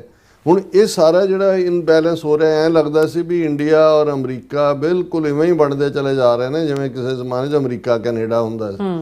ਲੇਕਿਨ ਐਸਾ ਇਨਰ ਇੱਕ ਝਟਕਾ ਭਾਰਤ ਦੇ ਲਈ ਵੀ ਔਰ ਜਿਹੜੇ ਲੋਕ ਵਿਦੇਸ਼ ਨੀਤੀ ਨੂੰ ਸਮਝਣਾ ਚਾਹੁੰਦੇ ਨੇ ਉਹਨਾਂ ਲਈ ਸੀ ਕਿ ਉਹੀ ਟਰੰਪ ਜਿਹੜੇ ਆਈ ਲਾਈਕ ਹਿੰਦੂ ਔਰ ਉਹਨਾਂ ਦਾ ਵੀ ਫੇਵਰੇਟ ਟਰੰਪ ਅਬ ਕੀ ਬਾਰ ਟਰੰਪ ਸਰਕਾਰ, ਜਦੋਂ ਹੀ ਟਰੰਪ ਨੇ ਇਸ ਜਨਵਰੀ ਦੇ ਵਿੱਚ ਸਹੁੰ ਚੁੱਕੀ ਉਸ ਤੋਂ ਬਾਅਦ ਜਿਹੜਾ ਇੰਡੀਆ ਪ੍ਰਤੀ ਰਵੱਈਆ ਹੈ, ਇਹਨਾਂ ਲਗਭਗ ਅਜੇ ਤਾਂ 6 ਮਹੀਨੇ ਵੀ ਪੂਰੇ ਨਹੀਂ ਹੋਏ ਔਰ ਆਲਮੋਸਟ ਹੋ ਗਏ ਨੇ ਇਸ ਜੂਨ ਐਂਡ ਤੱਕ, ਭਾਰਤ ਪ੍ਰਤੀ ਜਿਹੜਾ ਉਸ ਦਾ ਰਵੱਈਆ ਅਮਰੀਕਾ ਦਾ ਇੱਕ ਤੋਂ ਬਾਅਦ ਇੱਕ ਝਟਕਾ। ਕੱਲ੍ਹ ਜਦੋਂ ਅਸੀਂ ਜ਼ਿਕਰ ਕੀਤਾ ਕਿ ਵੀ ਇੱਧਰ ਬੇਸ਼ੱਕ ਮੋਦੀ ਨੂੰ ਇਨਵਾਈਟ G7 ਦਾ ਮਿਲ ਗਿਆ ਕਿਵੇਂ ਤਰਲੇ ਮਿੰਨਤਾਂ ਕਰਕੇ, ਪਰ ਉਸ ਤੋਂ ਠੀਕ 24 ਘੰਟੇ ਪਹਿਲਾਂ ਪਾਕਿਸਤਾਨ ਦੇ ਫੌਜੀ ਮੁਖੀ ਨੂੰ ਅਮਰੀਕਾ ਹੋਸਟ ਕਰ ਰਿਹਾ ਹੈ। ਟਰੰਪ ਦਾ ਬਰਥਡੇ ਵੀ ਹੈ ਔਰ 250ਵਾਂ ਸਾਲ ਵੀ ਹੈ ਅਮਰੀਕਨ ਫੌਜ ਦੀ ਸਥਾਪਨਾ ਦਾ। ਔਰ ਉਸ ਦੇ ਉੱਤੇ ਕਿ ਵੀ ਇਹ ਚੱਲ ਕੀ ਰਿਹਾ ਵੀ ਇੱਕ ਪਾਸੇ ਭਾਰਤ ਨੇ ਪੂਰਾ ਢਿੱਲ ਲਾਤਾ ਕਿ ਵੀ ਇਹ ਜਿਹੜਾ ਪਹਿਲਗਾਮ ਹੈ ਪਾਕਿਸਤਾਨ ਨੇ ਕੀਤਾ। ਅਜੇ ਤਾਂ ਡੈਲੀਗੇਸ਼ਨ ਜਿਹੜਾ ਇੱਥੋਂ ਗਿਆ ਸ਼ਸ਼ੀ ਥਰੂਰ ਤੋਂ ਲੈ ਕੇ ਜਿਹੜਾ think tank, congressman, Senate committee ਦੇ member, House foreign relation committee ਦੇ ਮੈਂਬਰ, ਉਹਨਾਂ ਸਾਰਿਆਂ ਦੇ ਨਾਲ ਮੁਲਾਕਾਤਾਂ ਕਰਦਾ ਵੀ ਇੱਥੇ ਤਾਂ ਜਨਰਲ ਮਨੀਰ ਅਹਿਮਦ ਜਿਹੜੇ ਨੇ ਉਹ ਸੱਦੇ ਹੋਏ ਨੇ ਜਨਰਲ ਮਨੀਰ। ਹੁਣ ਇਹਨਾਂ ਸਾਰਿਆਂ ਦੇ ਚੱਲਦੇ ਆ ਇੱਕ ਪਾਸੇ ਕਾਂਗਰਸ ਵੱਲੋਂ ਵੀ ਇਹ ਮੰਗ ਕੀਤੀ ਗਈ ਔਰ ਅੱਜ ਹੀ ਕਾਂਗਰਸ ਦੇ ਹੀ ਇਹ ਮੇਨ ਜਿਹੜੇ ਸਪੋਕਸਪਰਸਨ ਔਰ ਜਨਰਲ ਸੈਕਟਰੀ ਵੀ ਰਹੇ, ਕਾਂਗਰਸ ਜਨਰਲ ਸੈਕਟਰੀ ਹੁਣ ਵੀ ਹੈ ਇੰਚਾਰਜ ਕਮਿਊਨੀਕੇਸ਼ਨ, ਜੈਰਾਮ ਰਮੇਸ਼, ਉਹਨੇ ਕਿਹਾ India suffered 3 diplomatic setbacks from US, foreign policy driven by domestic politics. ਉਹਨਾਂ ਨੇ ਕਿਹਾ ਜੀ 3 ਡਿਪਲੋਮੈਟਿਕ ਝਟਕੇ ਲੱਗੇ ਨੇ ਇੰਡੀਆ ਨੂੰ ਇਸ ਸਾਰੇ ਦੇ ਵਿੱਚ ਵੀ ਪਾਰਲੀਮੈਂਟ ਦਾ ਸੈਸ਼ਨ ਸੱਦੋ ਵੀ ਸਾਡੇ ਨਾਲ ਹੋ ਕੀ ਰਿਹਾ, ਸਾਡੇ ਨਾਲ ਵਾਪਰ ਕੀ ਰਿਹਾ। ਔਰ ਇਹਦੇ 'ਚ ਜੇ ਉਹਦੇ ਹੀ ਜੈ ਰਮੇਸ਼ ਦੇ ਹੀ ਮੈਂ ਗਿਣਾਵਾਂ, ਅਸੀਂ ਹਾਲਾਂਕਿ ਟਾਈਮ ਟੂ ਟਾਈਮ ਜ਼ਿਕਰ ਕਰਦੇ ਸੋ ਉਸਨੇ ਕਿਹਾ ਵੀ ਇਹ ਭਾਰਤ ਦੀ ਹਿਊਜ ਡਿਪਲੋਮੈਟਿਕ ਸੈਟਬੈਕ ਨੇ ਜਿਹਦੇ ਥੱਲੇ ਇੰਡੀਆ ਔਰ ਪਾਕਿਸਤਾਨ ਜਿਹੜੇ ਡੀ-ਹਾਈਫਨੇਟ ਹੋ ਗਏ ਸੀ, ਇੰਡੀਆ ਸਪੈਸੀਫਿਕ ਅਮਰੀਕਾ ਦੀ ਪਾਲਿਸੀ ਸੀ, ਉਹਨਾਂ ਦੇ ਉੱਤੇ ਵਾਪਸ ਹਾਈਫਨ ਲੱਗ ਗਿਆ ਕਿ ਵੀ ਵਾਪਸ ਉਹਦੇ 'ਚ ਜੋੜ ਦਿੱਤਾ ਗਿਆ। ਔਰ ਇਹ ਉਹਦੇ 'ਚ ਉਹਨਾਂ ਨੇ ਕਿਹਾ ਕਿ ਵੀ ਇਹ ਜਿਹੜਾ US ਸੈਂਟਰਲ ਕਮਾਂਡ ਵੱਲੋਂ ਜਿਹੜੀ ਸਟੇਟਮੈਂਟ ਅਸੀਂ ਜਨਰਲ ਜਿਹੜੇ ਨੇ US ਸੈਂਟਰਲ ਕਮਾਂਡ ਦੇ ਕਾਰਿਲਾ ਉਹਨਾਂ ਨੇ ਜਿਹੜਾ ਉਹ ਜਿਹੜੀ ਆਰਮਡ ਕਮੇਟੀ ਹੈ ਉਹਦੇ ਸਾਹਮਣੇ ਕਿਹਾ ਸੀ ਕਿ ਪਾਕਿਸਤਾਨ ਸਾਡਾ ਫਿਨੋਮੀਨਲ ਪਾਰਟਨਰ ਹੈ ਔਰ ਬਹੁਤ ਤਾਰੀਫ ਕੀਤੀ। ਉਹਨੇ ਕਿਹਾ ਕਿ ਵੀ ਅਸੀਂ ਇਹ ਪਾਕਿਸਤਾਨ ਨੂੰ ਸੈਂਟਰਲ ਕਮਾਂਡ ਦਾ ਸੈਂਟਕੋ ਦਾ ਜਨਰਲ ਫਿਨੋਮੀਨਲ ਪਾਰਟਨਰ ਕਹਿ ਰਿਹਾ ਕਾਊਂਟਰ ਟੈਰਰਿਜ਼ਮ ਦੇ ਲਈ, ਤੇ ਉਹਨਾਂ ਨੇ ਕਿਹਾ ਕਿ ਵੀ ਇਹ ਅਸੀਂ ਕਿੱਥੇ ਖੜੇ ਹਾਂ। ਸੋ ਉਹਨੇ ਕਿਹਾ ਜੀ ਪਹਿਲਾ ਝਟਕਾ ਤਾਂ ਇਹ ਹੈ ਔਰ ਇਹ US ਆਰਮੀ ਜਨਰਲ ਮਾਈਕਲ ਕੁਰਿਲਾ ਉਹਨਾਂ ਨੇ ਸੈਨੇਟ ਜਿਹੜੀ ਆਰਮਸ ਕਮੇਟੀ ਦੇ ਸਾਹਮਣੇ ਟੈਸਟੀਫਾਈ ਕਰਦੇ ਆ ਕਿ ਵੀ ਇਹ ਜ਼ਰੂਰੀ ਨਹੀਂ ਹੈ ਵੀ ਅਸੀਂ ਇੱਕ ਮੁਲਕ ਨਾਲ ਹੋਣਾ ਹੈ, ਵੀ ਜਿਹੜਾ ਬਾਈਨਰੀ ਹੈ ਇੰਡੀਆ ਪਾਕਿਸਤਾਨ ਨਾਲ ਅਸੀਂ ਦੋਨਾਂ ਦੇ ਨਾਲ ਚੰਗੇ ਸੰਬੰਧ ਰੱਖ ਸਕਦੇ ਹਾਂ। ਤਾਂ ਉਹਨਾਂ ਨੇ ਕਿਹਾ ਜੀ ਇਹ ਤਾਂ ਹਾਈਫਨੇਟਡ ਹੋ ਗਿਆ, ਇਹ ਪਹਿਲਾ ਇੰਨਾ ਵੱਡਾ ਸ਼ੌਕ ਹੈ ਕਿ ਵੀ ਇੱਕ ਪਾਸੇ ਪਹਿਲਗਾਮ ਨੂੰ ਹੋਇਆ ਜੇ ਮਹੀਨਾ ਨਹੀਂ ਹੋਇਆ ਅਸੀਂ ਤਾਂ ਜਿਹੜਾ ਚੀਕ ਚਿਹਾੜਾ ਪਾਇਆ ਹੋਇਆ ਕਿ ਜੀ ਪਾਕਿਸਤਾਨ ਨੇ ਕਰਤਾ ਔਰ ਜਨਰਲ ਮਨੀਰ ਨੂੰ ਉਹਦੇ ਲਈ ਦੋਸ਼ੀ ਦੱਸਿਆ ਜਾ ਰਿਹਾ ਤੇ ਉਹਨੂੰ ਸਪੈਸੀਫਿਕਲੀ ਜਿਹੜਾ ਉਹ ਇਨਵਾਈਟ ਵੀ ਕੀਤਾ ਗਿਆ ਔਰ ਸੈਂਟਕੋ ਦਾ ਜਨਰਲ ਪਾਕਿਸਤਾਨ ਨੂੰ ਫਿਨੋਮੀਨਲ ਪਾਰਟਨਰ ਦੱਸ ਰਿਹਾ। ਫਿਰ ਉਹਨਾਂ ਨੇ ਕਿਹਾ ਕਿ ਵੀ ਆਸਮ ਮੁਨੀਰ, ਉਹਨਾਂ ਦਾ ਪੂਰਾ ਨਾਂ ਫੌਜੀ ਜਨਰਲ ਫੀਲਡ ਮਾਰਸ਼ਲ ਦਾ ਟਾਈਟਲ ਵੀ ਹੈ, ਉਹਨਾਂ ਨੇ ਕਿਹਾ ਕਿ ਵੀ ਇਹ ਆਸਮ ਮੁਨੀਰ ਜਿਹੜੇ ਨੇ ਇੰਨੀਆਂ ਭੜਕਾਊ ਤਕਰੀਰਾਂ ਦੂਜੀਆਂ ਕਰਦੇ ਰਹੇ ਨੇ ਇੰਡੀਆ ਦੇ ਖਿਲਾਫ, ਔਰ ਇਹ 2 ਨੇਸ਼ਨ ਥਿਊਰੀ ਔਰ ਦੂਜਾ ਪਹਿਲਗਾਮ ਤੋਂ ਪਹਿਲਾਂ, ਲੇਕਿਨ ਉਹਨਾਂ ਨੂੰ ਇਨਵਾਈਟ ਕਰਨਾ ਇਹ ਤਾਂ ਸਾਡੇ ਲਈ ਦੂਸਰਾ ਵੱਡਾ ਸੈਟਬੈਕ ਹੈ। ਔਰ ਤੀਸਰਾ ਸੈਟਬੈਕ ਉਹਨੇ ਕਿਹਾ ਜੀ ਕਿ ਜਿਹੜਾ US ਸਟੇਟ ਡਿਪਾਰਟਮੈਂਟ ਦੇ ਸਪੋਕਸਪਰਸਨ ਅਗੇਨ ਐਂਡ ਅਗੇਨ ਇਹ ਕਹਿ ਰਹੇ ਨੇ ਕਿ ਜੀ ਪ੍ਰੈਜ਼ੀਡੈਂਟ ਡੋਨਲਡ ਟਰੰਪ ਜਿਹੜਾ ਹੈ ਉਹੀ ਰਿਸਪੌਂਸੀਬਲ ਨੇ ਪੀਸ ਕਰਵਾਉਣ ਦੇ ਲਈ, ਔਰ ਉਹਨਾਂ ਨੇ ਹੀ ਜਿਹੜਾ ਇੰਡੀਆ ਔਰ ਪਾਕਿਸਤਾਨ ਦੇ ਵਿੱਚ ਜਿਹੜੀ ਖਿੱਚੋਤਾਨ ਸੀ, 4 ਰੋਜ਼ਾ ਡਰੋਨ ਮਿਸਲ ਵਾਰ ਸੀ, ਜਿਹੜੀ ਟਰੰਪ ਦੇ ਕਹਿਣ ਮੁਤਾਬਕ ਮਿਲੀਅਨਸ ਮਰਨੇ ਸੀ, ਲੱਖਾਂ ਲੋਕ ਮਰਨੇ ਸੀ, ਉਹਨੂੰ ਸਟਾਪ ਕੀਤਾ। ਉਹਨੇ ਕਿਹਾ ਜੀ ਇਹ ਵੀ ਜਿਹੜਾ ਕਿੱਥੇ ਅਸੀਂ ਸਮਝਦੇ ਸੀ ਕਿ ਹੁਣ ਅਸੀਂ ਪਾਕਿਸਤਾਨ ਨਾਲ ਡੀਹਾਈਫਨੇਟ ਹੋ ਗਏ ਹਾਂ, ਔਰ ਇਹ ਹਾਲ ਹੈ। ਔਰ ਇਹ ਜਦੋਂ ਕਾਂਗਰਸ ਦੇ ਸਪੋਕਸਮੈਨ ਨੇ ਕਿਹਾ, ਸ਼ਾਇਦ ਉਹਨੂੰ ਅਜੇ ਪਤਾ ਨਹੀਂ ਸੀ ਕਿ ਵੀ ਇਹ ਤਾਂ ਸੈਂਟਕੌਮ ਦੇ ਜਨਰਲ ਦੀ ਗੱਲ ਕਰ ਰਿਹਾ ਹੈ ਜਾਂ ਆਸਮ ਮੁਨੀਰ ਦੇ ਇਨਵੀਟੇਸ਼ਨ ਦੀ। ਇੱਕ ਬਹੁਤ ਇੰਪੋਰਟੈਂਟ ਅਹੁਦਾ ਜਿਹੜਾ ਭਾਰਤੀ ਮੂਲ ਦੇ ਬੰਦੇ ਨੂੰ ਟਰੰਪ ਨੇ ਦਿੱਤਾ ਹੈ, ਹੈਵੀ ਪੰਜਾਬੀ ਹਿੰਦੂ ਹੈ, ਪਾਲ ਕਪੂਰ।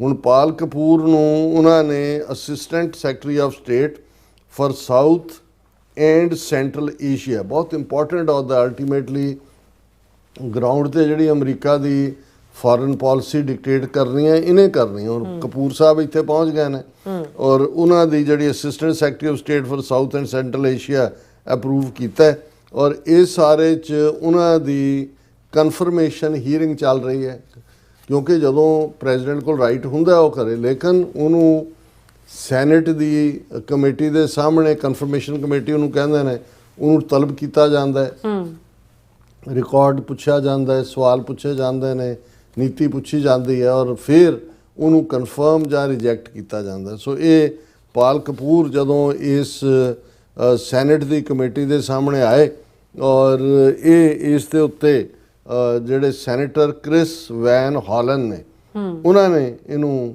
ਮਿਸਟਰ ਪਾਲ ਕਪੂਰ ਨੂੰ ਇਹ ਸਵਾਲ ਪੁੱਛਿਆ ਹੈ। ਔਰ ਇਹ ਪਾਲ ਕਪੂਰ ਕਾਫੀ ਹਾਈਲੀ ਐਜੂਕੇਟਿਡ ਹੈ, ਪ੍ਰੋਫੈਸਰ ਹੈ US naval post graduate school ਦੇ ਵਿੱਚ। ਔਰ ਉਹਦੇ 'ਚ ਕ੍ਰਿਸ ਵੈਨ ਹਾਲਨ ਨੇ ਕਿਹਾ ਕਿ ਜੀ ਮੈਂ ਜਿਹੜਾ ਜਦੋਂ ਹੁਣ ਇੰਡੀਅਨ ਡੈਲੀਗੇਸ਼ਨ ਆਇਆ ਸੀ, ਸ਼ਸ਼ੀ ਥਰੂਰ ਵਾਲਾ, ਪਾਕਿਸਤਾਨੀ ਆਇਆ ਬਿਲਾਵਲ ਭੁੱਟੋ ਜ਼ਰਦਾਰੀ ਵਾਲਾ, ਇਹਨੇ ਸੈਨੇਟਰ ਨੇ ਕਿਹਾ ਕ੍ਰਿਸ ਵੈਨ ਹਾਲਨ ਨੇ ਕਿ ਮੇਰੀ ਉਹਨਾਂ ਨਾਲ ਬਹੁਤ ਚੰਗੀ ਡਿਸਕਸ਼ਨ ਹੋਈ ਹੈ, ਔਰ ਉਹ ਦੋਨੋਂ ਹੀ ਵਾਸ਼ਿੰਗਟਨ ਮੈਨੂੰ ਮਿਲੇ। ਪਰ ਹੁਣ ਜਿਹੜਾ ਸਵਾਲ ਸੀ ਉਹਦੇ 'ਚ ਉਹਨੇ ਪੁੱਛਿਆ ਕਿ president Trump and Secretary Rubio have taken credit for bringing about the ceasefire, कि जी उन्होंने सेक्रेटरी रूबियो ने भी और ट्रंप ने भी ऐसी करवाया। As you probably already know, the Indian government has denied that the ceasefire resulted from American mediation. इन्होंने credit लिया और Indian government denial च है कि भी इन्होंने कोई, but regardless there is a fragile ceasefire in place, कि अजय जड़ा सीज फायर है वो बड़ा कच्चा जिहा पीतला जिहा। Secretary Rubio sad this on May 10। ये हुण क्रिस सैनेटर क्रिस वॉन हॉलन इनू कह रहे पाल कपूर नू कि 10 मई नू सैकटरी रूबियो ने कहा सी, I am pleased to announce the government of India and Pakistan have agreed to an immediate cease fire and to start talks on the broad set of issues as a neutral at a neutral site unquote, कि भी एक किसी neutral थां दे उत्ते गलबात होएगी। So doctor Kapoor if you are confirmed, ये उन्होंने सैनेटर पूछ रहे वैन हॉलन, ये कह के भी आ ऑन रिकॉर्ड ने स्टेटमेंट है। So doctor Kapoor if you are confirmed, what broad set of issues will you push India and Pakistan to discuss? Senator asked कि भी तू की करेंगा ये सारे गलबात नूं जिहड़ी ऑलरेडी है सीज फायर फ्रैजिल है, अजे बड़ा पीतला है, उस दे बारे की करेंगे। हुण कपूर की कहंदा है, वो कहंदा भी mister Kapoor said the US and India share a host of common interests ensuring a free and open Indo-Pacific region which is not dominated by China, expanding bilateral trade and building economic relationship so that it is more symmetrical and more profitable। ये उन्हें India बारे कहा कि भाई ये साडे सांझे हित ने free open Indo Pacific region च जिथे असी बायलैटरल ट्रेड बिल्डिंग ये वो ये सारा ਕਰਾਂਗੇ। ਫਿਰ ਉਹਨੇ ਕਿਹਾ ਕਿ ਵੀ ਇਹ ਅਸੀਂ ਟੈਕਨੋਲੋਜੀ ਇਨੋਵੇਸ਼ਨ ਦੂਜੇ ਤੀਜੇ ਸਾਰੇ 'ਚ ਕਰਾਂਗੇ। ਫਿਰ ਉਹ ਪਾਕਿਸਤਾਨ ਬਾਰੇ ਕਹਿੰਦਾ ਇਹਦੇ ਤੋਂ ਹਾਈਫਨੇਟਡ ਦੀ ਗੱਲ ਜਿਹੜੀ ਕਾਂਗਰਸ ਨੇ ਕਹੀ ਹੈ, on Pakistan if confirmed I will pursue security cooperation where it is beneficial to US interests, ਕਿ ਅਸੀਂ ਸਿਕਿਉਰਿਟੀ ਕੋਆਪਰੇਸ਼ਨ ਕਰਾਂਗੇ ਪਾਕਿਸਤਾਨ ਨਾਲ ਕਿਉਂਕਿ ਅਮਰੀਕਨ ਹਿੱਤ ਇਹਦੇ ਨਾਲ ਜੁੜੇ ਹੋਏ ਨੇ, while seeking opportunities for bilateral collaboration in trade and investment, ਕਿ ਪਾਕਿਸਤਾਨ ਦੇ ਨਾਲ ਅਸੀਂ ਵਪਾਰ ਵੀ ਕਰਾਂਗੇ ਔਰ ਇਨਵੈਸਟਮੈਂਟ ਵੀ ਕਰਾਂਗੇ ਔਰ ਸਿਕਿਉਰਿਟੀ ਕੋਆਪਰੇਸ਼ਨ ਵੀ ਹੋਏਗੀ। ਔਰ ਉਹਦੇ 'ਚ ਜਦੋਂ ਉਹਨਾਂ ਨੂੰ ਇਹ ਸਾਰੇ ਦੇ ਉੱਤੇ ਫਿਰ ਉਹਨੇ ਕਿਹਾ South Asia recently avoided a costly conflict with Vice President Vance and Secretary Rubio intensely engaged on the issue. If confirmed, I will continue to promote long-standing US security interests with India and Pakistan through the pursuit of peace and stability and the fight against terror. ਉਹਨੇ ਕਿਹਾ ਜੀ ਹੁਣ ਜਿਹੜਾ ਹੋਇਆ ਇਹ Rubio secretary of state ਔਰ vice president ਵੈਂਸ ਜਿਹਨੂੰ Trump ਨੇ ਕਿਹਾ ਸੀ, ਮੈਂ ਕਿਹਾ ਵੀ ਗੱਲਬਾਤ ਉਹਦੇ ਰਾਹੀਂ ਇਹ ਪੀਸ ਹੋਈ ਔਰ ਮੈਂ ਜੇ ਮੈਨੂੰ ਤੁਸੀਂ ਕਨਫਰਮ ਕਰ ਦਿੱਤਾ ਔਰ ਇਹ ਜਿਵੇਂ ਮੈਂ ਕਿਹਾ ਕਿ ਪਾਲ ਕਪੂਰ ਜਿਸ ਅਹੁਦੇ ਤੇ ਹੋਏਗਾ ਇਹ ਹੈ assistant secretary of state for south and central Asia. ਹੁਣ ਇਹ ਜਦੋਂ ਸਾਊਥ ਏਸ਼ੀਆ ਅਸੀਂ ਕਹਿੰਦੇ ਹਾਂ ਫਿਰ ਇਸ ਦੇ ਉੱਤੇ ਉਹਨੇ ਸਾਊਥ ਏਸ਼ੀਆ ਦੇ ਵਿੱਚ ਸ੍ਰੀਲੰਕਾ, ਬੰਗਲਾਦੇਸ਼, ਨੇਪਾਲ, ਮਾਲਦੀਵਸ, ਭੂਟਾਨ ਇਹਨਾਂ ਦਾ ਵੀ ਉਹਨੇ ਜ਼ਿਕਰ ਕੀਤਾ ਕਿ ਵੀ ਅਸੀਂ ਉੱਥੇ ਵੀ ਜਿਹੜੇ ਚੰਗੇ ਸੰਬੰਧ ਬਣਾਵਾਂਗੇ। ਸੋ ਅਸੀਂ ਸਮਝਦੇ ਹਾਂ ਕਿ ਵੀ ਹੁਣ ਇਸ ਸਾਰਿਆਂ ਨੂੰ ਇੱਕ ਪਾਸੇ ਹਕੀਕਤ ਇਹ ਹੈ ਪਰ ਤੁਸੀਂ ਦੂਸਰੇ ਪਾਸੇ ਦੇਖੋਗੇ ਡੰਕਾ ਕੀ ਬਜਾਇਆ ਜਾ ਰਿਹਾ है। मोदी जी ने सिंदूर ऑपरेशन से पाकिस्तान की को नानी याद करवा दी, अब दोबारा वो सिर नहीं उठाएंगे। नाल दी नाले क्या हमारी फौज उसकी बहादुरी और फिर कह रहे ने साडे डोमैसटिक हथियार उन्होंने दुनिया 'ਚ डंका बजा दिता है, दसिया भी इंडिया ਦੇ। ਹੁਣ ਤੁਸੀਂ ਕੀ ਕਰੋਗੇ ਕਿ ਕਿਸੇ ਕਿਤੇ ਤਾਂ ਜਾ ਕੇ ਇੱਕ ਤਾਂ ਹੁੰਦਾ ਨਾ ਵੀ ਕਿਸੇ ਨੂੰ ਤੁਸੀਂ ਉਹਦਾ ਤੁਸੀਂ ਇੱਕ ਝੂਠ ਬੋਲਦੇ ਹੋ, ਇੱਕ ਝੂਠ ਪੜ੍ਹਦੇ ਹੋ, ਦੂਜਾ ਜਿੱਥੇ ਹੋਈ ਝੂਠਮ ਝੂਠ ਤੇ ਹੁਣ ਫਿਰ ਸੱਚੋ ਸੱਚ ਅਸੀਂ ਝੂਠਮ ਝੂਠ ਨੂੰ ਕੀ ਕਹਿ ਸਕਦੇ ਹਾਂ ਅਦਰ ਦੈਨ ਕਿ ਜੀ ਤੁਹਾਡੇ ਸਿਰ 'ਚ 7 ਚੁੱਲ੍ਹਿਆਂ ਦੀ ਸਵਾਹ।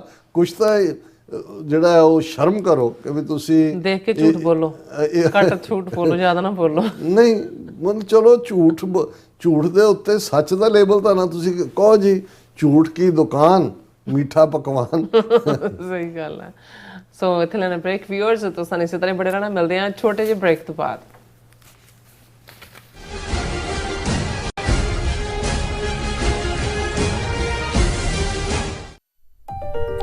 FBI ਤੋਂ ਮੈਂ ਹਾਂ ਸੁਖਵੀਰ ਕੌਰ ਤੇ ਹੁਣ ਸੁਣੋ FBI ਵੱਲੋਂ ਜ਼ਰੂਰੀ ਜਾਣਕਾਰੀ।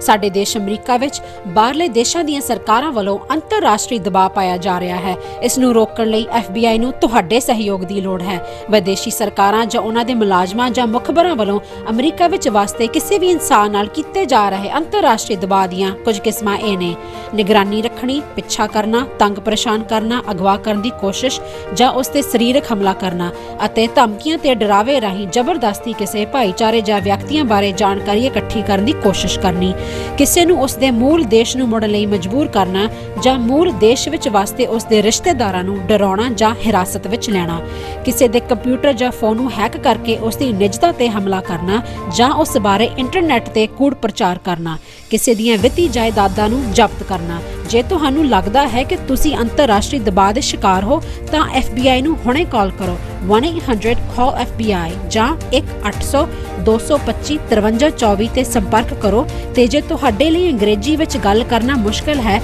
ਤਾਂ ਤੁਸੀਂ ਪੰਜਾਬੀ ਵਿੱਚ ਗੱਲ ਕਰਨ ਲਈ ਕਹਿ ਸਕਦੇ ਹੋ ਜਾਂ FBI ਦੀ ਵੈਬਸਾਈਟ tips.fbi.gov ਤੇ ਆਪਣੀ ਸ਼ਿਕਾਇਤ ਦਰਜ ਕਰਾਓ। ਹੋਰ ਜਾਣਕਾਰੀ ਲਈ ਦੇਖੋ fbi.gov/TNR। ਜੇਕਰ ਤੁਸੀਂ ਤੁਰੰਤ ਸਰੀਰਕ ਖਤਰੇ ਵਿੱਚ ਹੋ ਤਾਂ 911 ਤੇ ਕਾਲ ਕਰੋ। FBI ਵੱਲੋਂ ਤੁਹਾਡੀ ਰਿਪੋਰਟ ਕਦੀ ਵੀ ਕਿਸੇ ਵਿਦੇਸ਼ੀ ਸਰਕਾਰ ਨਾਲ ਸਾਂਝੀ ਨਹੀਂ ਕੀਤੀ ਜਾਵੇਗੀ। FBI ਦਾ ਮਨੋਰਥ ਅਮਰੀਕਾ ਵਿੱਚ ਵਸਦੇ ਲੋਕਾਂ ਦੀ ਰੱਖਿਆ ਕਰਨਾ ਅਤੇ ਯੂਨਾਈਟਿਡ ਸਟੇਟਸ ਦੇ ਸੰਵਿਧਾਨ ਨੂੰ ਕਾਇਮ ਰੱਖਣਾ ਹੈ।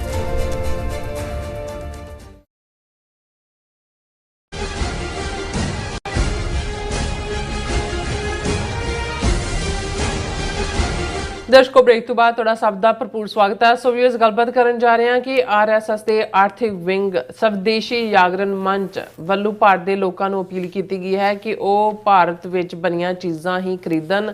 ਇਸ ਸੰਸਥਾ ਵੱਲੋਂ ਅਮਰੀਕੀ ਕੰਪਨੀਆਂ ਜਿਵੇਂ ਕਿ ਐਮਾਜ਼ਨ, ਵਾਲਮਾਰਟ ਆਦਿ ਦੇ ਪੂਰਨ ਬਾਈਕਾਟ ਦਾ ਸੱਦਾ ਦਿੱਤਾ ਗਿਆ ਹੈ। ਸੋ ਇਸ ਬਾਰੇ ਆਪਾਂ ਗੱਲਬਾਤ ਕਰਨ ਜਾ ਰਹੇ ਹਾਂ। ਸੋ ਅਸੀਂ ਚਾਹਾਂਗੇ ਕਿ ਤੁਸੀਂ ਇਸੇ ਤਰ੍ਹਾਂ ਬਣੇ ਰਹਿਣਾ। ਦੇਖਣ ਸੁਣ ਲਿਆ ਲਿਖਣ ਲਈ ਤੁਹਾਡਾ ਸਭ ਦਾ ਬਹੁਤ ਬਹੁਤ ਧੰਨਵਾਦ ਜੀ। ਡਾਕਟਰ ਸਾਹਿਬ, ਕੀ ਕਹਿਣਾ ਚਾਹੋਗੇ? ਦੇਖੋ, ਅਸੀਂ ਡਿਸਕਸ ਕਰਕੇ ਹਟੇ ਹਾਂ ਕਿ ਭਾਰਤ ਦੀ ਵਿਦੇਸ਼ ਨੀਤੀ ਕਿਵੇਂ ਟੋਟਲੀ, ਜਿਵੇਂ ਤੂੜੀ ਦਾ ਕੁੱਪ ਉੱਡ ਜਾਏ ਤੇ ਚਾਰ ਚਫੇਰੇ ਤੂੜੀ ਨਜ਼ਰ ਆਉਂਦੀ ਹੈ ਤਾਂ ਤੁਸੀਂ ਦੇਖਦੇ ਹੋ ਵੀ ਇੱਥੇ ਤਾਂ ਕਦੇ ਕੁੱਪ ਹੁੰਦਾ ਸੀ, ਇਵੇਂ ਹੀ ਇਹਨਾਂ ਦੀ ਵਿਦੇਸ਼ ਨੀਤੀ ਤਾਰ ਹੋਈ ਹੈ। ਜਿਵੇਂ ਇਹਨਾਂ ਨੇ ਅਮਰੀਕਾ ਦੇ ਨਾਲ ਸਾਂਝ ਪਿਆਲੀ ਔਰ ਉਹ ਸਾਰੇ ਦਾ ਡੰਕਾ ਵਜਾਇਆ, ਉਹ ਘੱਟੋ ਘੱਟ ਟਰੰਪ ਐਡਮਿਨਿਸਟ੍ਰੇਸ਼ਨ ਦੇ ਇਹਨਾਂ ਪਹਿਲੇ ਕੁਝ ਮਹੀਨਿਆਂ ਦੇ ਵਿੱਚ ਹੀ ਉਹ ਸਾਰੇ ਜਿਹੜੀ ਹੈ ਉਹ ਉੜਦਾ, ਇਹਨਾਂ ਦਾ ਤੂੜੀ ਉੜਦੀ ਨਜ਼ਰ ਆ ਰਹੀ ਹੈ। ਔਰ ਉਹਨਾਂ ਨੂੰ ਵੀ ਬੇਸ਼ੱਕ ਆਪਣੇ ਇਹ ਸਾਰੇ ਕਲੈਪਸ ਨੂੰ ਲੁਕਾਉਣ ਦੇ ਲਈ ਵਿਦਨ ਇੰਡੀਆ ਜੋ ਉਹਨਾਂ ਦਾ ਮੀਡੀਆ ਤੰਤਰ ਹੈ, ਉਹ ਭਾਵੇਂ ਉਹਨਾਂ ਦੇ ਟੀਵੀ ਚੈਨਲ ਨੇ ਜਾਂ ਆਈਟੀ ਦੇ ਉਹਨਾਂ ਦੇ ਪੇਡ ਜਿਹੜੇ ਲੋਕ ਸੋਸ਼ਲ ਮੀਡੀਆ ਤੇ ਬਿਠਾਏ ਹੋਏ ਨੇ, ਉਹ ਭਾਵੇਂ ਇੱਕ ਵੱਖਰਾ ਨੈਰੇਟਿਵ ਸਿਰਜਣ ਦੀ ਕੋਸ਼ਿਸ਼ ਕਰਦੇ ਨੇ। ਆਪਰੇਸ਼ਨ ਸੰਦੂਰ ਨੂੰ ਵੀ ਉਹ ਜਿੱਤ ਦੱਸਦੇ ਆ, ਆਪਣੇ ਹਥਿਆਰਾਂ ਦੀ ਜਿੱਤ ਦੱਸਦੇ ਆ, ਔਰ ਇਹ ਵੀ ਕਹਿ ਰਹੇ ਨੇ ਆ ਜਿਹੜਾ ਸਾਰਾ 38-39 ਮੁਲਕਾਂ ਦਾ ਦੌਰਾ ਕਰਵਾਉਣ ਦੇ ਨਾਂ ਥੱਲੇ ਜਿਹੜੇ ਸਾਰੇ 60 ਤੋਂ ਜ਼ਿਆਦਾ MPs ਔਰ ਹਾਇਰ ਅਪਸ ਨੂੰ ਜਿਹੜੀਆਂ ਸੈਰਾਂ ਕਰਵਾਈਆਂ, ਆਸ਼ਾਂ ਕਰਵਾਈਆਂ, ਉਹਨਾਂ ਦੀਆਂ ਜ਼ਬਾਨਾਂ ਮੂੰਹ ਵੀ ਬੰਦ ਕਰਤੇ। ਲੇਕਿਨ ਕਿਤੇ ਵੀ ਦੁਨੀਆ ਦੇ ਵਿੱਚ ਭਾਰਤ ਦੇ ਸਟੈਂਡ ਨੂੰ ਹੁੰਗਾਰਾ ਨਹੀਂ ਮਿਲਿਆ। ਕੋਈ ਜੁਆਇੰਟ ਪ੍ਰੈਸ ਕਾਨਫਰੰਸ ਜਿਹਦੇ 'ਚ ਕਿ ਕਿਸੇ ਮੁਲਕ ਦਾ ਹੈਡ ਆਫ ਸਟੇਟ ਜਾਂ ਫੋਰਨ ਮਿਨਿਸਟਰ ਜਾਂ ਫੋਰਨ ਸੈਕਟਰੀ ਉਹਨੇ ਮਿਲ ਕੇ ਇੰਡੀਆ ਦੇ ਸਟੈਂਡ ਕੇ ਜੀ ਪਹਿਲਗਾਮ ਪਾਕਿਸਤਾਨ ਨੇ ਕਰਵਾਇਆ, ਉਸ ਦੀ ਹਮਾਇਤ ਕੀਤੀ ਹੋਏ। ਤੇ ਇਸ ਸਾਰੇ ਦੇ ਚਲਦਿਆਂ ਹੁਣ ਕਿਤੇ ਨਾ ਕਿਤੇ ਉਹਨਾਂ ਦੀ ਫਰਸਟ੍ਰੇਸ਼ਨ ਸਿੱਧੇ ਤੌਰ ਦੇ ਉੱਤੇ ਤਾਂ ਅਮਰੀਕਾ ਦੇ ਖਿਲਾਫ ਇੱਕ ਲਫ਼ਜ਼ ਵੀ ਬੋਲਣ ਨੂੰ ਤਿਆਰ ਨਹੀਂ। ਹਾਲਾਂਕਿ 13-14 ਵਾਰ ਟਰੰਪ ਨੇ ਕਿਹਾ ਜੀ ਮੈਂ ਕਰਵਾਇਆ ਸੀਜ਼ਫਾਇਰ, ਔਰ ਜਿਸ ਅੰਦਾਜ਼ ਦੇ ਵਿੱਚ ਇਹਨਾਂ ਨੂੰ ਹਿਊਮਿਲੇਟ ਅਮਰੀਕਾ ਕਰ ਰਿਹਾ।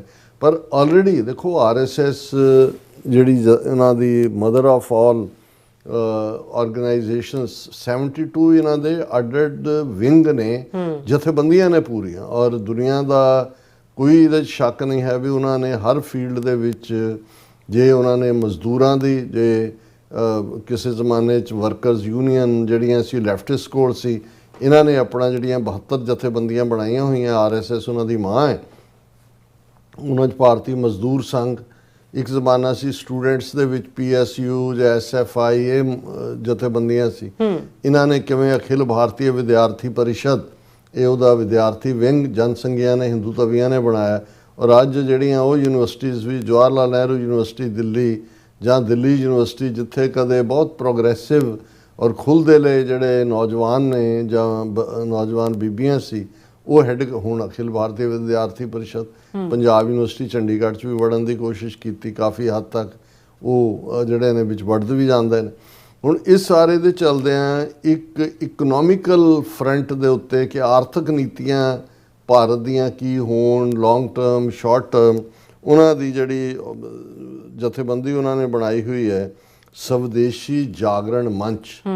ਸਵਦੇਸ਼ੀ ਜ਼ਾਹਰ ਹੈ ਕਿ ਆਪਣੇ ਦੇ ਜਾਗਰਣ ਕੇ ਜਾਗਰਿਤੀ ਪੈਦਾ ਕਰਨਾ। ਹੁਣ ਇਹ ਗਰੁੱਪ ਅਦਰਵਾਈਜ਼ ਲਾਈਮਲਾਈਟ 'ਚ ਨਹੀਂ ਹੁੰਦੇ। ਤੁਹਾਨੂੰ ਲਾਈਮਲਾਈਟ 'ਚ RSS ਦਾ ਪੋਲੀਟੀਕਲ ਵਿੰਗ ਨਜ਼ਰ ਆਏਗਾ, ਜਾਂ ਕਿਉਂਕਿ ਹੁਣ ਤਾਂ BJP 'ਚ ਸਰਕਾਰ ਹੀ ਉਹਨਾਂ ਦੀ ਹੈ, ਜਦੋਂ ਦੀ ਉਹ ਹੈ, ਤੇ ਇਹ ਕੋਈ ਪੋਲੀਟੀਕਲ ਸਟੇਟਮੈਂਟ ਨਹੀਂ ਦਿੰਦੇ।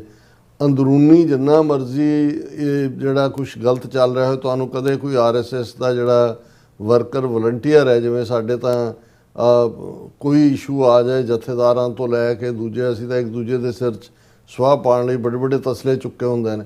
ਤੁਹਾਨੂੰ ਕਿਤੇ ਵੀ ਹੁਣ ਕਿਵੇਂ ਉਹਨਾਂ ਨੇ LK ਅਡਵਾਨੀ ਨੂੰ ਲਾਂਭੇ ਕੀਤਾ, ਉਹਨੇ ਸਿਰਫ ਇੱਕ ਬਿਆਨ ਜਾ ਕੇ ਪਾਕਿਸਤਾਨ 'ਚ ਦਿੱਤਾ ਸੀ ਕਿ ਕਾਇਦੇ ਆਜ਼ਮ ਜਿਹੜੇ ਨੇ ਹੀ ਵਾਜ਼ ਏ ਸੈਕੂਲਰ ਮੈਨ, ਔਰ ਉਹ ਅਡਵਾਨੀ ਜਿਹੜਾ ਬਿਲਕੁਲ ਭਾਰਤ ਭਰ 'ਚ ਰੱਥ ਯਾਤਰਾ ਦੇ ਥੱਲੇ ਬਾਬਰੀ ਮਸਜਿਦ, ਸਭ ਤੋਂ ਵੱਡਾ ਕੰਮ ਜਿਹੜਾ BJP ਨੂੰ ਪਾਵਰ 'ਚ ਲਿਆਉਣ ਦਾ ਜੇ ਕਿਸੇ ਨੇ ਕੀਤਾ ਤੇ ਅਡਵਾਨੀ ਨੇ ਕੀਤਾ। ਪਰ ਇੱਕ ਕਮੈਂਟ ਤੋਂ ਬਾਅਦ ਆਂਦੇ ਹੀ ਅਡਵਾਨੇ ਨੂੰ ਉਹਨਾਂ ਨੇ ਕੱਢ ਕੇ ਪਾਸੇ ਰੱਖਤਾ ਜਿਵੇਂ ਮੱਖਣ 'ਚੋਂ ਵਾਲ ਕੱਢੀ ਦਾ। ਲੇਕਿਨ ਇੱਕ ਵੀ ਬੰਦੇ ਨੇ ਪ੍ਰੋਟੈਸਟ ਨਹੀਂ ਕੀਤਾ ਵੀ ਅਡਵਾਨੀ ਨਾਲ ਕੀ ਹੋਇਆ। ਜੀ ਇਵੇਂ ਹੀ ਜਦ ਕੱਲ ਨੂੰ ਮੋਦੀ ਨੂੰ ਹੁੰਦਾ ਨਾ ਜੀ ਮੋਦੀ ਤਾਂ ਫਲਾਣਾ ਮੋਦੀ ਕੁਝ ਵੀ ਨਹੀਂ, ਪਾਵਰ RSS ਕੋਲ ਲਾਈ ਕਰਦੀ। ਔਰ ਤੁਹਾਨੂੰ ਜੇ ਤੁਸੀਂ ਕੋਈ ਐਕਟੀਵਿਟੀ ਦੇਖਣੀ ਹੈ ਕਿ ਵੀ ਭਵਿੱਖ ਦੀ ਡਾਇਰੈਕਸ਼ਨ ਕੀ ਹੋਏਗੀ, ਇਹ BJP ਦੀਆਂ ਬਿਆਨਬਾਜ਼ੀਆਂ, ਨੱਡੇ ਨੇ ਕੀ ਕਿਹਾ, ਅਮਿਤ ਸ਼ਾਹ, ਇਹ ਮੈਟਰ ਨਹੀਂ ਕਰਦੀਆਂ। ਇਹ ਤਾਂ ਫॉर ਪਬਲਿਕ ਕੰਜ਼ੰਪਸ਼ਨ ਹੈ। ਉਹਨਾਂ ਨੂੰ ਉਨਾ ਕੁ ਉਹਨਾਂ ਨੇ ਪੋਲੀਟੀਕਲ ਲੈਵਲ ਦੇ ਉੱਤੇ ਉਨੀ ਕੁ ਜਿਹੜਾ ਹੈ ਉਨੀ ਕੁ ਛੋਟ ਦਿੱਤੀ ਹੋਈ ਸੀ। ਉਹ RSS ਜਿਹੜਾ ਉਹ ਸਟ੍ਰਿਕਟਲੀ ਮਾਨੀਟਰ ਕਰਦਾ ਉਸ ਸਾਰਿਆਂ ਨੂੰ। ਔਰ ਜਦੋਂ ਉਹਨਾਂ ਨੇ ਕਿਸੇ ਨੂੰ ਕਿਹਾ ਵੀ ਹੁਣ ਤੂੰ ਪਿੱਛੇ ਹਟ ਜਾ, ਬਹਿ ਜਾ, ਉਦੋਂ ਬਹਿਣਾ ਪੈਂਦਾ। ਹੁਣ ਅਮਰੀਕਾ ਦੇ ਖਿਲਾਫ ਜਿਹੜਾ ਇਹਨਾਂ ਨੂੰ ਬਿਲਟ ਹੋ ਰਿਹਾ ਪਬਲਿਕਲੀ, ਤਾਂ ਹੁਣ ਕਹਿ ਨਹੀਂ ਸਕਦੇ ਵੀ ਸਾਡੀ ਬਾਰ-ਬਾਰ ਹਿਊਮਿਲੇਸ਼ਨ ਜਿੰਨੀ ਉਹਨਾਂ ਨੇ, ਉਹ ਇਹਨਾਂ ਦੇ ਆਪਣੇ ਯੂਟਿਊਬਰ ਵੀ ਫਜ਼ੀਹਤ ਲਫ਼ਜ਼ ਹੈ ਉਰਦੂ ਦਾ ਕਿ ਜੀ ਜਿੰਨੀ ਮੋਦੀ ਦੀ ਔਰ ਭਾਰਤ ਦੀ ਫਜ਼ੀਹਤ ਕੀਤੀ ਹੈ ਅਮਰੀਕਾ ਨੇ, ਉਹ ਤਾਂ ਇੱਦਾਂ ਦੀ ਪਹਿਲੀ ਕੋਈ ਉਦਾਹਰਣ ਹੀ ਨਹੀਂ ਮਿਲਦੀ ਹੈ। ਲੇਕਿਨ ਇਸ ਸਾਰੇ ਨੂੰ ਕਿਉਂਕਿ ਪੋਲੀਟੀਕਲੀ ਉਹਨਾਂ ਨੇ ਬਿਲਕੁਲ ਚੁੱਪ ਧਾਰੀ ਹੋਈ ਹੈ। ਤਾਂ ਇਹ ਹੁਣ ਜਿਹੜਾ ਕਿ ਸਵਦੇਸ਼ੀ ਜਾਗਰਣ ਮੰਚ ਹੈ, ਉਹਦੇ ਪ੍ਰੈਜ਼ੀਡੈਂਟ ਨੇ ਅਸ਼ਵਨੀ ਮਹਾਜਨ, ਉਹਨਾਂ ਨੇ ਇੱਕ ਵੱਡੀ ਗੈਦਰਿੰਗ ਰੱਖੀ ਜਿਹਦੇ 'ਚ ਬੜੇ ਬੜੇ ਵਪਾਰੀ, ਇੰਡਸਟਰੀਅਲਿਸਟ ਇਹ ਉਹ ਸੱਦੇ। ਔਰ ਉਹਦੇ 'ਚ ਉਹਨਾਂ ਨੇ ਇੱਕ ਤਾਂ ਉਹੀ ਝੂਠ ਵੇਚਿਆ ਕਿ ਜੀ ਆਪਰੇਸ਼ਨ ਸੰਦੂਰ ਸਾਡਾ ਬਹੁਤ ਕਾਮਯਾਬ ਹੋਇਆ। ਔਰ ਉਹਦੇ 'ਚ ਚੀਨ ਔਰ ਤੁਰਕੀਆ, ਕਿਉਂਕਿ ਟਰਕੀ ਦਾ ਨਵਾਂ ਨਾਂ ਤੁਰਕੀਆ ਹੈ ਹੁਣ, ਕਿ ਵੀ ਇਹ ਐਕਸਪੋਜ਼ ਹੋਏ ਨੇ ਵੀ ਇਹ ਥ੍ਰੈਟ ਨੇ ਮੁਲਕ ਦੀ ਸੋਵਰਨਟੀ ਨੂੰ ਔਰ ਟ੍ਰੇਡ ਨੂੰ। ਇਸ ਲਈ ਉਹਨਾਂ ਨੇ ਜਿਹੜਾ ਸਵਦੇਸ਼ੀ ਜਾਗਰਣ ਮੰਚ ਹੈ, ਉਹਨਾਂ ਨੇ ਇਹ ਮੁਹਿੰਮ ਸ਼ੁਰੂ ਕੀਤੀ ਹੈ, pan India drive to create awareness about the use of swadeshi goods, ਕਿ ਵੀ ਸਿਰਫ ਭਾਰਤ ਦੀਆਂ ਬਣੀਆਂ ਚੀਜ਼ਾਂ ਦਾ ਇਸਤੇਮਾਲ ਕਰੋ। ਔਰ ਉਹਨਾਂ ਨੇ ਕਿਹਾ ਜੀ ਅਸੀਂ ਲੋਕਾਂ ਨੂੰ ਜਾਗਰਤ ਕਰ ਰਹੇ ਹਾਂ ਕਿ ਜਿਹੜੀ ਈ-ਕਮਰਸ ਵੈਬਸਾਈਟਸ ਨੇ ਜਿਨ੍ਹਾਂ ਨੇ ਇੰਡੀਅਨ ਮਾਰਕੀਟਸ ਦਾ ਬਹੁਤ ਨੁਕਸਾਨ ਕੀਤਾ ਹੈ, ਜਿਨ੍ਹਾਂ ਦੇ ਵਿੱਚ ਜਿਹੜੀ ਐਮਾਜ਼ੋਨ ਹੈ, ਫਲਿੱਪਕਾਰਟ, ਵਾਲਮਾਰਟ ਹੈ ਔਰ ਦੂਸਰੀਆਂ ਨੇ, ਇਹਨਾਂ ਸਾਰਿਆਂ ਦਾ ਮੁਕੰਮਲ ਬਾਈਕਾਟ ਕਰੋ। ਹੁਣ ਇਹ ਤਾਂ ਕਹਿ ਨਹੀਂ ਸਕਦੇ, ਪਹਿਲਾਂ ਹੀ ਕਹਿ ਚੁੱਕੇ ਨੇ ਵੀ ਚੀਨ ਦਾ ਬਾਈਕਾਟ ਕਰੋ ਜਦੋਂ ਹੁਣ ਚਾਈਨਾ ਨੇ ਗਲਵਾਨ ਕੀਤਾ ਜਾਂ ਦੂਜਾ। ਔਰ ਮੋਦੀ ਨੇ ਤਾਂ ਇੱਕ ਪਿਛਲੇ ਇਕੱਠ ਦੇ ਵਿੱਚ ਇਹ ਕਿਹਾ ਕਿ ਜੀ ਸਾਡੀ ਤਰਾਸਦੀ ਤਾਂ ਇਹ ਹੈ ਕਿ ਸਾਡੇ ਭਗਵਾਨ ਵੀ, ਗਣੇਸ਼ ਵੀ ਜਿਹੜੇ ਨੇ ਉਹ ਨਿੱਕੀਆਂ ਨਿੱਕੀਆਂ ਅੱਖਾਂ ਵਾਲੇ ਨੇ, ਕਿਉਂਕਿ ਨਿੱਕੀਆਂ ਨਿੱਕੀਆਂ ਅੱਖਾਂ ਵਾਲੇ ਇਹਨੂੰ ਬਣਾਉਂਦੇ ਆ। ਯਾਦ ਹੈ ਚਾਈਨਾ ਦੇ ਉੱਤੇ ਤੰਜ਼ ਕੀਤੀ ਗਈ। ਹੁਣ ਵੈਸੇ ਤਾਂ ਇਹ ਇਹਨਾਂ ਦਾ ਸਵਦੇਸ਼ੀ ਜਾਗਰਣ ਮੰਚ ਵਾਲਿਆਂ ਨੂੰ ਚਾਹੀਦਾ ਪਹਿਲਾਂ ਮੋਦੀ ਦੀ ਹੈਟ ਤੋਂ ਲੈ ਕੇ ਸ਼ੂਜ਼ ਤੱਕ ਜਿਹੜੇ ਉਹਨੇ ਸਾਰੇ ਬਾਹਰਲੇ ਮੁਲਕਾਂ ਦਾ ਜੋ ਪਾਇਆ ਹੈ, ਉਹਦੇ ਘੜੀ, ਉਹਦਾ ਪੈਨ, ਉਹ ਤਾਂ ਲਵਾਉਣ, ਉਹਨੂੰ ਜਰਾ ਖੱਦਰ ਦੇ ਵਿੱਚ ਲਪੇਟਣ। ਜਿਹੜਾ ਖੱਦਰ ਮੋਟਾ ਸਾਬਰਮਤੀ ਆਸ਼ਰਮ ਗਾਂਧੀ ਦੀ ਉਹ ਟਿਕਾਣਾ ਜਿਸ ਗਾਂਧੀ ਨੂੰ ਦਾ ਇਹਨਾਂ ਨੇ ਮਰਡਰ ਕੀਤਾ, ਉਹ ਜਿਹੜਾ ਕੱਤਦਾ ਸੀ ਚਰਖੇ ਦੇ ਨਾਲ, ਉਹਨੂੰ ਬਣਾ ਦੇਣ। ਪਰ ਇਸ ਤੋਂ ਉਹਨਾਂ ਦਾ ਇਹ ਨਜ਼ਰ ਆਉਂਦਾ ਕਿ ਭਾਈ ਉਹਨਾਂ ਨੇ ਜਿੱਥੇ ਕਿਹਾ ਕਿ ਜੀ ਚਾਈਨਾ ਔਰ ਤੁਰਕੀ ਇਹ ਵੱਡੀ ਥ੍ਰੈਟ ਨੇ ਇੰਡੀਆ ਦੀ ਸੋਵਰਨਟੀ ਔਰ ਟ੍ਰੇਡ ਨੂੰ, ਪਰ ਨਾਲ ਦੀ ਨਾਲ ਉਹਨਾਂ ਨੇ ਕਿਹਾ ਜੀ ਇਹ ਵੇਕਅਪ ਕਾਲ ਹੈ ਕਿ ਫੋਰਨ ਗੁੱਡਸ ਜਿਹੜੀਆਂ ਨੇ ਬਾਹਰਲੀਆਂ ਚੀਜ਼ਾਂ ਉਹਨਾਂ ਦਾ ਬਾਈਕਾਟ ਕੀਤਾ ਜਾਏ। ਔਰ ਇਹ ਪੂਰਾ ਉਹਨਾਂ ਨੇ ਇੱਕ ਪੈਨ ਇੰਡੀਆ ਡਰਾਈਵ ਲਾਂਚ ਕੀਤੀ ਦਿੱਲੀ ਦੇ ਵਿੱਚ, ਜਿਹਦੇ 'ਚ ਉਹਨਾਂ ਨੇ ਪੂਰਾ ਜਿਹਦੇ 'ਚ ਸਵਦੇਸ਼ੀ ਸੁਰੱਖਿਆ ਐਵਮ ਸਵੈਮ ਲੰਬਨ ਅਭਿਆਨ ਇਹ ਉਹਦਾ ਨਾਂ ਰੱਖਿਆ ਕਿ ਅਸੀਂ ਸਵਦੇਸ਼ੀ ਰੱਖੀਏ ਹਰ ਚੀਜ਼। ਔਰ ਇਸ ਲਾਂਚ ਦੇ ਮੌਕੇ ਵੱਡੇ ਵੱਡੇ ਇੰਡਸਟਰੀਅਲਿਸਟ ਮੌਜੂਦ ਸੀ, ਟ੍ਰੇਡਰ ਮੌਜੂਦ ਸੀ, ਕਿਸਾਨਾਂ ਨੂੰ ਸੱਦਿਆ ਹੋਇਆ ਸੀ, ਵਰਕਰਸ ਭਾਰਤ ਭਰ 'ਚੋਂ ਸੀ। ਔਰ ਉਹਨਾਂ ਨੇ ਕਿਹਾ ਕਿ ਜੀ ਅੱਜ ਇਹ ਬੜਾ ਜ਼ਰੂਰੀ ਹੈ ਕਿ ਅਸੀਂ ਬਾਹਰਲੀਆਂ ਮੁਲਕਾਂ ਦੀਆਂ ਬਣੀਆਂ ਚੀਜ਼ਾਂ ਨੂੰ ਰਿਜੈਕਟ ਕਰੀਏ, ਸਵਦੇਸ਼ੀ ਅਡਾਪਟ ਕਰੀਏ ਔਰ ਇਹ ਜਿਹੜੀਆਂ ਸਾਡੇ ਬਣੇ ਵਪਾਰੀਆਂ ਨੇ ਜੋ ਬਣਾਇਆ ਉਹ ਖਰੀਦੀਏ।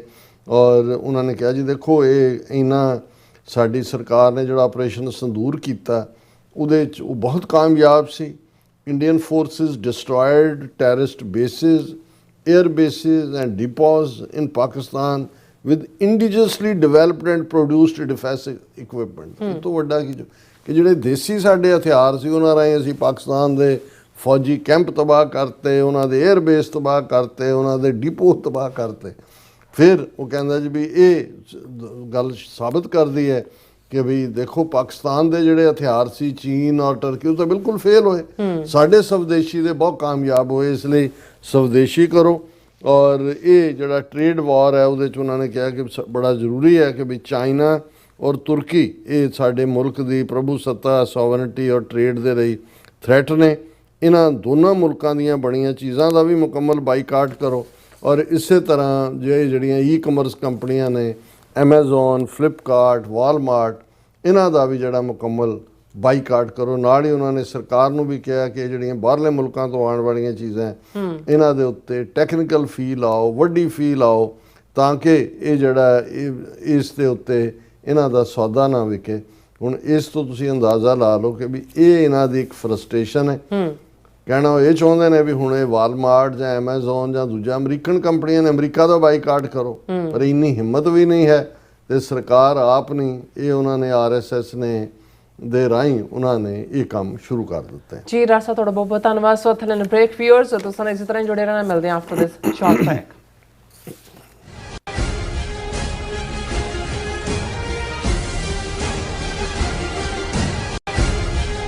ਮਰਨ ਮੁਨਸਾ ਸੂਰਿਆ ਹੱਕ ਹੈ। ਸ਼ਹੀਦ ਭਾਈ ਹਰਦੀਪ ਸਿੰਘ ਨਿੱਜਰ ਦੇ ਦੂਜੇ ਸ਼ਹੀਦੀ ਦਿਹਾੜੇ ਨੂੰ ਸਮਰਪਿਤ ਸਮਾਗਮ ਗੁਰੂ ਨਾਨਕ ਸਿੱਖ ਗੁਰਦੁਆਰਾ ਸਰੀ ਡੈਲਟਾ ਵਿਖੇ ਹੋਣ ਜਾ ਰਹੇ ਹਨ। ਸਮਾਗਮਾਂ ਦੀ ਲੜੀ 9 ਜੂਨ ਤੋਂ 18 ਜੂਨ ਤੱਕ ਚੱਲੇਗੀ।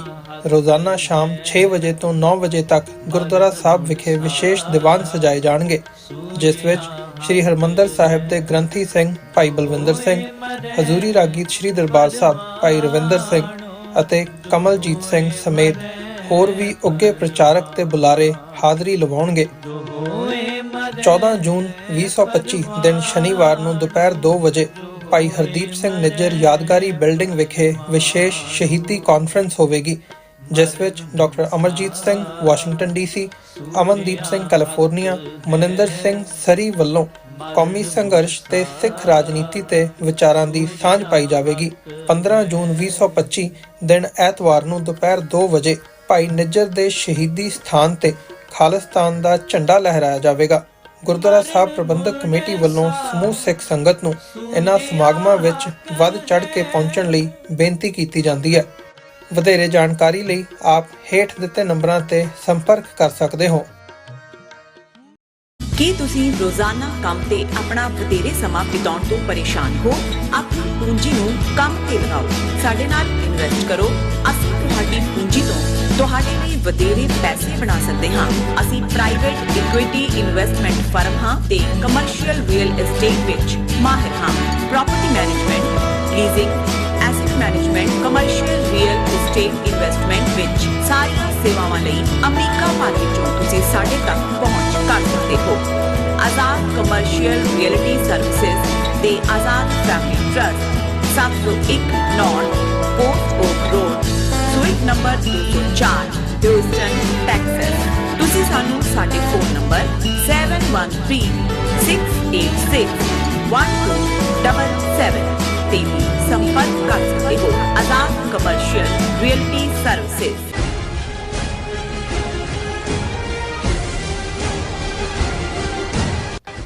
Viewers welcome back to programme. So viewers ਗੱਲਬਾਤ ਕਰਾਂਗੇ ਕਿ ਮੀਡੀਆ ਰਿਪੋਰਟਾਂ ਅਨੁਸਾਰ NIA ਵੱਲੋਂ ਪੰਜਾਬ ਤੇ ਹਰਿਆਣਾ ਵਿੱਚ 15 ਤੋਂ ਜ਼ਿਆਦਾ ਸਿੱਖ ਘਰਾਂ ਤੇ ਛਾਪੇ ਮਾਰੇ ਗਏ ਨੇ ਔਰ ਇਹਨਾਂ ਨੂੰ ਬੱਬਰ ਖਾਲਸਾ ਨਾਲ ਜੋੜ ਕੇ ਦਹਿਸ਼ਤਗਰਦੀ ਦੇ ਖਾਤੇ ਵਿੱਚ ਪਾਇਆ ਗਿਆ। ਔਰ ਦੂਸਰੇ ਪਾਸੇ ਭਾਰਤੀ ਏਜੰਸੀਆਂ ਦੀ ਸ਼ਹਿ ਤੇ ਸ਼ਿਵ ਸੈਨਾ ਦੇ ਗੁੰਡਿਆਂ ਨੇ ਪੰਜਾਬ ਤੇ ਪੂਰੀ ਤਰ੍ਹਾਂ ਅੱਤ ਚੱਕੀ ਹੋਈ ਹੈ। ਪਿਛਲੇ ਦਿਨੀ ਇੱਕ ਸ਼ਿਵ ਸੈਨਾ ਦੇ ਗੁੰਡਿਆਂ ਨੇ ਇੱਕ ਸਿੱਖ ਨੌਜਵਾਨ ਦੀ ਬਹੁਤ ਬੁਰੀ ਤਰ੍ਹਾਂ ਮਾਰ ਕੁਟਾਈ ਕੀਤੀ ਹੈ, ਤਾਂ ਜਿਸ ਤੇ ਸਿੱਖ ਕੌਮ ਵਿੱਚ ਭਾਰੀ ਰੋਸ ਹੈ। ਸੋ ਇਸ ਬਾਰੇ ਆਪਾਂ ਗੱਲਬਾਤ ਕਰਨ ਜਾ ਰਹੇ ਹਾਂ। ਸੋ ਅਸੀਂ ਚਾਹਾਂਗੇ ਕਿ ਤੁਸੀਂ ਇਸੇ ਤਰ੍ਹਾਂ ਬੜੇ ਰਾੜਾ ਦੇਖਣ ਸੁਣ ਲਿਆ ਲਿਖਣ ਲਈ ਤੁਹਾਡਾ ਸਭ ਦਾ ਬਹੁਤ ਬਹੁਤ ਧੰਨਵਾਦ ਜੀ। ਡਾਕਟਰ ਸਾਹਿਬ ਕੀ ਕਹਿਣਾ ਚਾਹੋਗੇ? ਦੇਖੋ, ਕਿਉਂਕਿ ਇੰਟਰਨੈਸ਼ਨਲ ਸਿਆਸਤ ਦੇ ਵਿੱਚ ਬੜਾ ਕੁਝ ਬੜੀ ਕੁਇਕਲੀ ਵਾਪਰ ਰਿਹਾ ਹੈ, ਇਸ ਲਈ ਸਾਡਾ ਚਰਚਾ ਦਾ ਵਿਸ਼ਾ ਜ਼ਿਆਦਾ ਇੰਟਰਨੈਸ਼ਨਲ ਇਸ਼ੂ ਜਿਹੜੇ ਖਾਲਿਸਤਾਨ ਨਾਲ ਸੰਬੰਧਿਤ ਸਿੱਖ ਕੌਮ ਨਾਲ ਸੰਬੰਧਿਤ ਨੇ ਉਹ ਹੁੰਦੇ ਨੇ।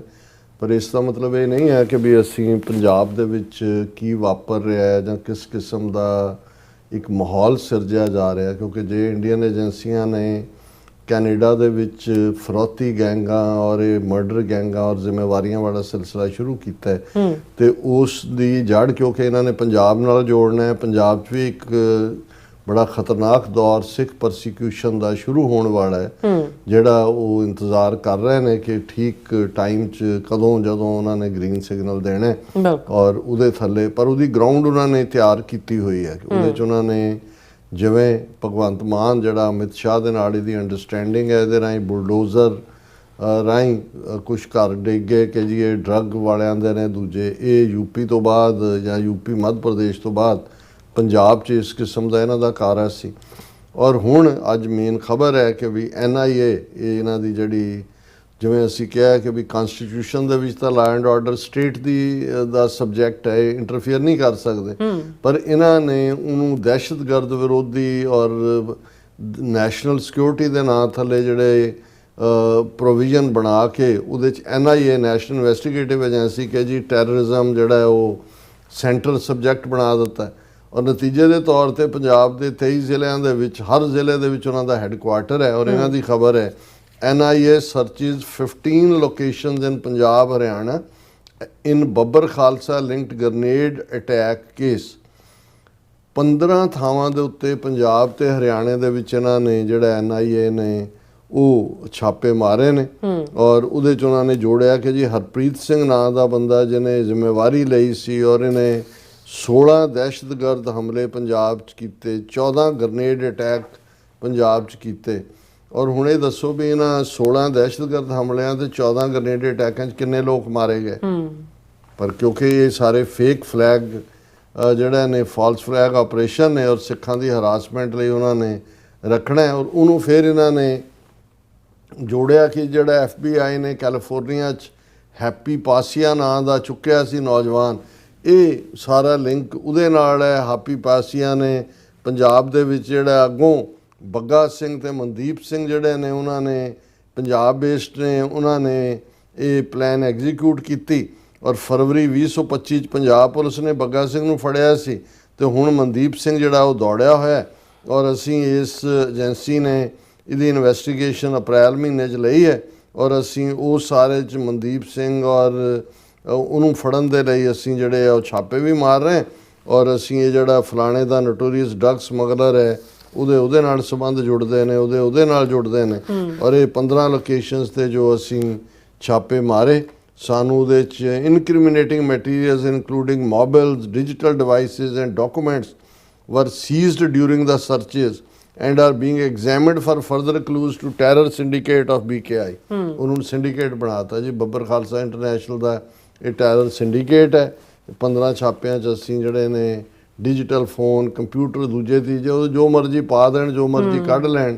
ਲੇਕਿਨ ਇੱਕ ਔਰ ਜਿਵੇਂ ਅਸੀਂ ਪਿਛਲੇ ਦਿਨਾਂ 'ਚ ਦੇਖਿਆ ਵੀ ਇਹਨਾਂ ਨੇ ਕਿਵੇਂ ਉਸ ਸਾਰੇ ਪਾਰਟ ਨੂੰ ਇੱਕ ਪੂਰਾ ਬਣਾ ਕੇ ਪੇਸ਼ ਕੀਤਾ ਕਿ ਜੀ ਇੱਥੇ ਇਹ ਹੋ ਗਿਆ ਤੇ ਇੱਥੇ ਉਹ ਹੋ ਗਿਆ। ਉਹ ਸਾਰੀ ਜਿਹੜੀ ਕੰਟੀਨਿਊਟੀ ਹੈ, ਯੂਟਿਊਬਰ ਪੰਜਾਬ ਦੇ ਇਧਰੋਂ ਚੱਕੇ ਕਿ ਜੀ ਇਹ ਜੋਤੀ ਮਲਹੋਤਰਾ ਇਹ ਪਾਕਿਸਤਾਨ ਲਈ, ਜਸਬੀਰ ਸਿੰਘ ਫਲਾਣਾ ਉਹ ਜਿਹੜੇ 11 ਲੱਖ ਫੋਲੋ, ਕਿਵੇਂ ਉਹਨਾਂ ਨੇ ਉਹ ਪਾਰਟ ਕੀਤਾ। ਪਰ ਹੁਣ ਪਹਿਲਾਂ ਉਹ ਯੂਟਿਊਬਰਸ ਵਾਲੇ ਦੇ ਥੱਲੇ, ਹੁਣ ਇਹ ਤੇ ਜਿਹੜਾ ਇੱਕ ਜਿਹੜਾ ਜਿਨ੍ਹਾਂ ਨੂੰ ਇਹਨਾਂ ਨੂੰ ਸ਼ਿਵ ਸੈਨਾ ਜਾਂ ਦੂਸਰੀ ਬਜਰੰਗ ਦਲ ਜਿਹੜੇ ਗੁੰਡੇ ਨੇ ਉਹਨਾਂ ਨੂੰ ਸਰਕਾਰੀ ਏਜੰਸੀਆਂ ਦੀ ਸਰਪ੍ਰਸਤੀ ਹਾਸਲ ਹੈ। ਔਰ ਨਤੀਜਾ ਸਾਹਮਣੇ ਪਿਛਲੇ ਦਿਨਾਂ 'ਚ ਇੱਕ ਵੀਡੀਓ ਬੜੀ ਵਾਇਰਲ ਹੋਈ ਮੁਕਤਸਰ ਸਾਹਿਬ ਨਾਲ ਸੰਬੰਧਿਤ ਸੀ ਕਿ ਸ਼ਿਵ ਸੈਨਾ ਵਾਲਿਆਂ ਨੇ ਕੋਈ ਥਾਂ ਦੇ ਉੱਤੇ ਕੋਈ ਪ੍ਰੋਟੈਸਟ ਕਰ ਰਹੇ ਸੀ ਕਿ ਕੀ ਸੀ, ਤੇ ਇੱਕ ਜਿਹੜਾ ਗੁਰਵਿੰਦਰ ਸਿੰਘ ਨਾਂ ਦਾ ਨੌਜਵਾਨ ਜਿਹੜਾ ਵਹੀਕਲ ਸੀ ਜਿਹਦੇ ਆਪਣੇ ਉਹਨੇ ਹਸਪੀਟਲ ਜਾਣਾ ਸੀ ਐਮਰਜੈਂਸੀ, ਉਹਨੇ ਉਹਨਾਂ ਨੂੰ ਕਿਹਾ ਕਿ ਭਾਈ ਸਾਨੂੰ ਜਾ ਲੈਣ ਦਿਓ ਜਾਂ ਦੂਜੇ, ਤੇ ਉਹਨਾਂ ਨੇ ਧਮਕਾਇਆ, ਗਾਲਾਂ ਗੂਲਾਂ ਕੱਢੀਆਂ, ਬਾਅਦ 'ਚ ਉਹਨੂੰ ਡਰੈਗ ਕਰਕੇ ਬਾਹਰ ਜਿਵੇਂ ਉਸ ਦੇ ਕੱਪੜੇ ਪਾੜੇ, ਉਹਨੂੰ ਕੁੱਟਿਆ। ਉਹ ਵੀਡੀਓ ਵਾਇਰਲ ਹੋਈ। ਔਰ ਮੁਕਤਸਰ ਦੇ ਵਿੱਚ ਇਹ ਹੋਣਾ, ਸਿੱਖ ਨੌਜਵਾਨ ਕਿੰਨੇ ਭੂਸਰੇ ਹੋਏ ਔਰ ਭੂਤਰੇ ਹੋਏ ਨੇ। ਔਰ ਇਹਦੇ ਤੇ ਕਾਫੀ ਸਿੱਖ ਜਥੇਬੰਦੀਆਂ ਨੇ ਇਕੱਠ ਸੱਦ ਲਿਆ। ਜਿਹੜੇ ਕੁਲਦੀਪ ਸਿੰਘ ਗੜਗੱਜ ਜਥੇਦਾਰ ਨੇ ਇਹਨਾਂ ਦੇ ਨੋਮੀਨੇਟ ਕੀਤੇ ਹੋਏ ਤਾਜ਼ਾ, ਉਹਨਾਂ ਨੇ ਇਸ ਦੇ ਉੱਤੇ ਲਾਈਨ ਲਈ। ਔਰ ਹੁਣ ਉਸ ਤੋਂ ਬਾਅਦ ਉਹਨਾਂ ਨੇ ਸਾਰੇ ਜਿਹੜੇ ਹਾਇਰ ਅਪ ਵੀ ਦੇਖੋ, ਅਖਿਲ ਚੌਧਰੀ SSP ਲਾਇਆ ਹੋਇਆ ਮੁਕਤਸਰ ਦਾ, ਉਹਨੇ ਕਿਹਾ ਜੀ ਅਸੀਂ ਸਿੱਖ ਜਥੇਬੰਦੀਆਂ ਨੇ ਇਕੱਠ ਵੀ ਹੁਣ ਗੁਰਦੁਆਰਾ ਤਰਨਤਾਰਨ ਰੋਡ ਦੇ ਉੱਤੇ ਹੈਗਾ, ਗੁਰਦੁਆਰਾ ਐਟ ਸਿਵਲ ਹਸਪੀਟਲ ਔਰ ਦੂਜੇ ਦੇ ਨੇੜੇ ਤੇੜੇ gathering at Gurdwara Tarn Taran Sahib on Bathinda road Friday 'ਚ, ਉਸ 'ਚ ਉਹਨਾਂ ਨੇ ਇਕੱਠ ਰੱਖਿਆ ਸਿੱਖ ਜਥੇਬੰਦੀਆਂ ਨੇ। ਔਰ ਜਦੋਂ ਸਿੱਖਾਂ 'ਚ ਹੁਣ ਹਲਚਲ ਹੋਈ ਕਿਉਂਕਿ ਵਾਇਰਲ ਵੀਡੀਓ ਹੋਈ, ਤੇ ਉਹਨਾਂ ਨੇ ਕਿਹਾ ਜੀ ਅਸੀਂ ਜਿਹੜੇ ਨੇ ਉਹ 6 ਫੜ ਲਏ ਨੇ ਔਰ ਬਾਕੀ ਇੱਕ ਜਿਹੜਾ ਉਹਨਾਂ ਦਾ ਲੀਡਰ ਹੈ ਸ਼ਿਵ ਸੈਨਾ ਚੀਫ ਰਾਜੇਸ਼ ਗਰਗ ਉਹ ਫਰਾਰ ਹੈ। ਪਰ ਤੁਸੀਂ ਇਹਦੇ ਤੋਂ ਦੇਖੋ ਕਿ ਵੀ ਇਹ ਜਿਹਨਾਂ ਨੂੰ ਇਹ ਲੱਗਦਾ ਹੈ ਕਿ ਹਰ ਚੀਜ਼ ਨੋਰਮਲ ਹੈ, ਐਵੇਂ ਇਹ ਜਿਹੜਾ ਸਾਨੂੰ ਉੱਥੇ ਬਿਲਕੁਲ ਅਮਨ ਅਮਾਨ ਦੇ ਨਾਲ ਲਾਅ ਐਂਡ ਆਰਡਰ ਤਾਂ ਚੱਲ ਹੀ ਰਿਹਾ, ਜੋ ਉੱਥੇ ਹਾਲ ਹੈ, ਕਿਹਦਾ ਮਰਡਰ ਹੋ ਗਿਆ, ਸਰਪੰਚ ਮਾਰਤਾ, ਡਰੱਗ 'ਚ ਕੀ ਹੋਇਆ ਇੱਧਰ। ਪਰ ਤੁਸੀਂ ਦੇਖੋ ਮੁਕਤਸਰ ਸਾਹਿਬ ਵਰਗੇ ਮੁਕਾਮ ਤੇ ਸ਼ਿਵ ਸੈਨਾ ਦੇ ਗੁੰਡੇ ਕਿੰਨੇ ਹੌਸਲੇ ਵਧੇ ਹੋਏ ਨੇ। ਇਹ ਸਰਕਾਰੀ ਪੈਟਰਨੇਜ ਬਿਨਾਂ ਤਾਂ ਹੋ ਨਹੀਂ ਸਕਦਾ। ਔਰ ਦੂਸਰੇ ਪਾਸੇ 15 ਥਾਵਾਂ ਦੇ ਉੱਤੇ ਛਾਪੇ ਮਾਰ ਕੇ ਕਿ ਜੀ ਇਹ ਜਿਹੜੇ ਫਲਾਣੇ ਗ੍ਰਨੇਡ ਅਟੈਕ 6 ਮਹੀਨੇ ਪਹਿਲਾਂ ਉਹਦੀ ਅਸੀਂ ਇਨਵੈਸਟੀਗੇਸ਼ਨ ਕਰ ਰਹੇ, ਇਹ ਉਹਨਾਂ ਨੇ ਉਹ ਗਰਾਊਂਡ ਤਿਆਰ ਕਰ ਰਹੇ ਨੇ ਪੰਜਾਬ 'ਚ। ਇੱਕ ਪਾਸੇ ਉਹਨਾਂ ਨੇ ਡਰੱਗਸ ਦੇ ਨਾਂ ਥੱਲੇ ਕੀਤਾ ਹੈ, ਦੂਜੇ ਪਾਸੇ ਇਹ ਦਹਿਸ਼ਤਗਰਦੀ ਨਾਲ ਜੋੜ ਕੇ ਇੱਧਰੋਂ ਜਿਹੜਾ ਉਹ ਅਮਰੀਕਾ ਨਾਲ ਜੋੜ ਰਹੇ ਨੇ ਕਨੈਕਸ਼ਨ। ਸੋ ਇਹ ਆਉਣ ਵਾਲਾ ਪੀਰੀਅਡ ਹੋਰ ਵੀ ਜਿਹੜਾ ਇਹਨਾਂ ਨੇ, ਜਦੋਂ ਅਮਿਤ ਸ਼ਾਹ ਨੇ ਜਿਹੜੀ ਅੱਗੋਂ ਹਰੀ ਝੰਡੀ ਤੇ ਮਾਹੌਲ ਉਹਨਾਂ ਨੇ ਬਣਾ ਲਿਆ ਹੋਇਆ, ਕਿਸੇ ਵੇਲੇ ਵੀ ਫਰਦਰ ਜਿਹੜੀ ਐਕਸਟ੍ਰੀਮ ਪਰਸੀਕਿਊਸ਼ਨ ਹੈ ਸਿੱਖ ਨੌਜਵਾਨੀ ਦੀ ਪੰਜਾਬ 'ਚ ਕਿਸੇ ਵੇਲੇ ਵੀ ਵੱਡੇ ਪੈਮਾਨੇ ਤੇ ਸ਼ੁਰੂ ਕੀਤੀ ਜਾ ਸਕਦੀ। ਜੀ ਡਾਕਟਰ ਸਾਹਿਬ ਤੁਹਾਡਾ ਬਹੁਤ ਬਹੁਤ ਧੰਨਵਾਦ। ਸੋ ਥੈਲੇ ਨੇ ਬ੍ਰੇਕ ਵਿਊਅਰਸ, ਤੁਸੀਂ ਕਿਤੇ ਨਹੀਂ ਜਾਣਾ, ਮਿਲਦੇ ਆ ਛੋਟੇ ਜਿਹੇ ਵਕਫੇ ਤੋਂ ਬਾਅਦ।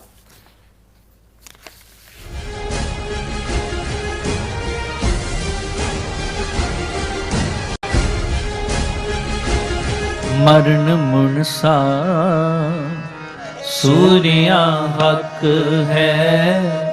ਸ਼ਹੀਦ ਭਾਈ ਹਰਦੀਪ ਸਿੰਘ ਨਿੱਜਰ ਦੇ ਦੂਜੇ ਸ਼ਹੀਦੀ ਦਿਹਾੜੇ ਨੂੰ ਸਮਰਪਿਤ ਸਮਾਗਮ ਗੁਰੂ ਨਾਨਕ ਸਿੱਖ ਗੁਰਦੁਆਰਾ ਸਰੀ ਡੈਲਟਾ ਵਿਖੇ ਹੋਣ ਜਾ ਰਹੇ ਹਨ। ਸਮਾਗਮਾਂ ਦੀ ਲੜੀ 9 ਜੂਨ ਤੋਂ 18 ਜੂਨ ਤੱਕ ਚੱਲੇਗੀ।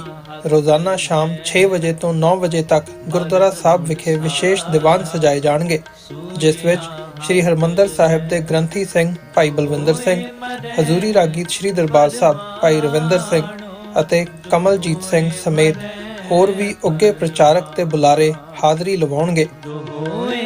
14 ਜੂਨ 2025 ਦਿਨ ਸ਼ਨੀਵਾਰ ਨੂੰ ਦੁਪਹਿਰ 2 ਵਜੇ ਭਾਈ ਹਰਦੀਪ ਸਿੰਘ ਨਿੱਜਰ ਯਾਦਗਾਰੀ ਬਿਲਡਿੰਗ ਵਿਖੇ ਵਿਸ਼ੇਸ਼ ਸ਼ਹੀਦੀ ਕਾਨਫਰੰਸ ਹੋਵੇਗੀ, ਜਿਸ ਵਿੱਚ doctor Amarjit Singh Washington DC, Amandeep Singh California, Maninder Singh Surrey ਵੱਲੋਂ ਕੌਮੀ ਸੰਘਰਸ਼ ਤੇ ਸਿੱਖ ਰਾਜਨੀਤੀ ਤੇ ਵਿਚਾਰਾਂ ਦੀ ਸਾਂਝ ਪਾਈ ਜਾਵੇਗੀ। 15 ਜੂਨ 2025 ਦਿਨ ਐਤਵਾਰ ਨੂੰ ਦੁਪਹਿਰ 2 ਵਜੇ ਭਾਈ ਨਿੱਜਰ ਦੇ ਸ਼ਹੀਦੀ ਸਥਾਨ ਤੇ ਖਾਲਿਸਤਾਨ ਦਾ ਝੰਡਾ ਲਹਿਰਾਇਆ ਜਾਵੇਗਾ।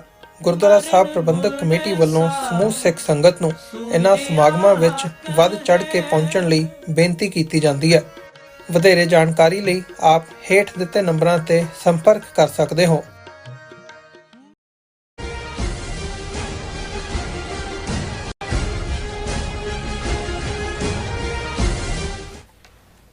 Viewers welcome back to programme. So viewers ਬਹੁਤ ਹੀ ਦੁਖਦਾਈ ਜਿਹੜੀ ਖਬਰ ਹੈ ਤੁਹਾਡੇ ਨਾਲ ਸਾਂਝੀ ਕਰਨ ਜਾ ਰਹੇ ਹਾਂ, ਜਿਸ ਤਰ੍ਹਾਂ ਕਿ ਇਹ ਆਲ ਦਾ ਗਲੋਬ ਹੀ ਹੈ, ਸਾਰਿਆਂ ਨੂੰ ਪਤਾ ਹੀ ਹੈ। ਸੋ ਜਿਸ ਤਰ੍ਹਾਂ ਕਿ ਅਹਿਮਦਾਬਾਦ ਤੋਂ ਲੰਡਨ ਜਾ ਰਹੇ 에ਅਰ ਇੰਡੀਆ ਦੇ ਹਾਦਸੇ ਨਾਲ ਸੰਬੰਧਿਤ ਜਿਹੜੀ ਆ ਖਬਰ ਆਪਾਂ ਤੁਹਾਡੇ ਨਾਲ ਸਾਂਝੀ ਕਰਨ ਜਾ ਰਹੇ ਹਾਂ ਕਿ 에ਅਰ ਇੰਡੀਆ ਦਾ ਇਹ ਜਹਾਜ਼ ਜਿਹੜਾ ਉਡਾਨ ਕਰਨ ਦੇ ਕੁਝ ਹੀ ਸੈਕਿੰਡ ਦੇ ਵਿੱਚ ਹੀ ਹਾਦਸਾ ਗ੍ਰਸਤ ਹੋ ਗਿਆ।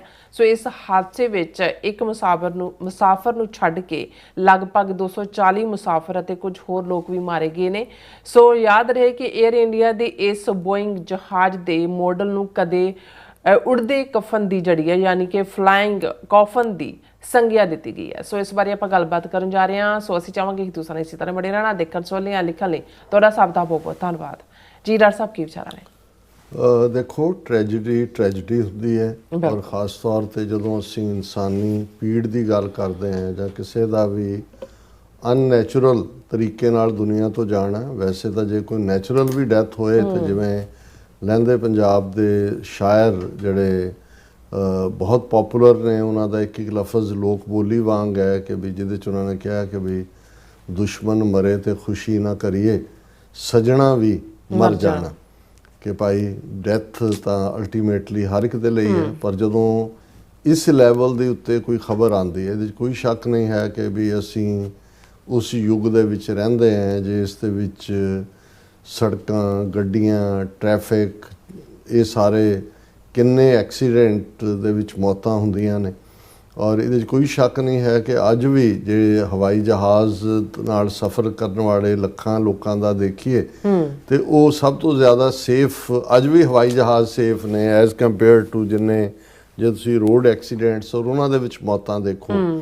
ਲੇਕਿਨ ਕਿਉਂਕਿ ਜਦੋਂ ਰੋਡ ਐਕਸੀਡੈਂਟ ਹੁੰਦੇ ਨੇ ਉਹਦੇ ਚਲੋ ਕੋਈ ਨਾ ਕੋਈ ਕਿਸੇ ਦਾ ਸੀਰੀਅਸ ਐਕਸੀਡੈਂਟ ਹੋਇਆ, ਸਰਵਾਈਵਰ ਵੀ ਹੁੰਦੇ ਨੇ, ਤੇ ਜਦੋਂ ਕੋਈ ਹਵਾਈ ਹਾਦਸਾ ਜਾਂ ਦੂਸਰਾ ਵਾਪਰਦਾ ਤੇ ਉਸ ਦੇ ਵਿੱਚ ਤਾਂ ਫਿਰ ਮੁਕੰਮਲ ਤਬਾਹੀ ਹੁੰਦੀ ਹੈ। ਅਦਰ ਦੈਨ ਕਿ ਜੀ ਕੋਈ ਛੋਟਾ ਮੋਟਾ ਲੈਂਡਿੰਗ ਵੇਲੇ ਕੋਈ ਝਟਕੇ ਲੱਗੇ, ਜ਼ਖਮੀ ਹੋਏ ਜਾਂ ਦੂਜਾ ਹੋਇਆ।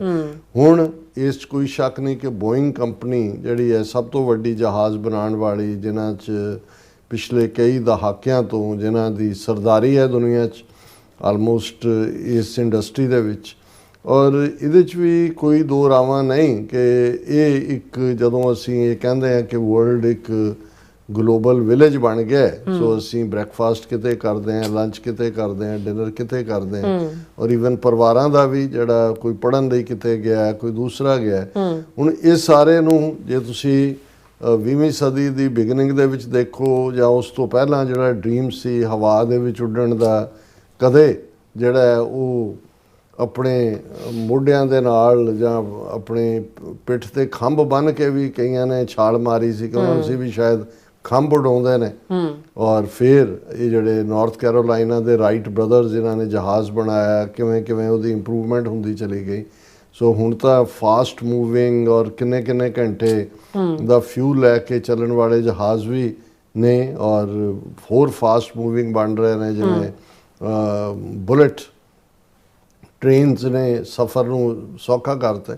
ਪਰ ਉਹਦੇ ਨਾਲ ਫਿਰ ਜਿਉਂ-ਜਿਉਂ ਟੈਕਨੋਲੋਜੀ ਦੇ ਵਿੱਚ ਅਸੀਂ ਇੰਪਰੂਵਮੈਂਟ ਦੀ ਗੱਲ ਕਰਦੇ ਹਾਂ, ਉਹਨਾਂ ਦਾ ਕੁਝ ਐਸਾ ਵੀ ਹੈ ਜਿਹੜਾ ਕਈ ਵਾਰ ਤਾਂ ਹਿਊਮਨ ਐਰਰ ਹੈ।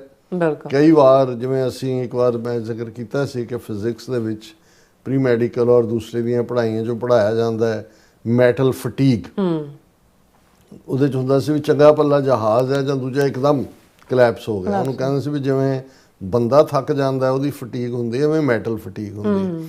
ਪਰ ਇਹ ਜਿਹੜਾ ਹਾਦਸਾ ਅਹਿਮਦਾਬਾਦ ਤੋਂ ਜਿਹੜਾ ਜਹਾਜ਼ ਲੰਡਨ ਆ ਰਿਹਾ ਸੀ, ਜਿਹਦੇ 'ਚ 240 ਦੇ ਕਰੀਬ ਮੁਸਾਫਰ ਔਰ ਬਾਕੀ ਕਰੂ ਸੀ, ਜਿਹਦੇ 'ਚ ਮੈਕਸਿਮਮ ਜ਼ਾਹਰ ਹੈ ਭਾਰਤੀ ਮੂਲ ਦੇ ਲੋਕ, ਲੇਕਿਨ ਸ਼ਾਇਦ 60 ਦੇ ਨੇੜੇ ਤੇੜੇ ਬ੍ਰਿਟਿਸ਼ ਸਿਟੀਜ਼ਨ, ਕਿਉਂਕਿ ਔਰ ਦੈਨ ਉਹਨਾਂ ਦੇ ਵਿੱਚ ਕੋਈ ਹੋਰ ਵੀ ਮੁਲਕਾਂ ਦੇ, ਪੁਰਤਗਾਲ ਦੇ ਵੀ, ਦੂਜੇ ਵੀ।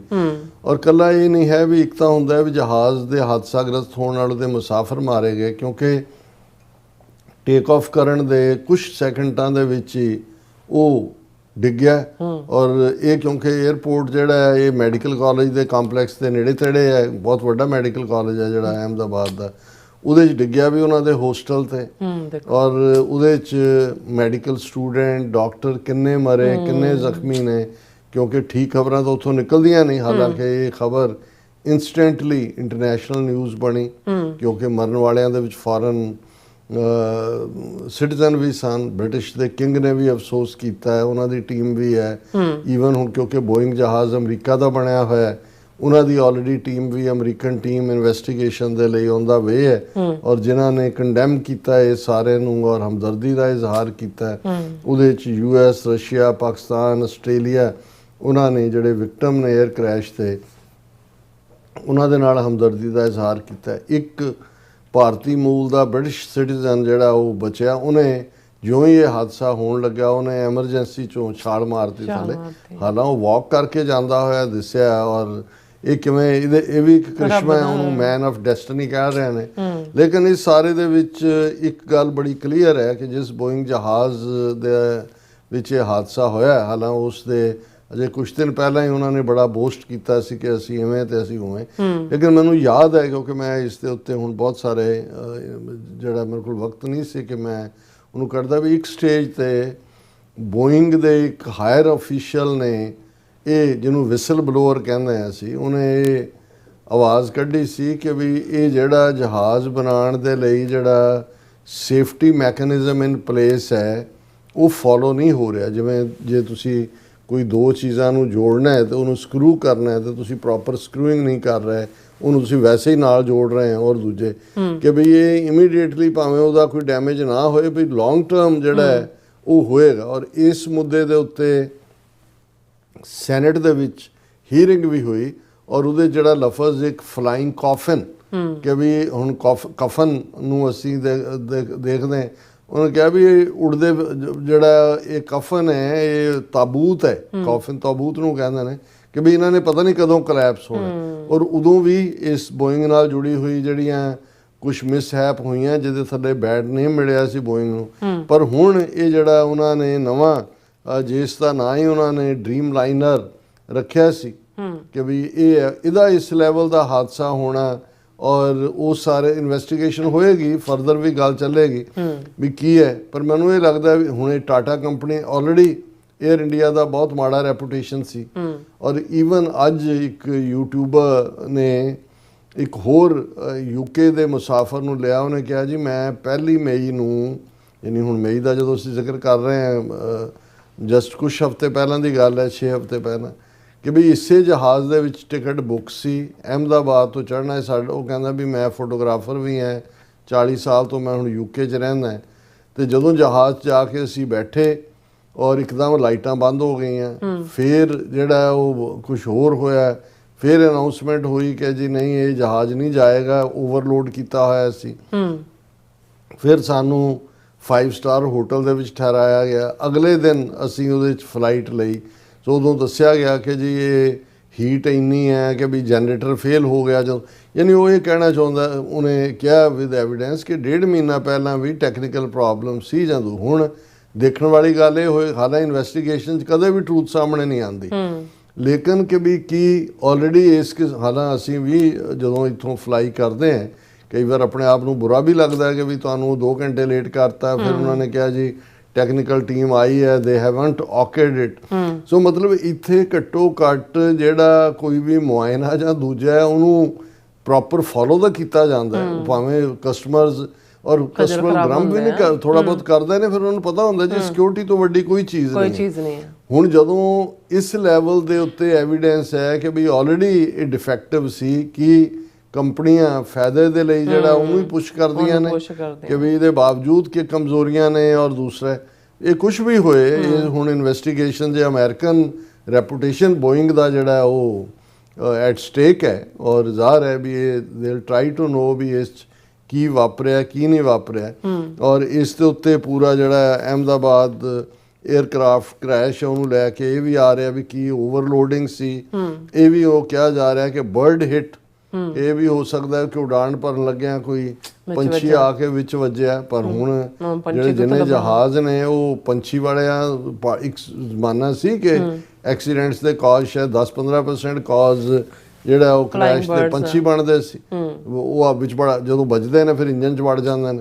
ਪਰ ਇਹ ਵੀ ਹੈ ਕਿ ਵੀ ਇਹਨੇ ਜਿਹੜਾ ਪਾਇਲਟ ਹੈ ਉਹ ਸਬਰਵਾਲ ਕਰਕੇ ਪੰਜਾਬੀ ਹਿੰਦੂ, ਓਬਵੀਅਸਲੀ ਉਹਦਾ ਐਕਸਪੀਰੀਅੰਸ ਵੀ ਸੀ। ਇਹ ਨਹੀਂ ਹੈ ਵੀ ਜਿਹੜਾ ਉਹ ਜਾਲੀ ਲਾਇਸੈਂਸ ਲਿਆ ਸੀ, ਪਤਾ ਨਹੀਂ ਹੁਣ ਜਿਹੜਾ ਐਕਸਪੀਰੀਅੰਸ ਹੈ ਅਸਲੀ ਸੀ ਕਿ ਨਕਲੀ ਸੀ ਸਰਟੀਫਿਕੇਟ। ਲੇਕਿਨ ਇਸ 'ਚ ਉਡਾਣ ਦੇ 'ਚ ਉਹਨੂੰ ਜਿਹੜਾ ਉਹ ਡੇਂਜਰ ਦਾ ਉਹਨੇ ਸਾਈਨ ਦਿੱਤਾ, ਪਰ ਵਾਪਸ ਜਦੋਂ ਉਹਨਾਂ ਨੇ ਕਮਿਊਨੀਕੇਟ ਕੀਤਾ ਸਿਗਨਲ ਜਾ ਚੁੱਕੇ ਸੀ। ਹੁਣ ਇਮੀਡੀਏਟਲੀ ਕੀ ਹੋਇਆ, ਵੈਦਰ ਇਹ ਆਇਆ ਕਿ ਵੀ ਉਹਦਾ ਸ਼ਾਇਦ ਇੱਕ ਕਿਸੇ ਨੇ ਕਿਹਾ ਜੀ ਥਿਨਰ ਵੌਇਸ ਸੀ, ਇੰਜਨ ਫੇਲ। ਹੁਣ 2 ਇੰਜਨ ਹੁੰਦੇ ਨੇ ਕਿ ਵੀ ਜੇ ਇੱਕ ਫੇਲ ਹੋਏ ਦੂਜਾ ਟੇਕ ਓਵਰ ਕਰਦਾ, ਵੀ ਵੈਦਰ ਇੰਜਨ ਫੇਲ ਹੋਏ ਐਸਾ ਕੀ ਹੋਇਆ। ਟੇਕ ਆਫ ਕਰਨ ਦੇ ਨਾਲ ਹੀ ਕੁਝ ਫੁੱਟ ਗਿਆ, ਪਰ ਥੱਲੇ ਆ ਕੇ ਫਿਰ ਇਹਨਾਂ, ਕਿਉਂਕਿ ਅਹਿਮਦਾਬਾਦ ਟੂ ਲੰਡਨ ਲੰਬੀ ਫਲਾਈਟ ਹੈ, ਸੋ ਉਹਦੇ 'ਚ ਜਿੰਨਾ ਕੁ ਪੈਟਰੋਲ ਸੀ ਉਹ ਤਾਂ ਟ੍ਰਾਈਨਾਈਟ੍ਰੋਟੋਲਵੀਨ ਬੰਬ ਜਿੰਨਾ ਬਣ ਜਾਂਦਾ। ਹੁਣ ਇੱਥੇ ਜਦੋਂ 9/11 ਵੇਲੇ ਜਿਹੜਾ ਜ਼ਿਆਦਾ ਨੁਕਸਾਨ ਹੋਇਆ, ਕਿਉਂਕਿ ਉਹਨਾਂ ਨੇ ਜਹਾਜ਼ ਉਹ ਪਿਕ ਕੀਤੇ ਜਿਹੜੇ ਲੌਂਗ ਟਰਮ ਜਾਣੇ ਸੀ 8 ਘੰਟੇ, ਜਿਨ੍ਹਾਂ ਨੇ ਕੈਲੀਫੋਰਨੀਆ ਜਾਣਾ ਸੀ।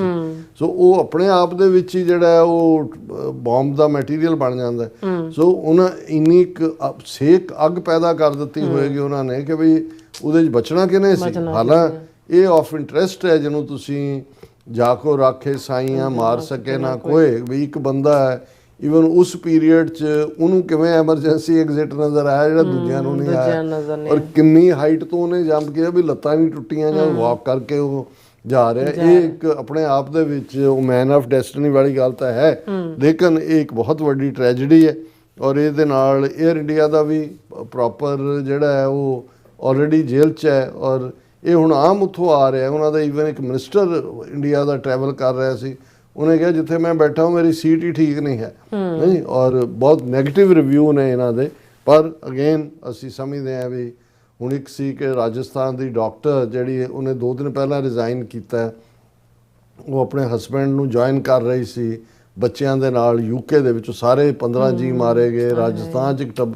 ਸੋ ਇਹ ਜਦੋਂ ਤੁਸੀਂ ਇਨਸਾਨੀ ਦੁਖਾਂਤ ਦੇਖਦੇ ਹੋ ਤਾਂ ਫਿਰ ਦੁੱਖ ਤਾਂ ਹੈ ਹਰ ਇੱਕ ਨੂੰ ਹੈ, ਲੇਕਿਨ ਇਹ ਸਾਰੇ 'ਚ ਕੋਈ ਇਨਕੁਆਇਰੀ 'ਚੋਂ ਕੁਛ ਨਹੀਂ ਨਿਕਲਣਾ ਅਮਰੀਕਾ ਵਾਲੇ ਜ਼ਰੂਰ ਆਪਣੇ ਬੋਇੰਗ ਨੂੰ ਦੇਖ ਲੈਣਗੇ ਵੀ ਉਹਨੂੰ ਕਿਵੇਂ ਹੈ ਵੀ ਰੈਪੂਟੇਸ਼ਨ ਵੀ ਨਾ ਖਰਾਬ ਹੋਏ, ਪਰ ਉੱਥੇ ਗੱਲ ਜਿਹੜੀ ਆ ਅਗਲੀ ਘਟਨਾ ਤੱਕ ਬਸ ਉਹ ਜਿਹੜਾ ਉਹਨੂੰ ਅਗਲੇ ਤੋੜ ਦੇਣਗੇ। ਜੀ ਡਾਕਟਰ ਸਾਹਿਬ ਤੁਹਾਡਾ ਬਹੁਤ ਬਹੁਤ ਸ਼ੁਕਰੀਆ। ਸੋ ਹੁਣ ਆਪਾਂ ਆਪਣੇ ਜਿਹੜੇ ਵਿਊਅਰਸ ਮੈਸੇਜ ਨੇ ਉਹ ਲੈਣ ਜਾ ਰਹੇ ਹਾਂ। ਸਭ ਦਾ ਬਹੁਤ ਬਹੁਤ ਸ਼ੁਕਰੀਆ ਅਦਾ ਕਰਦੇ ਹਾਂ। ਨਿਹੰਗ ਸਿੰਘ ਜੀ ਸਾਡੇ ਪਹਿਲੇ ਵਿਊਅਰ ਨੇ, ਸਾਨੂੰ ਫਤਿਹ ਬੁਲਾਉਂਦੇ ਨੇ। ਵਾਹਿਗੁਰੂ ਜੀ ਕਾ ਖਾਲਸਾ ਵਾਹਿਗੁਰੂ ਜੀ ਕੀ ਫਤਿਹ। ਔਰ ਇਸੇ ਤਰ੍ਹਾਂ ਬੰਟੀ ਜੀ ਜਿਹੜੇ ਹੈਗੇ ਨੇ ਉਹ ਫਤਿਹ ਬੁਲਾਉਂਦੇ ਨੇ ਔਰ ਕਹਿੰਦੇ ਨੇ ਕਿ ਸਰ ਮੈਂ ਤੁਹਾਡੇ ਨਾਲ 10 ਸਾਲ ਤੋਂ ਜੁੜਿਆ ਹੋਇਆ ਹਾਂ ਔਰ ਡਰਾਈਵਿੰਗ ਕਰਦਾ ਵਾਂ ਸਾਊਦੀ ਅਰੇਬੀਆ ਦੇ ਵਿੱਚ। ਵੈਰੀ ਨਾਈਸ, ਸੋ ਨਾਈਸ, ਸ਼ੁਕਰੀਆ ਬੰਟੀ ਜੀ, ਬਹੁਤ ਮਿਹਰਬਾਨੀ।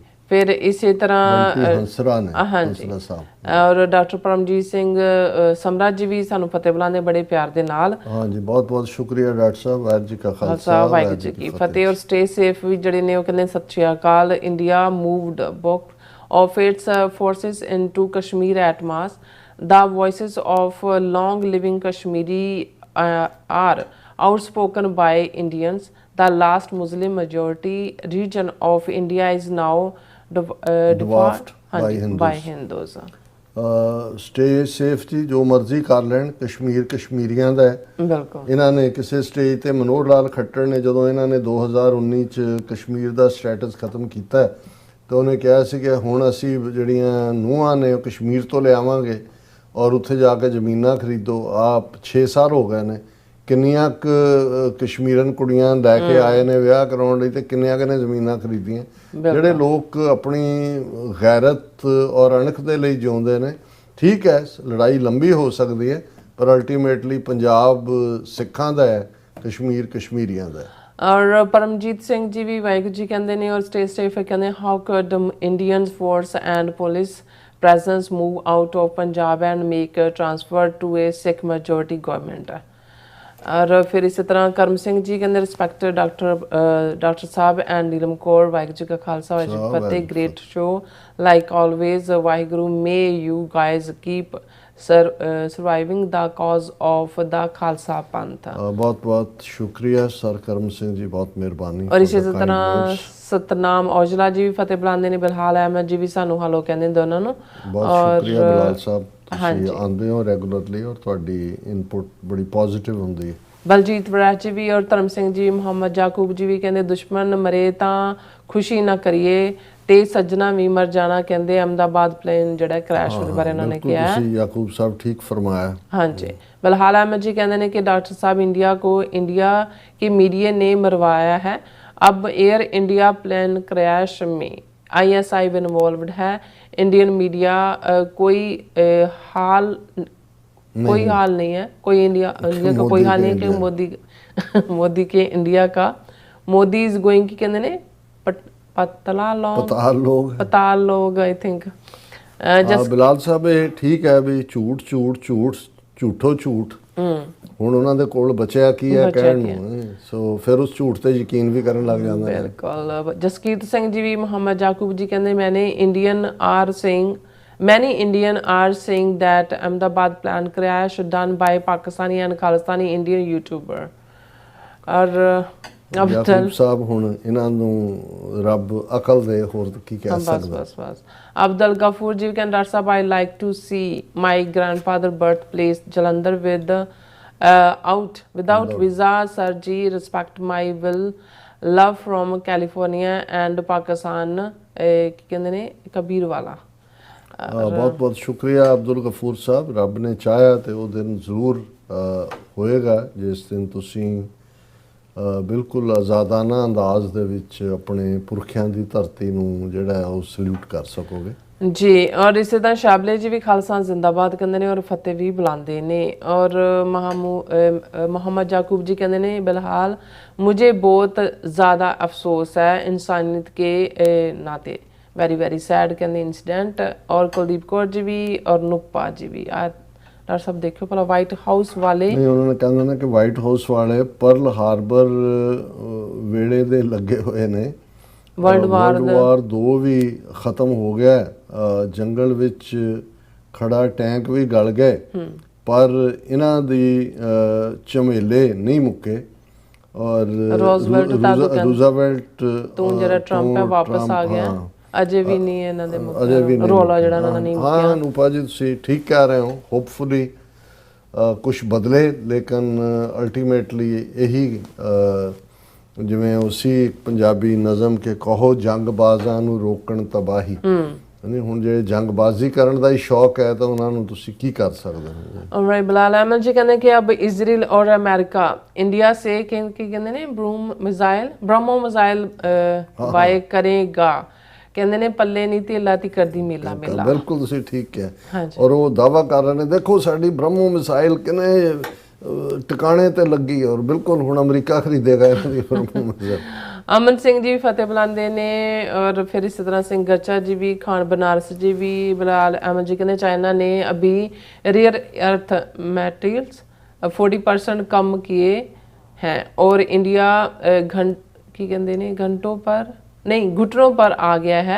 अगर इंडिया में हिम्मत है तो चाइना से ट्रेड जड़ा बंद कर दे, आटा दाल का भाव मालूम हो जाएगा। नहीं बिलाल जी इन्हों के पल्ले की है तो जस्ट जड़ा कासे दे भी मार नहीं तो होंगे ना भी खब्बे हथ की मार नहीं, इन्हों हथ भी मारन की लोड़ नहीं, काने नाल ही डिगे हुए ने काना इन्हां दे। बिल्कुल जी। और इसी तरह हाँ जी बलहार कंग जी भी और डॉक्टर परमजीत समरा जी कहते अखबारों में मरन वालों की जिहड़ी गिनती है 261 दसी गई है।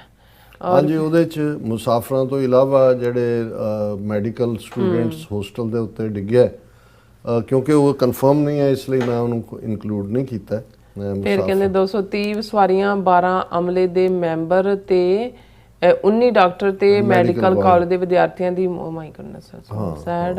ਔਰ ਕਹਿੰਦੇ 16 ਅਗਸਤ ਜ਼ਖਮੀ ਵੀ ਜਿਹੜੇ ਨੇ ਸ਼ਾਇਦ 40 ਦੇ ਕਰੀਬ ਜ਼ਖਮੀ ਨੇ, ਉਹਨਾਂ ਚੋਂ ਕੁਝ ਬੜੇ ਸੀਰੀਅਸ ਜ਼ਖਮੀ ਨੇ, ਉਹਨਾਂ ਦੇ ਜਿਹੜੇ ਨੇ ਉਹ ਬਰਨ ਇਸ ਲੈਵਲ ਦੇ ਨੇ ਜਿਨ੍ਹਾਂ 'ਚ ਬਹੁਤੀ ਰਿਕਵਰੀ ਨਹੀਂ ਹੁੰਦੀ। ਹਾਂਜੀ ਅਨੂਪਾ ਜੀ ਵੀ ਕੁਝ ਕਹਿਣਾ ਚਾਹੁੰਦੇ ਨੇ। ਫਿਰ ਡਾਕਟਰ ਪਰਮਜੀਤ ਸਮਰਾ ਜੀ ਕਹਿੰਦੇ ਨੇ ਕਿ 16 ਅਗਸਤ 2023 ਨੂੰ ਮੈਂ ਟੋਰਾਂਟੋ ਤੋਂ ਦਿੱਲੀ ਤੱਕ ਦਾ ਸਫ਼ਰ 에ਅਰ ਇੰਡੀਆ ਦੇ ਜਹਾਜ਼ ਵਿੱਚ ਕੀਤਾ। ਉਹ ਜਹਾਜ਼ ਦੇ ਇਲੈਕਟ੍ਰੋਨਿਕਸ ਦੇ ਔਜ਼ਾਰ ਕੰਮ ਨਹੀਂ ਕਰਦੇ ਸੀ। ਮੈਂ ਲਿਖਤੀ ਸ਼ਿਕਾਇਤ ਦਰਜ ਕਰਵਾਈ ਸੀ ਪਰ ਕੋਈ ਕਾਰਵਾਈ ਨਹੀਂ ਹੋਈ। ਤੇ ਫਿਰ ਮਨਪ੍ਰੀਤ ਸਿੰਘ ਜੀ ਅਨੂਪਾ ਜੀ ਨੇ ਬਿਲਕੁਲ ਠੀਕ ਕਿਹਾ। ਮਰਫੀ ਲਾਅ ਇੱਕ ਕੋਟ ਹੁੰਦਾ ਹੈ ਕਿ if something is possible within the constraints of physics, it is inevitable that it will happen at some point. So crash will always happen whatever you do. What goes wrong ਵਾਂਗ ਹੈ।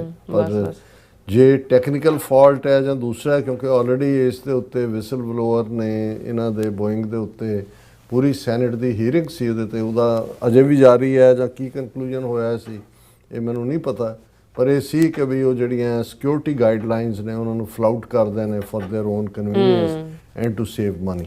ਮਨਪ੍ਰੀਤ ਸਿੰਘ ਜੀ ਵੀ ਫਤਿਹ ਬੁਲਾਉਂਦੇ ਨੇ ਔਰ ਕਹਿੰਦੇ ਡਾਕਟਰ ਸਾਹਿਬ ਜੀ ਜੋ ਕੱਲ plan crash ਹੋਇਆ ਅਹਿਮਦਾਬਾਦ ਗੁਜਰਾਤ ਵਿੱਚ, ਉਸ ਵਿੱਚ ਬਹੁਤ ਸ਼ੱਕ ਪ੍ਰਗਟਾਏ ਜਾ ਰਹੇ ਹਨ। ਤੁਹਾਨੂੰ ਕੀ ਲੱਗਦਾ ਹੈ ਕਿ ਇੱਕ ਸਾਜ਼ਿਸ਼ ਤਹਿਤ ਹੋਇਆ ਜਾਂ ਕੁਦਰਤੀ ਵਰਤਾਰਾ? ਦੇਖੋ ਵੈਸੇ ਤਾਂ ਅੱਜ ਕੱਲ੍ਹ ਹਰ ਚੀਜ਼ ਨੂੰ ਅਸੀਂ ਕੰਸਪੀਰੇਸੀ ਦੇ ਨੁਕਤਾ ਨਿਗਾਹ ਤੋਂ ਹੀ ਦੇਖਦੇ, ਪਰ ਮੈਨੂੰ ਲੱਗਦਾ ਹੈ ਕਿ ਵੀ ਇਹ ਇੱਕ ਕੁਦਰਤੀ ਵਰਤਾਰਾ ਹੈ। ਉਸ 'ਚ ਕੋਈ ਟੈਕਨੀਕਲ ਫੇਲਿਅਰ ਹੋ ਸਕਦੀ ਹੈ ਉਹਨਾਂ ਦੇ ਪਾਰਟ ਤੋਂ, ਕੋਈ ਅਦਰਵਾਈਜ਼ ਜੇ ਹੁਣ ਬੋਇੰਗ ਕੰਪਨੀ ਹੈ, ਜੇ ਅਮਰੀਕਨ ਇਨਵੈਸਟੀਗੇਸ਼ਨ ਹੁੰਦੀ ਹੈ ਤਾਂ ਮੇਬੀ ਕੁਛ ਨਾ ਕੁਛ ਬਾਹਰ ਆਏਗਾ, ਪਰ ਸਾਜ਼ਿਸ਼ ਵਾਲਾ ਪਾਰਟ ਇਸ ਲੱਗਦਾ ਨਹੀਂ ਹੈ ਜੀ। ਔਰ ਲਵਨੀਸ਼ ਸਿੰਘ ਜੀ ਵੀ ਫਤਿਹ ਬੁਲਾਉਂਦੇ ਨੇ ਸਾਨੂੰ ਦੋਨਾਂ ਨੂੰ, ਔਰ ਆਸਟ੍ਰੇਲੀਆ ਤੋਂ ਦੇਖ ਰਹੇ ਨੇ। ਔਰ ਬਲਵਿੰਦਰ ਸਿੰਘ ਜੀ ਵੀ ਫਤਿਹ ਬੁਲਾਉਂਦੇ ਨੇ। ਔਰ ਪਾਕੀ ਜੱਟ ਵੀ ਖਾਲਸਾ ਜ਼ਿੰਦਾਬਾਦ ਕਹਿੰਦੇ ਨੇ। ਸਭ ਦਾ ਬਹੁਤ ਬਹੁਤ ਸ਼ੁਕਰੀਆ। ਸੋ ਇਸ ਦੇ ਨਾਲ ਆਪਣੇ ਵਿਊਅਰਸ ਕੋਲ ਲੈਣੇ ਇਜਾਜ਼ਤ। ਵਿਊਅਰਸ ਸਾਡੇ ਪ੍ਰੋਗਰਾਮ ਦਾ ਸਮਾਂ ਇੱਥੇ ਮੁੱਕਦਾ। ਤੁਸੀਂ ਆਪਣੀ ਰਾਏ ਤੇ ਸੁਝਾਅ ਸਾਨੂੰ ਭੇਜਣਾ ਭੁੱਲਣਾ ਸਾਡੇ ਇਸ ਪਤੇ ਤੇ SOS@tvreporter.tv ਤੇ ਅਸੀਂ ਆਪਣਾ ਪ੍ਰੋਗਰਾਮ ਲੈ ਕੇ ਫਿਰ ਦੁਬਾਰਾ ਤੁਹਾਡੇ ਸਾਹਮਣੇ ਵਿਖਾਵਾਂਗੇ। ਤਦ ਤੱਕ ਲਈ ਮੈਨੂੰ ਤੇ ਆਪਣਾ ਸੁਣਾ ਗਿਆ ਦਿਓ। ਦੇਖਦੇ ਰਹੋ TV 84 ਬੁਲਾ ਦਿਓ ਫਤਿਹ। ਵਾਹਿਗੁਰੂ ਜੀ ਕਾ ਖਾਲਸਾ, ਵਾਹਿਗੁਰੂ ਜੀ ਕੀ ਫਤਿਹ। ਰੱਬ ਰਾਖਾ।